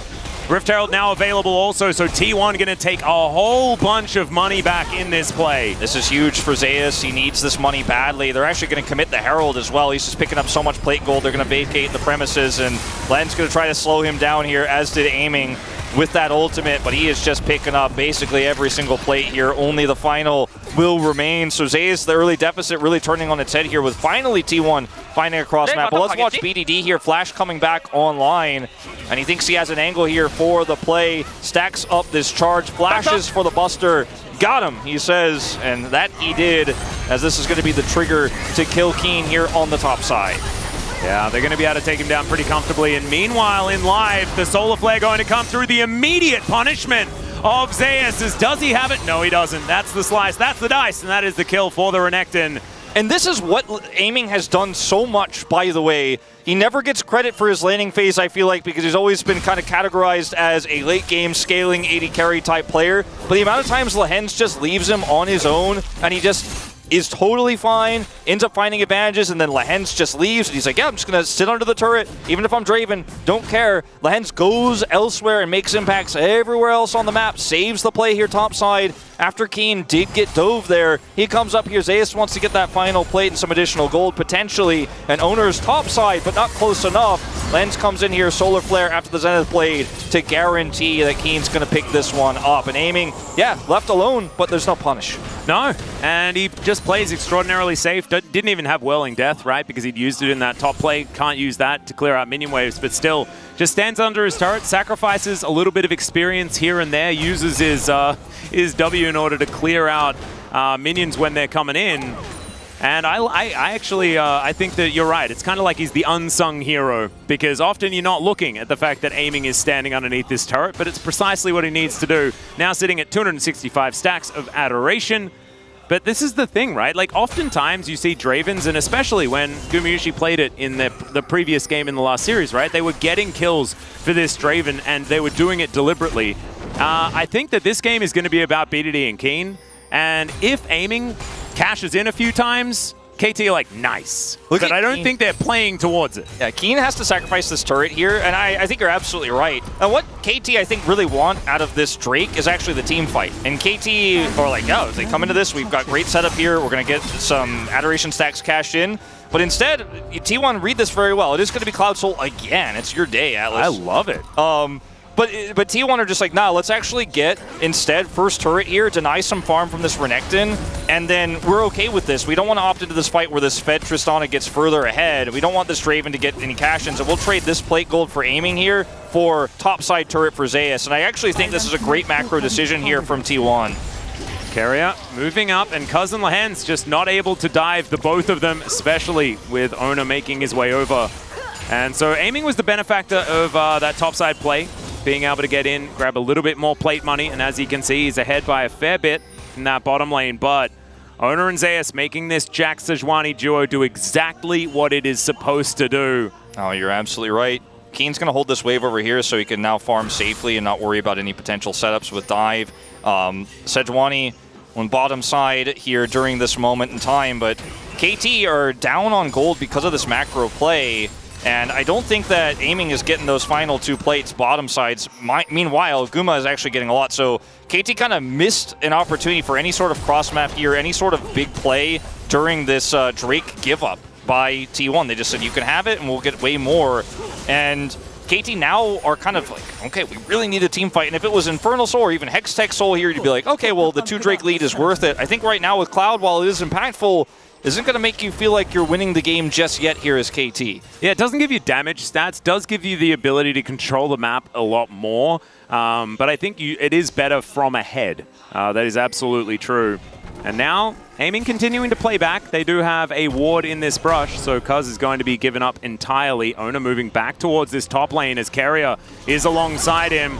There's the Glacial Prison. It's going to interrupt the back there from Keen, who's going to slice and dice and try to get within flash range, and does flash just about picture perfectly, but still it's not going to be enough as he's taken down underneath his inner turret. That's going to be traded for this outer in the bottom lane, but that ain't worth, I don't think. No, I don't think so. This Renekton is actually starting to become a little bit of a handbag, and we've seen this before, not because Keen is playing as poorly. Oh, not able to actually stop the back. Yeah, not quite what he was looking for there, but still somewhat successful, I guess you could say. Did a little bit of damage. Doesn't steal Krugs or anything, but the thing that the space was talking about is like, get Zeus into a position where he can be ahead. Empower him. They did that in draft. They put the Sejuani in here, and they catch Keen back in this brush. Carrier's up here for the roam. They take him out again, get his flash as well, which is pretty huge. And he almost fights his way out of this one, but will, of course, be clipped there by the stun and get taken out. And Poby, yeah, he's with others, Smash as well. Exactly, Smash here as well. So the whole Challenger roster were invited to watch the main T1 lineup go into playoffs. Unfortunately, I don't believe T1 in the playoffs for Challenger. Yeah. So get a little bit of time here. Come hang out. All right, TP committed. This is a huge fight here for KT if they can get a cash in for aiming. Yeah, this could be his opportunity. T1 as well. They find the flank angles. If they find the engage that they're looking for, it's very important. Now they have spotted the flank. doing their homework, trying to make sure that they can get rid of the Jax if he does come in. Nature's Grasp to come down. Shelly is going to get stolen by Owner, actually, and he collects the eye as BDD. He does have the jump now down, immediate buster shot to try and get him out of there, as the Whirling Death does a lot of damage. Zeus gonna be taken down as now BDD diving on top of Gumayusi. That is a beautiful killer instinct to get him out of there. And it is a 1-for-1, but the eye was taken by T1. And unfortunately, a little bit of Blue Blade still here again for Aiming. Not able to pick up any kills in this fight. And the flank there from Zeus was really what kept KT unable to actually get in and take the fight the way they wanted. You could argue KT do win the fight, still 1-for-1, but they watch BDD, how he has to play bodyguard because he knows Zeus is over there. And even when this ult comes down, BDD's like, no, I know that Zeus is coming. I'm going to wait to Buster Shot him away. Eventually kind of loses his patience here, and Buster Shots him into Keen, who is subsequently instantly blown up. And they end up trading this for Zeus here, and Cuz does have a really nice push forward here to catch that second player. But watch in this fight how much Guma offers. He did not go AP, went for the Kraken Slayer. His damage in this pretty insane, cleanses as well. And the ultimate there from him is going to get him out the Killer Instinct right over the wall. Absolutely just barely in range. Nicely played in order to escape. I don't know, like, who do you say was the true winner of that team fight? 1-for-1, both top laners go down. It is, of course, the fact that the Herald goes down, but if this is a sign of what team fights are going to look like moving further forward, I think I like this for T1. I mean, I do think that they are keeping this Draven at bay. You're sitting on 400 stacks right now. They picked up the Herald, which they can use for subsequent objectives. And, I mean, this Drake is live here. They can go ahead and drop this down right now and try to force this into their favor. Look at the flank angle from Zeus, who does hold teleport right now. KT losing a little bit of map control here, and they need to be very decisive. Tristana is ahead, but not ahead enough without this Draven. Yeah, this is... it's a little bit of a worry. Now, KT are going to start it up. There is a flank angle available here from Zeus. He's on vision right now. As T1, they are going to put down the Rift Herald, and now the Nature's Grasp is flying forward. Zeus looking for the angle onto Aiming. He does have Cleanse. There's a Magnet Storm to dive into the backline. Great counter-strike there from Zeus, as already the Crocodile is being taken down, but double 80 carries are wailing onto Zeus, who leap strikes his way out. The Dragon is forgotten, and now it's a 4 versus 5. And Zeus, he can go back, he can teleport back into the fight. The Emperor's Divide is massive. Aiming's going to flash immediately afterwards, though, as the Bramble Smash is good. Faker goes down, but Aiming is going to fall, and the blades are not. They're going to remain blue, and most of them are in the river now as well. BDD does manage to take down Gumayusi, but he is going to have to vacate the area as Cuz gives himself up to try and save Lehens. It's valiant, but it doesn't quite work, and BDD just teleports into the top lane. He'll try and take what he can. Yeah, he's going to grab a turret and some minions here, but T1 will get the second, or rather the third Drake of the game here. They're first of this Cloud Soul that we do have on the Rift. BDD, he was so close to getting those resets. Aiming left upon down to 100 stacks now. He is not going to be the force he was hoping to be in this game, and it's a very messy fight, but it all starts off with Zeus having a fantastic counter-strike angle here, and T1 very late to show up to this fight, but dropped the Herald in, so there's added pressure there. Keen goes down instantly here, and BDD's positioning here with Aiming is going to be fantastic if they can get a reset, but they're unable to do so, and Zeus just gets to walk it off here after having such a great start to the fight. And then Faker, Emperor's Divide's in here. Aiming has to flash out. He's lost half of his health. And then guess what? Teleport flank from Zeus, who has that extra advantage. And then when he comes back in here, yes, BD survives, but he's not able to get the resets he's looking for fast enough. Aiming is down. And then Cuz just sacrifices himself to get Lehens out of here. Really good fight for T1. Tons of money on this Jax now. And T1's chances of winning this 5th game and making the upset complete just skyrocketed. Absolutely, and how many times have we mentioned that? I mean, it's basically better top wins is what it feels like, and the better top has been decided within each game. It's not decided beforehand. You can see the money is showing that BDD is 100% what KT are leaning on.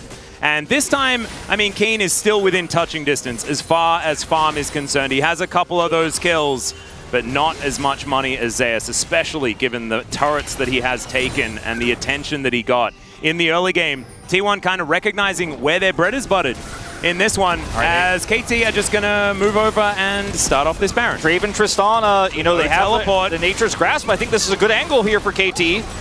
See whether they can actually take it as Lehen's in position, wants to make sure that Ona can't get towards the pit. The Jax is now moving up. T1 need to try to push them away. And they will get them out of the pit, actually. Zeus not going to go for that bottom outer turret. And now this outer in the mid lane is just going to be sacrificed. So T1, they make sure the KT are completely nervous, and then they're out of position, and then they lose their stuff. I mean, KT straight up just didn't hard engage there. They had the opportunity. They had Cuz with his Nature's Grasp, and they could have hard forced before Zeus, who's teleportless, which they knew was going to be able to come over there and make an impact. Keria was flanking, and I think they were a little bit afraid of that. Could have gone into the pit, but didn't have flash, would have had to crash down over or use his Hex Flash, so there was definitely some extra windows there, but KT, I think, starting to feel a little bit of the pressure here in this 5th game and just walk away from the Baron, cost them their turret. Nobody dies here, but a lot of flashes down for KT right now, and T1 just grouping up again. So a lot of control wards that they're able to take down, so KT making it dark in the river once again. Aiming kind of by himself, does have his cleanse, but no flash up just yet. Faker as well, still waiting for his, as is Ona. Zeus about to have his teleport back up, and he can threaten that bottom outer turret. So, I mean, time is in the favor of T1 right now, as this Jax is very relevant. Has a Spear of Shojin ready for that upcoming team fight when he does decide to teleport in.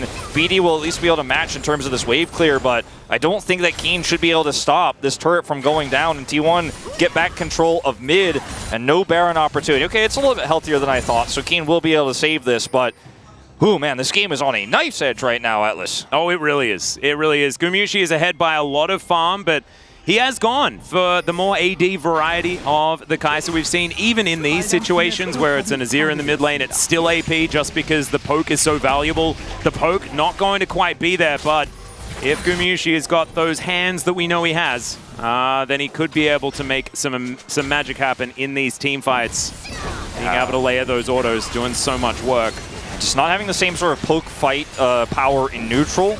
There isn't a whole lot of range damage here, but I mean, for KT, you don't have any sort of setup here on neutral either outside of saplings where you're trying to fight that poke war. You have to hard engage, and if T1 are always in better position and they have that Rel Jax angle, it's very difficult. And not to mention the Sejuani here, who can, of course, just lock somebody down. And it's so hard to be a Draven as well. I mean, yes, there's Leona, who does have single target CC that can lock someone down, the Renekton as well, but it's not a Vi. It's not like we can start this fight by immediately killing this one target. Like, Nautilus can do the same thing, right? You press depth charge and then everyone knows where they need to go. It's a little bit more difficult here. It's a lot more nuanced, I do agree. And, you know, for the state of the game where he just went second LDR here with no cash in, he's just not going to be able to have the damage to blow somebody up, even if the solar flares end of the plate is perfect, right? I mean, there's just so many ways to mitigate that. Guma has cleanse, so it's hard to lock him down. And you needed to have a cash in early. The fact that he hasn't gotten one yet doesn't make this game unwinnable, but it makes it just so difficult to play out here. And it's I think, going to be about BDD this game, to be totally honest with you, Atlas. Like, this is not really the aiming angle. Yeah, one team fight might get him enough gold to be relevant again, but he's not going to be the one who makes it happen. It's going to have to be BDD. He's going to have to be clutch. And he's going to just have to straight up carry this game and be the mid laner we've seen from him so consistently here across this season. He is going to be pushing here in this top lane for now. The Baron vision being cleared by KT. They're ignoring this Cloud Drake entirely. T1 are going to go on over and look to take that one down. Looks like KT not interested in a team fight right now as the Whirling Death comes on through. Close. Steals it, actually. Very nicely done. Good attempt. Yeah, nice try. Closer than I expected there, but ultimately unsuccessful. And the game slows down to a snail's pace here as T1 slowly start to stack these Drakes up, but every inch of the map you lose, every objective you lose as KT feels so suffocating here because Jax is the bigger side lane threat than the Tristana in this game, unfortunately, with the lack of control that KT have and with no real follow-up. It's not like they're running Nocturne where BD can hard push. He just can't have the same agency this game to push deep into a side and actually threaten turrets that Jax can, because he's Jax, he has mobility, counter-strike, impossible to kill, is going to have his Zhonya's actually fairly soon here as well. And KT need to actually find a fight, and that's what they've been looking for all game, is a real clean fight on their terms. Or a pick. Like, aiming a kill. Like, I'm starting to feel bad for the guy. You know, it reminds me of Teddy back in the day. Like, you already mentioned the blue blades that Papa Smithy so beautifully coined for us earlier on in the LCK. But now Keria diving forward, doesn't find the lunge. And Zeus stealing away Gromps. Nothing on this map seems to belong to KT if Zeus is in the area. Yeah, it's just really hard. You don't have any agency. Your best bet for KT, honestly, is T1 like starting a Baron here and having a bad turn, or flubbing one of these upcoming Drake fights. Soul Point for T1 is now on the cards here in 3.5 minutes. And as KT, you don't want to opt into anything rashly, because if you end up losing all of those adoration stacks again, that's basically game over. Or if BDD ends up getting shut down, it's basically game over. But if you never do anything, if you never are able to force any of those picks because you have a Leona as your primary form of engage, Maokai not really going to be a pick champion really in this situation outside of ganks. There's aren't a whole lot of opportunities here. It feels like KT are looking at the hourglass. The sand is running thin, and I'm not sure if it's ever going to get better. It's going to take a miracle, I think. Well, it's going to take KT finding something that T1 doesn't want. And right now, T1 are just getting all of the information that they want, right? Like, nothing is going to happen on this map that they don't know about because all of the vision is there. The fact that Carrier can freely canter around the river. I don't know how horses are supposed to be able to do that, especially when they're made out of pants, but Carrier seems to be making that one happen. As Zenith played onto Ona, this would be a pretty good pick as he's going to flash away. Now, no flash for the jungler. That is, I guess, a trade up for KT, but that's about the most action we've seen in the last 7 minutes, Wolf, and it was just a Sejuani pressing F. Yeah, after a Leona pressed R and Q. Oh, that's true. And all that, eat in there a little bit. I think he also probably popped Eclipse, even though it didn't really matter. But a W. It was like Lehens pressed all of the buttons and he pressed F. Yeah. But at the end of the day, still favoring T1 here, even with Sejuani having no flash. She's not really reliant on it in this composition. And if you had gotten that pick, if you'd gotten those stacks, and bam, third item comes in for aiming, and you're feeling better about your chances here. BD has the most experience in the game here, but Keen has really been catching waves, isn't very relevant on this Renekton this time around, has his cleaver, has the stopwatch. He's hoping to carry this next team fight, maybe get a setup onto Guma when he decides to ult in, break that shield. There are ways for Keen to be impactful here, but it's really just about, did they pick somebody, or did the Nature's Grasp allow BDD to get a reset? That's basically the same thing, but if you pick somebody before the fight is what I'm getting at here, or did you get that first pick as the fight is beginning? As Faker is starting to become extremely relevant as well, halfway to a Void Staff. Yeah, when he completes that Void Staff, he's going to be absolutely massive. BDD just got his third item, and so maybe this is a spike the KT are looking to fight on. As Carrier is going to check that brush, does inadvertently stop some backs here as KT going to get engaged on theoretically. Ona not going to pull the trigger on the ultimate, and T1 will be able to protect their vision here in this brush. Keen on a flank angle potentially, and aiming, just trying to stay as far away as possible, make sure that he's not the one getting picked off before this potential fight is going to start. Zeus with teleport, Keen with teleport. In fact, teleport's available for everyone who has them, and aiming gonna get hit by a Void Seeker. And when I see these W's come out from the Kai'Sa, I'm like, oh, it's gonna be so, and then it just doesn't really do anything because it's AD Kai'Sa. Well, still threatens a potential all-in. That is true. He can true. set it up, and then follow up. Owner can toss in a stun, and then bam, somebody's dead. You have to respect them, even though they're not doing that much damage. As look at the control that Zeus has on the side. Like, he's threatening the inner, and then will be walking towards inhibitor, and he can just teleport in. Like, nobody's answering this, and KT just watching the game slip away. You're gonna have to pull the trigger at some point here. And Cuz is getting poked out. It's mainly just Faker throwing Sand Soldiers towards the Maokai. And KT, they need to try and get rid of this vision before they start up the Baron. And Zeus, he's sticking like, around. why would I stop? Yeah, he's got Zhonya's. He can teleport in and control a fight. Lehens caught. Yeah, he could be completely out of position here as Ona comes on over, doesn't find the Winter's Wrath, and the Shield of Daybreak just says go away. Keen will come through and at least defend the inhibitor turret, but this is the problem. This is great side lane play from T1 as well. I didn't know that it was going to be a finesse victory in this game. Yeah, I really just didn't see it, but I mean, T1 have always been good at macro. I think that one part of them didn't really change, even before Poby when there were struggles. During Poby, yeah, everything fell apart, but when Faker came back, they went straight back to where they were in terms of macro control. And with the amount of controllers, look at all the vision T1 has around Baron. They can just send Guma over to solo with his AD build, the Drake. So, Soul Point gained, they pushed the wave out to set this up, and KT, they couldn't just go, aha, well, I see you're doing that, I'll rush this Baron. They don't have vision control at all, and they're just sitting ducks in this game. It feels like waiting for the Nexus to explode, and it's because they don't have a lot of agency in this with the Leona being the only great engage, we talked about it in the draft and the setup of the game. If they're not ahead, the Leona being the only real hard engage option makes it so hard for the Draven. He does finally have Bloodthirster available here, but that's not a huge spike. He just needs setup. He needs this Tristana to get resets, and if you're never going to fight, if you're never going to start Baron, T1 will eventually just win the game with the Jax. It's pretty elementary here. Yeah, exactly. The side lane threat is the hugest problem, and T1, they identified it. They made sure that they were in that top lane, getting Zeus ahead, even after things went wrong at level 1. Remember, like, KT had started off in a pretty good position as Cuz goes in. They think they may have caught out Owner, and maybe they just have as he flashes, tries to get out of the way. The Magnus Storm is just gorgeous as BDD gets rid of Carrier, but it might be the cash-in for aiming. He does get it, but in the meantime, it doesn't matter. Gumayushi gets a cash-in of his own, and Zeus is just destroying the base. So grabs aiming, you manage to get a bunch of money. T1 are going to grab a Baron. They're going to grab bits of your base as well. Gotta get Zeus here, maybe. Oh dear. Lehen's going to try and turn it as best he can as aiming.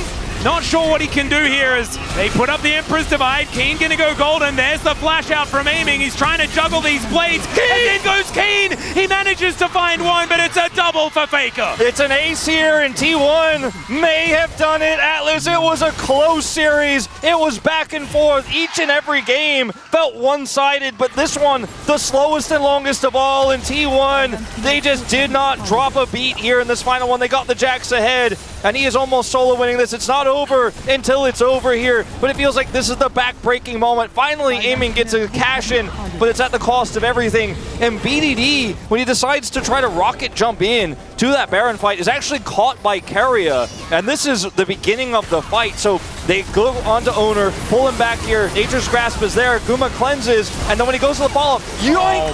Carrier gotcha! And BDD just can't get that reset, so then can't get out of this fight, tries to flash and kite back, but Owner is too tanky, and that is the beginning of the end. As Keen, he has some fancy footwork here. He has an incredible moment. Lehen's just trying to buy time with his Eclipse into stun here, but the teleport comes through from Faker. Keen gets caught by this, but then at level 15, tries to make a super outplay here with aiming, goes in for the stun, gets the kill, but it won't ultimately matter as Faker cleans it up, and T1 have ultimate map control now. Yeah, this is devastating because the Baron just fell down as well. And so it's only going to get worse before it gets better here for KT. I don't know if it ever does. 3.2k, and they already had a massive gold lead. Is moving towards 8,000. Glacial Prison going to be eaten by BDD as he bounces away, but this inhibitor not going to be so lucky. Doesn't have a rocket jump, unfortunately. Inhibitors would be weird if they did. And KT, okay, Solar Flare is going to connect. That's going to break a crown. That means that they don't have that cooldown now to work with. BDD once again having to rocket jump away from these structures that they would prefer that stay up. But it's not going to happen here as Owner may have been caught out of position yet again.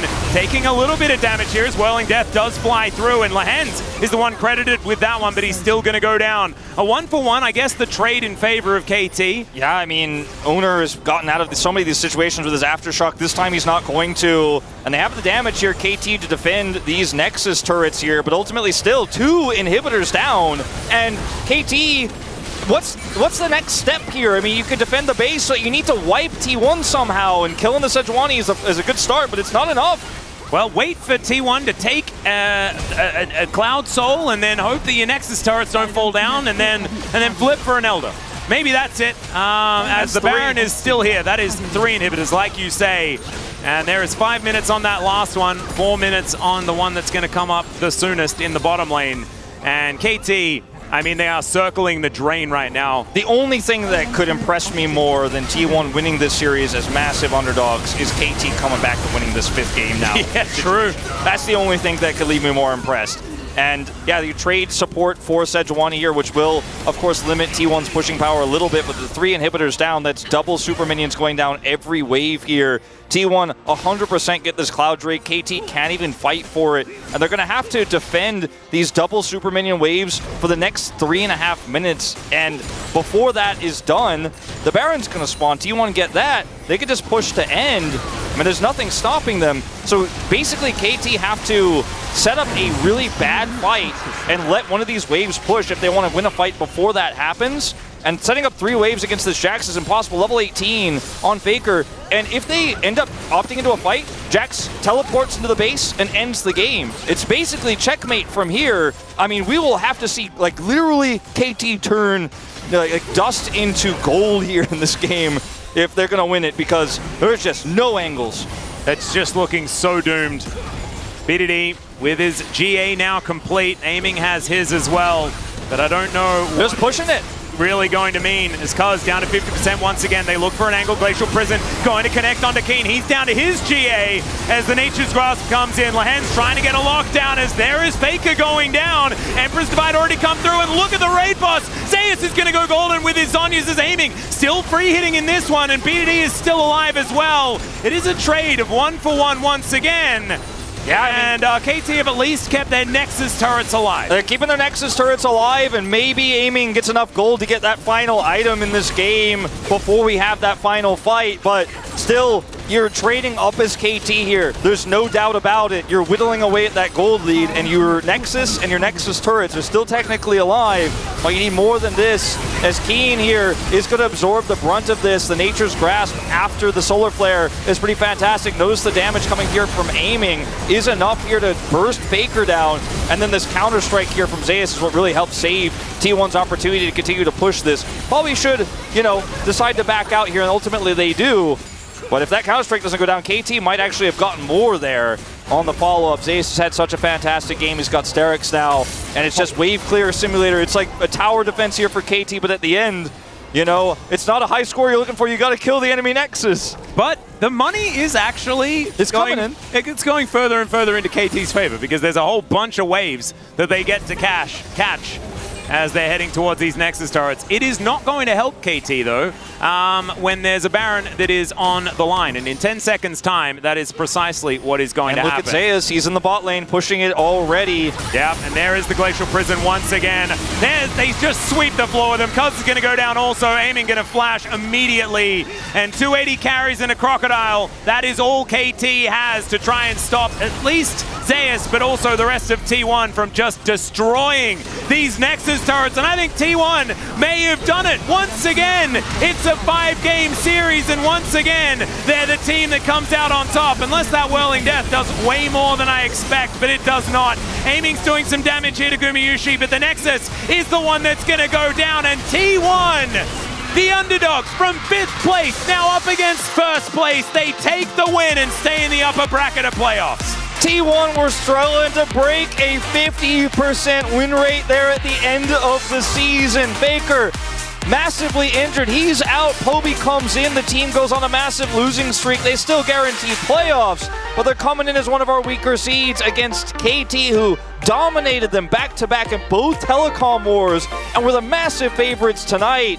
And every single game was one-sided in this series, but better top wins. And Zeus, he's been criticized in best of 5s. He has choked before, but he did not tonight. And T1 absolutely reliant on their one rock, the one consistent player they had in that D+ series. And this team looked way better tonight than they did yesterday. And it seems like every single series they've played since Faker's return, they get stronger and stronger. And no one would have predicted them to win tonight. T1 fans would support, but even in their heart of hearts, they must have known that this was going to be an almost impossible task. But they proved they could do it. Unbelievable win. No, I cannot believe it. No, I can't believe it either. I think that KT, they were bound to trip up at some point, but this is not where I was expecting it to happen, right? They were on their largest winning streak of series that the organization had ever been on. And now, as soon as they enter their first best of 5 of playoffs, unfortunately, it is all going to come tumbling down. Thankfully, they are not completely out just yet. As Gumayushi going to punch us all. And an absolutely amazing game number 5. I loved the draft as well. I feel like T1 kept it cool, calm, and collected, had a draft that was still cohesive. I like the idea on KT's side, but we saw from that mid-game onwards, it just felt like the T1 inevitability was creeping in with the lack of cash-in. Aiming being on a champion that's reliant on getting a kill and not dying in a game number 5 of a best of 5 series, that's one heck of a test. And unfortunately, not one that he passed in this game. Yeah, unfortunately not. T1 They're a team that has the caliber of players that can stand on the stage at Worlds Finals. They have multiple times. This team has multiple world titles under Faker's belt, and each and every roster he's given that he's shaped has had its strengths, it's had its successes, its ups and downs. And Zaya's pointing up because right now it's starting to feel like T1 might be heading back towards the upside here with this roster. Everyone's saying, okay, this roster's breaking up after the season. There's no way they keep it together. Are they even going to make it through the Worlds qualifiers? I mean, those were conversations even the biggest of T1's fans were having, and yet they defy all the odds tonight. And if they continue to improve, like, who knows what the ceiling is? No, I don't. I have no idea. And I'm just hoping that we can see some competitive best of fives from everybody else here in the playoffs that can match a series like this, because it's so early, right? Like, this is our third best of five that we've had in playoffs so far in summer. We can keep up this level of excitement. I'm all about it. Tomorrow, Harma Life Esports and Gen G are going to have a big test on their hands. As checking out a whole bunch of these highlights in this game. The Buster shot, not great for Keen, but worked for BDD, who kept free hitting in this fight. Yeah, a lot of these early fights just didn't go as well for KT as they needed them to, aiming not able to get the cash in until way too late. And then T1 also played the macro so beautifully in the early game, avoiding those first two Drake fights and trading up on the map, getting advantages in terms of gold so they could keep KT honest. And even though BDD absolutely destroyed Faker in lane, Faker was more impactful in team fights because the team was always better set up because they always had map control with this Jax. And remember, this is a negative win rate for Zeus also on this champion. He was 1-3 on it, I believe, going into this game. And he showed up in a big way, and I think we'll likely pick up PUG here. There's a few votes you could definitely go for, but this Jax was just the main character, the story of this game. I 100% agree, and I think that with the fact that he was targeted early, they tried to put him behind, and he just said, no, I refuse. I would prefer it if I didn't have that happen. And then his side lane threat honestly won them the game. KT, some valiant team fighting towards the end here. Being able to grab that pick onto Faker was definitely a good thing for KT. But ultimately, it didn't matter because control of the map was right there. We'll have a listen to T1 in these closing moments. Just cover for me as he pushes forward, and they grab those two kills instantly at the beginning of this fight. And let's push top. I think Faker calls out, and then they decided better of it, pushing here mid instead. Just pushing forward, calling out no flash, and pushing the top wave end to end. Ting Tower. Gumushi is pretty keen to try and kill everyone before. Yeah, let's pick Cuz. Let's try and kill Cuz. You don't want to get that. And look, T1, they were picked, they were chosen. Tom had the bold words that they were going to prove that it was a mistake. Yeah. It was, and KT, bit of a reality check here. Something we talked about in our Pog State episode, you know, when we were leading into playoffs was, hey, KT, will they actually be able to win this tournament if they aren't tested? And that was one of the biggest concerns I had for KT. If they're going to win this tournament, if they're untested, they might lose to another finals of Genji, because Genji always shows up in finals. They were absolutely tested, Atlas, in this series, and there's definitely going to be some learning that needs to happen here before their next series if they're going to make that run to finals. Yeah, and there's the chop as well. Oh my goodness, what a 5-game series here in round 2. The first time of asking first place against 5th, and T1 managed to take it to stay in the upper bracket. It is now to throw it over to the space to congratulate T1 on their win. And congratulations are in order here for T1.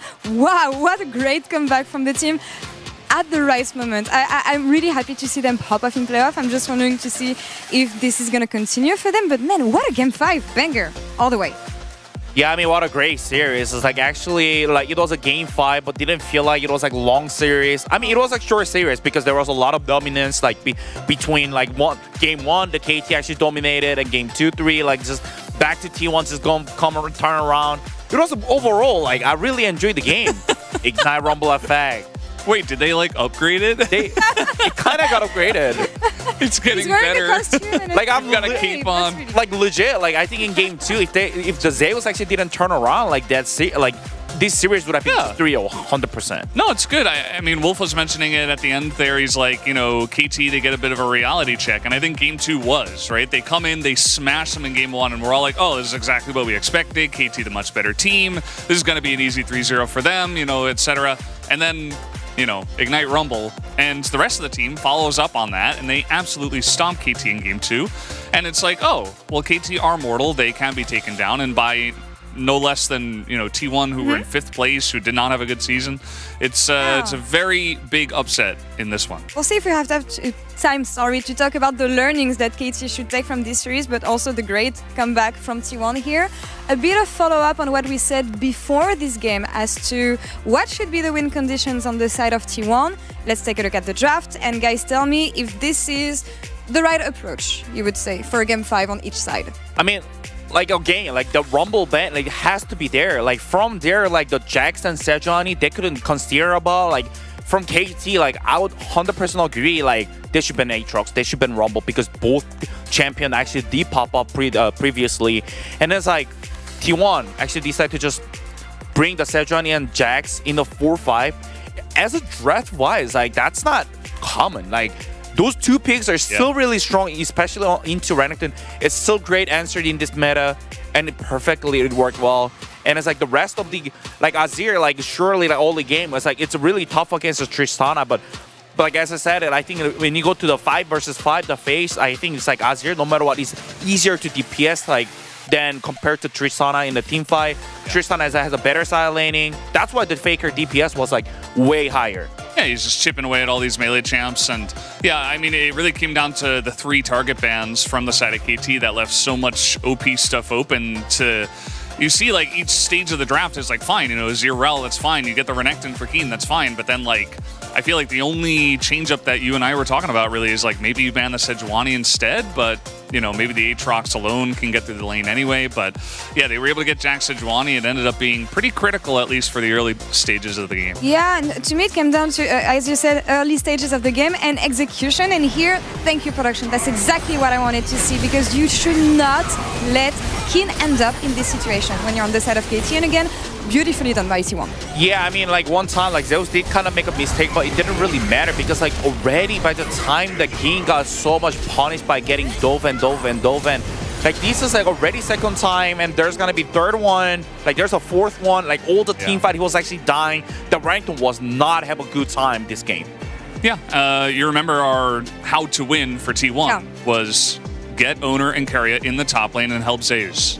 What did they do in this game? They did it like 5 times. Even Keria's like using Magnet Storm. He's like, I'm putting everything in this lane. Like, give me anything, and I'll just give it over to Zeus. Like, please carry us. And it ended up being huge because then you have this fed Jax. The Renekton's not as big of a problem. We don't see what happened in Game 4 really ever occur in this game.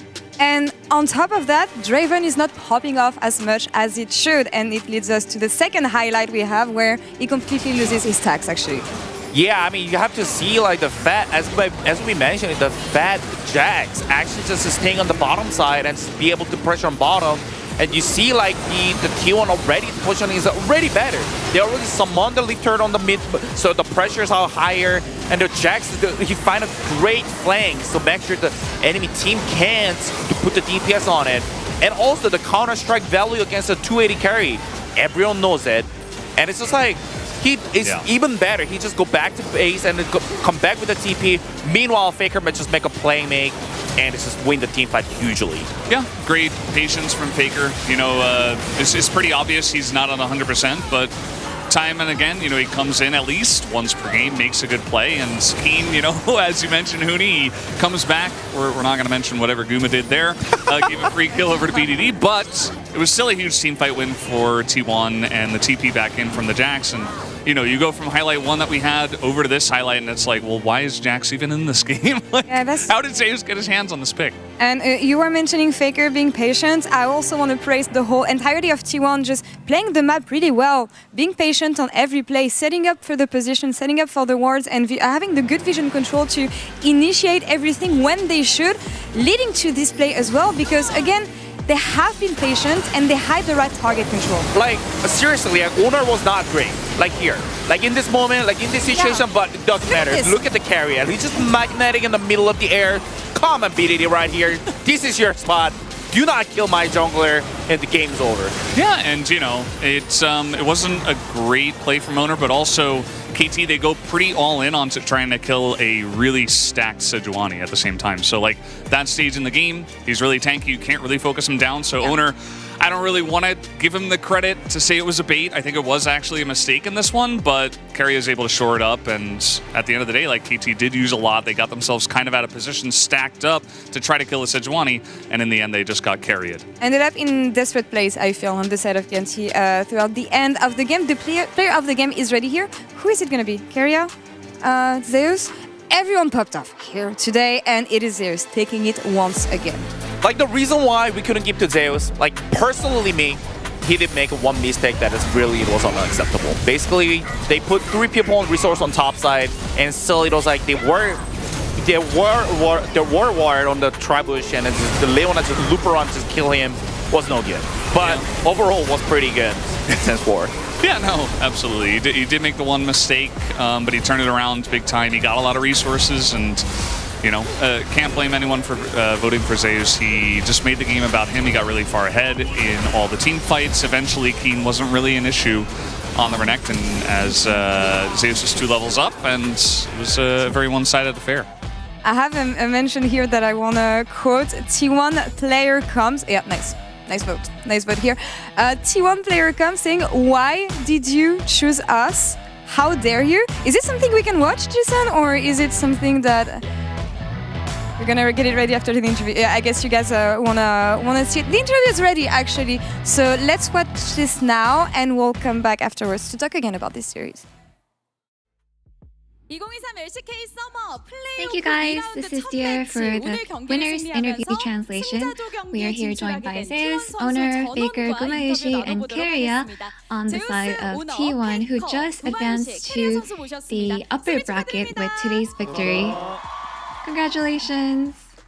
승리 진심으로 축하드립니다. 먼저 제우스 선수 오늘 퍼스트 탑 기인 선수와의 대결이었습니다. You were against Keen, the first top, but it looks like you really showed up today.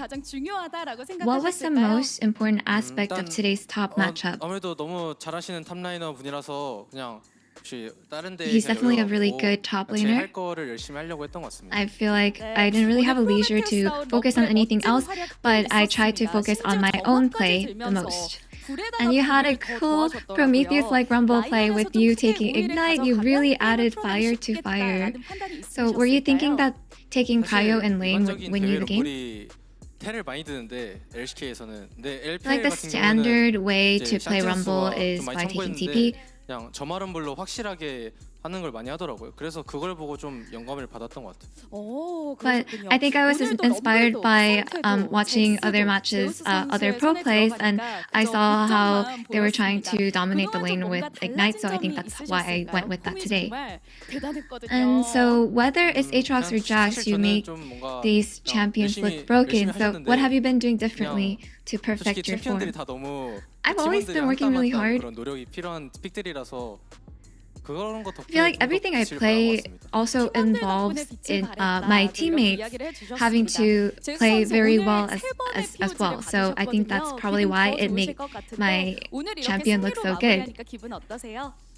And so if you win today, or if you win in the upper bracket this weekend, you will advance to the finals.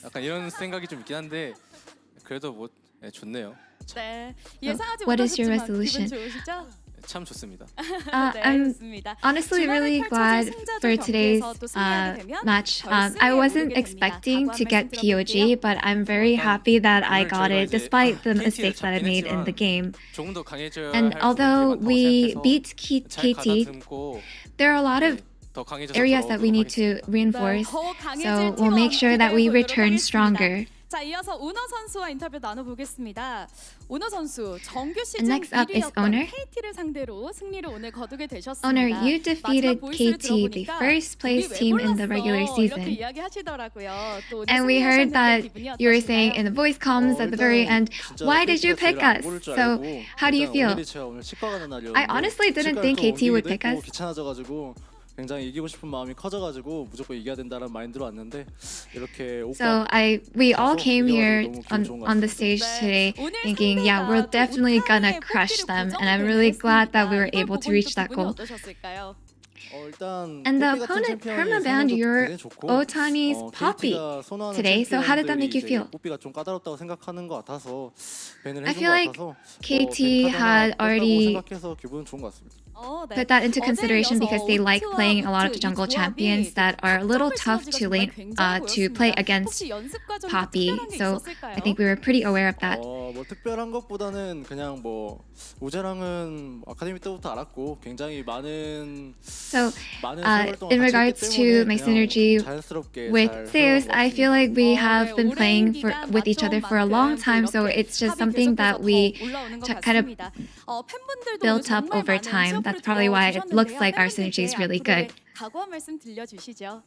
And would you like to share any goals with your fans? 큰 이제 응원 보내주셔서 너무 감사드리고 Just really grateful that you guys showed up here to support us, and regardless of who we're against next, I hope that we are ready for that, and we'll make sure to show you guys that we can win.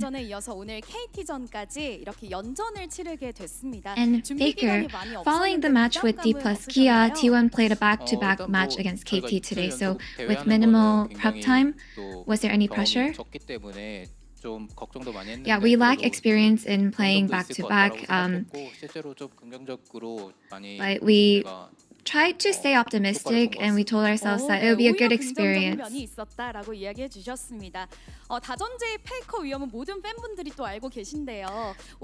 And of course, many fans have faith in Faker of best of fives. So what did you think was the win con for today's best of five?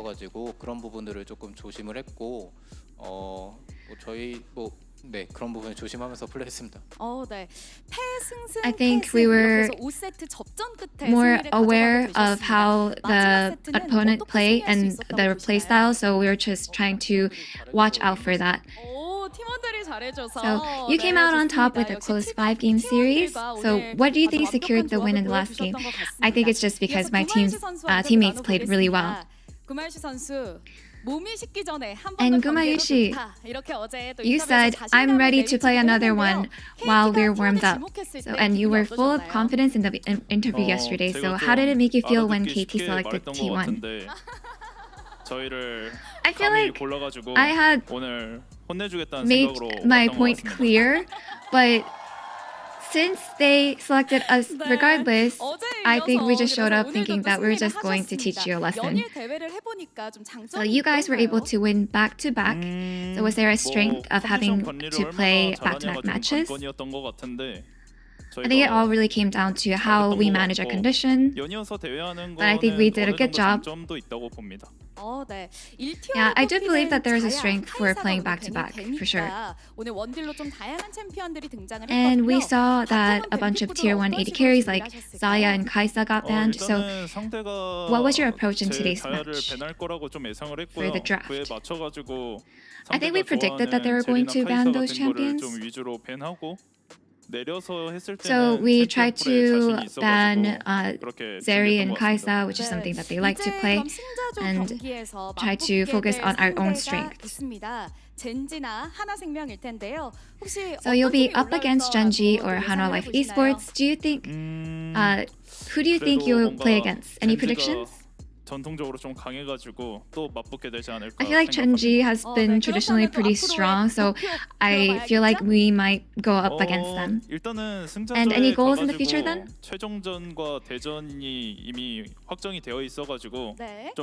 Since we have already secured our spot in Daejeon, I think as long as we prepare for the upcoming match and set our eyes on the title, we're going to be in a good shape.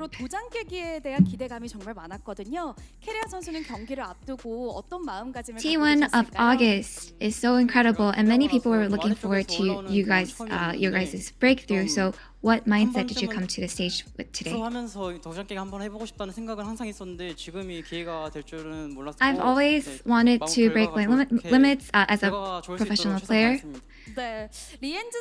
And I feel like this is a perfect opportunity to do that, so I will keep my head up and keep trying hard. And there was a lot of attention on the support matchup, so how is laning against Leehan's? I've always thought that KT's really good, and I've always pondered what I have to do to beat them. And with the complete analysis of them, I think we were able to secure the win, and I'm really happy about that. 마지막 5세트를 앞두고 실버 스크랩스가 나올 때 미소를 짓기도 하시고 또 So we had a silver scrapes today, and before game 5 we noticed that you were hugging Sky, your coach, and we saw that you were smiling. What kind of conversation did you guys have? Yeah, we were honestly here thinking, you know, I'm really happy that we overcame everything and made it to the final game to actually have a chance to win. So I think we just took it as like a fun opportunity. And what is your resolution for the next match in the winners bracket? I feel like we're on a good momentum, and I'm pretty confident as of now. I feel like what matters is that we maintain this momentum up to the finals, fighting. And Faker, as the team captain, would you like to send a message to all the fans who cheered you on today?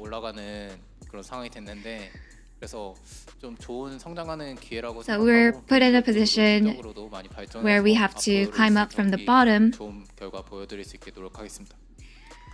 And I hope that we are able to display good performance for you guys who have always supported us.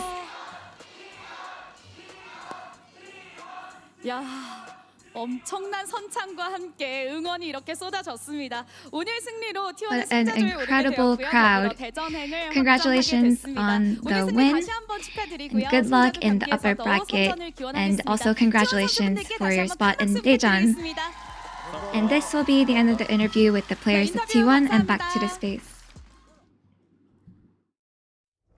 Thank you so much, dear. Wonderful interview and translation, as always. And it's nice to see the confidence and smiles on the side of these T1 players after the rough summer split that they had. And I was wondering how much they would be impacted, how heavy would the trauma be of having Faker being benching himself rather, and having to climb all the way back. But I'm really surprised to see them come back that strong, honestly. And it is a good news for the rest of playoffs for sure. Yeah, I mean, it's kind of crazy, like the KT, it's like win that hard in game 1 and then the T1 turn around. And we are all bad. We don't know anything about the League of Legends. We don't talk about the League of Legends. LCK analysts just suck. Like, honestly, why are we here? Like, we don't know anything. We don't know about the league. Just, man, like, I love it. Yeah. I think this is like one of the greatest upset in League of Legends history. That's what I think. Yeah, I think it's healthy in a way for the rest of playoffs, and we're gonna have more competition in the hope that KT comes back to the form we know from them, of course. But yeah, honestly, no credit needs to be taken from T1. They played phenomenal, and I'm really happy to see Kyria and everyone just playing at this level. I promised you guys a clip before the interview, so let's watch this now.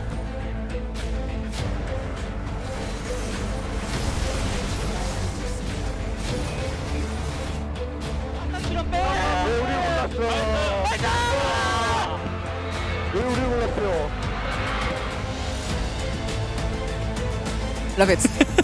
Love it. I love the confidence. I love seeing players happy like this, and honestly managing to pull an upset like this. Was it a mistake by KT to pick T1 in the end? I think it was, but I don't think they expected them to show up as strong today. What did we learn about T1, and how well does this set them up for the rest of playoffs, do you think, facing off against most likely Genji in the next round? I don't know. It's kind of difficult to like KT. They didn't show their best stuff, right? Like I think that's something we can take from this. They were kind of caught off guard by how well T1 played, and you know, Ignite Rumble did a lot of work. We do have to say, you know, even not as a joke, it really got the ball rolling for T1. Kind of proved to themselves and even to KT that hey, T1 still the same 5 players that kept on making finals, right? They have the ability. It's just about, and even without Faker at 100%, they still can do it. It's just about actually doing it on the Rift. Yeah, I mean, 100% agree for T1 side. I think it's more about the KT rest of playoff. Like, if they can actually recover from this series as a mentally, I think they could still make up to final. Like, it's not done yet. It's still they're in a double elimination. They do have one more chance to go. Like, I think it's gonna be a really great playoff. Like, it's already really hyped. Yeah, and that's what I really like about the format, the redemption potential, the comeback potential. And I would like to ask you guys, what should KT work on ASAP if they want to get ready for the first round and the next opponent that they're going to face off against? Yeah, I mean, just don't take anyone for granted. You got first in the regular season, but that doesn't mean you're just going to smash playoffs. It's not a guarantee. And even if it's Hanwha Life Esports, even if they lose to Gen G and KT have to play against Hanwha, you never know. I mean, like, Aiming didn't have the greatest series. Like, what if Viper just steps it up and, like, kind of owns the bottom lane? Stuff like that can happen and does happen in playoffs. So just gotta try to regroup yourself and try not to think about losing to T1. Especially against Hanwha Life Esports, who keeps on ramping up since the beginning of summer, and we will see them play tomorrow, of course, against Gen G. Should be a one-sided matchup here, but yet again, we said that also about the game today, so. I don't think we don't talk about the one-side matchup anymore. Like, there's no obvious matchup in this playoff in the LCK. Like, we don't know who's gonna win. We don't know, like, what's gonna happen. But I know it's gonna be a great series. Should be. I'm excited. Now that we're saying this, it's going to be like a quick 3-0 stomp from Gen G, right? Maybe. Nah. Maybe not. I have hope. I might have to change my prediction, honestly. We'll see. After today, everything got changed. We all go down together, but that's all for us here on this side of the space. I had a banger day of League of Legends, and I hope you guys did as well. We'll see you tomorrow for more playoffs LCK. Bye-bye.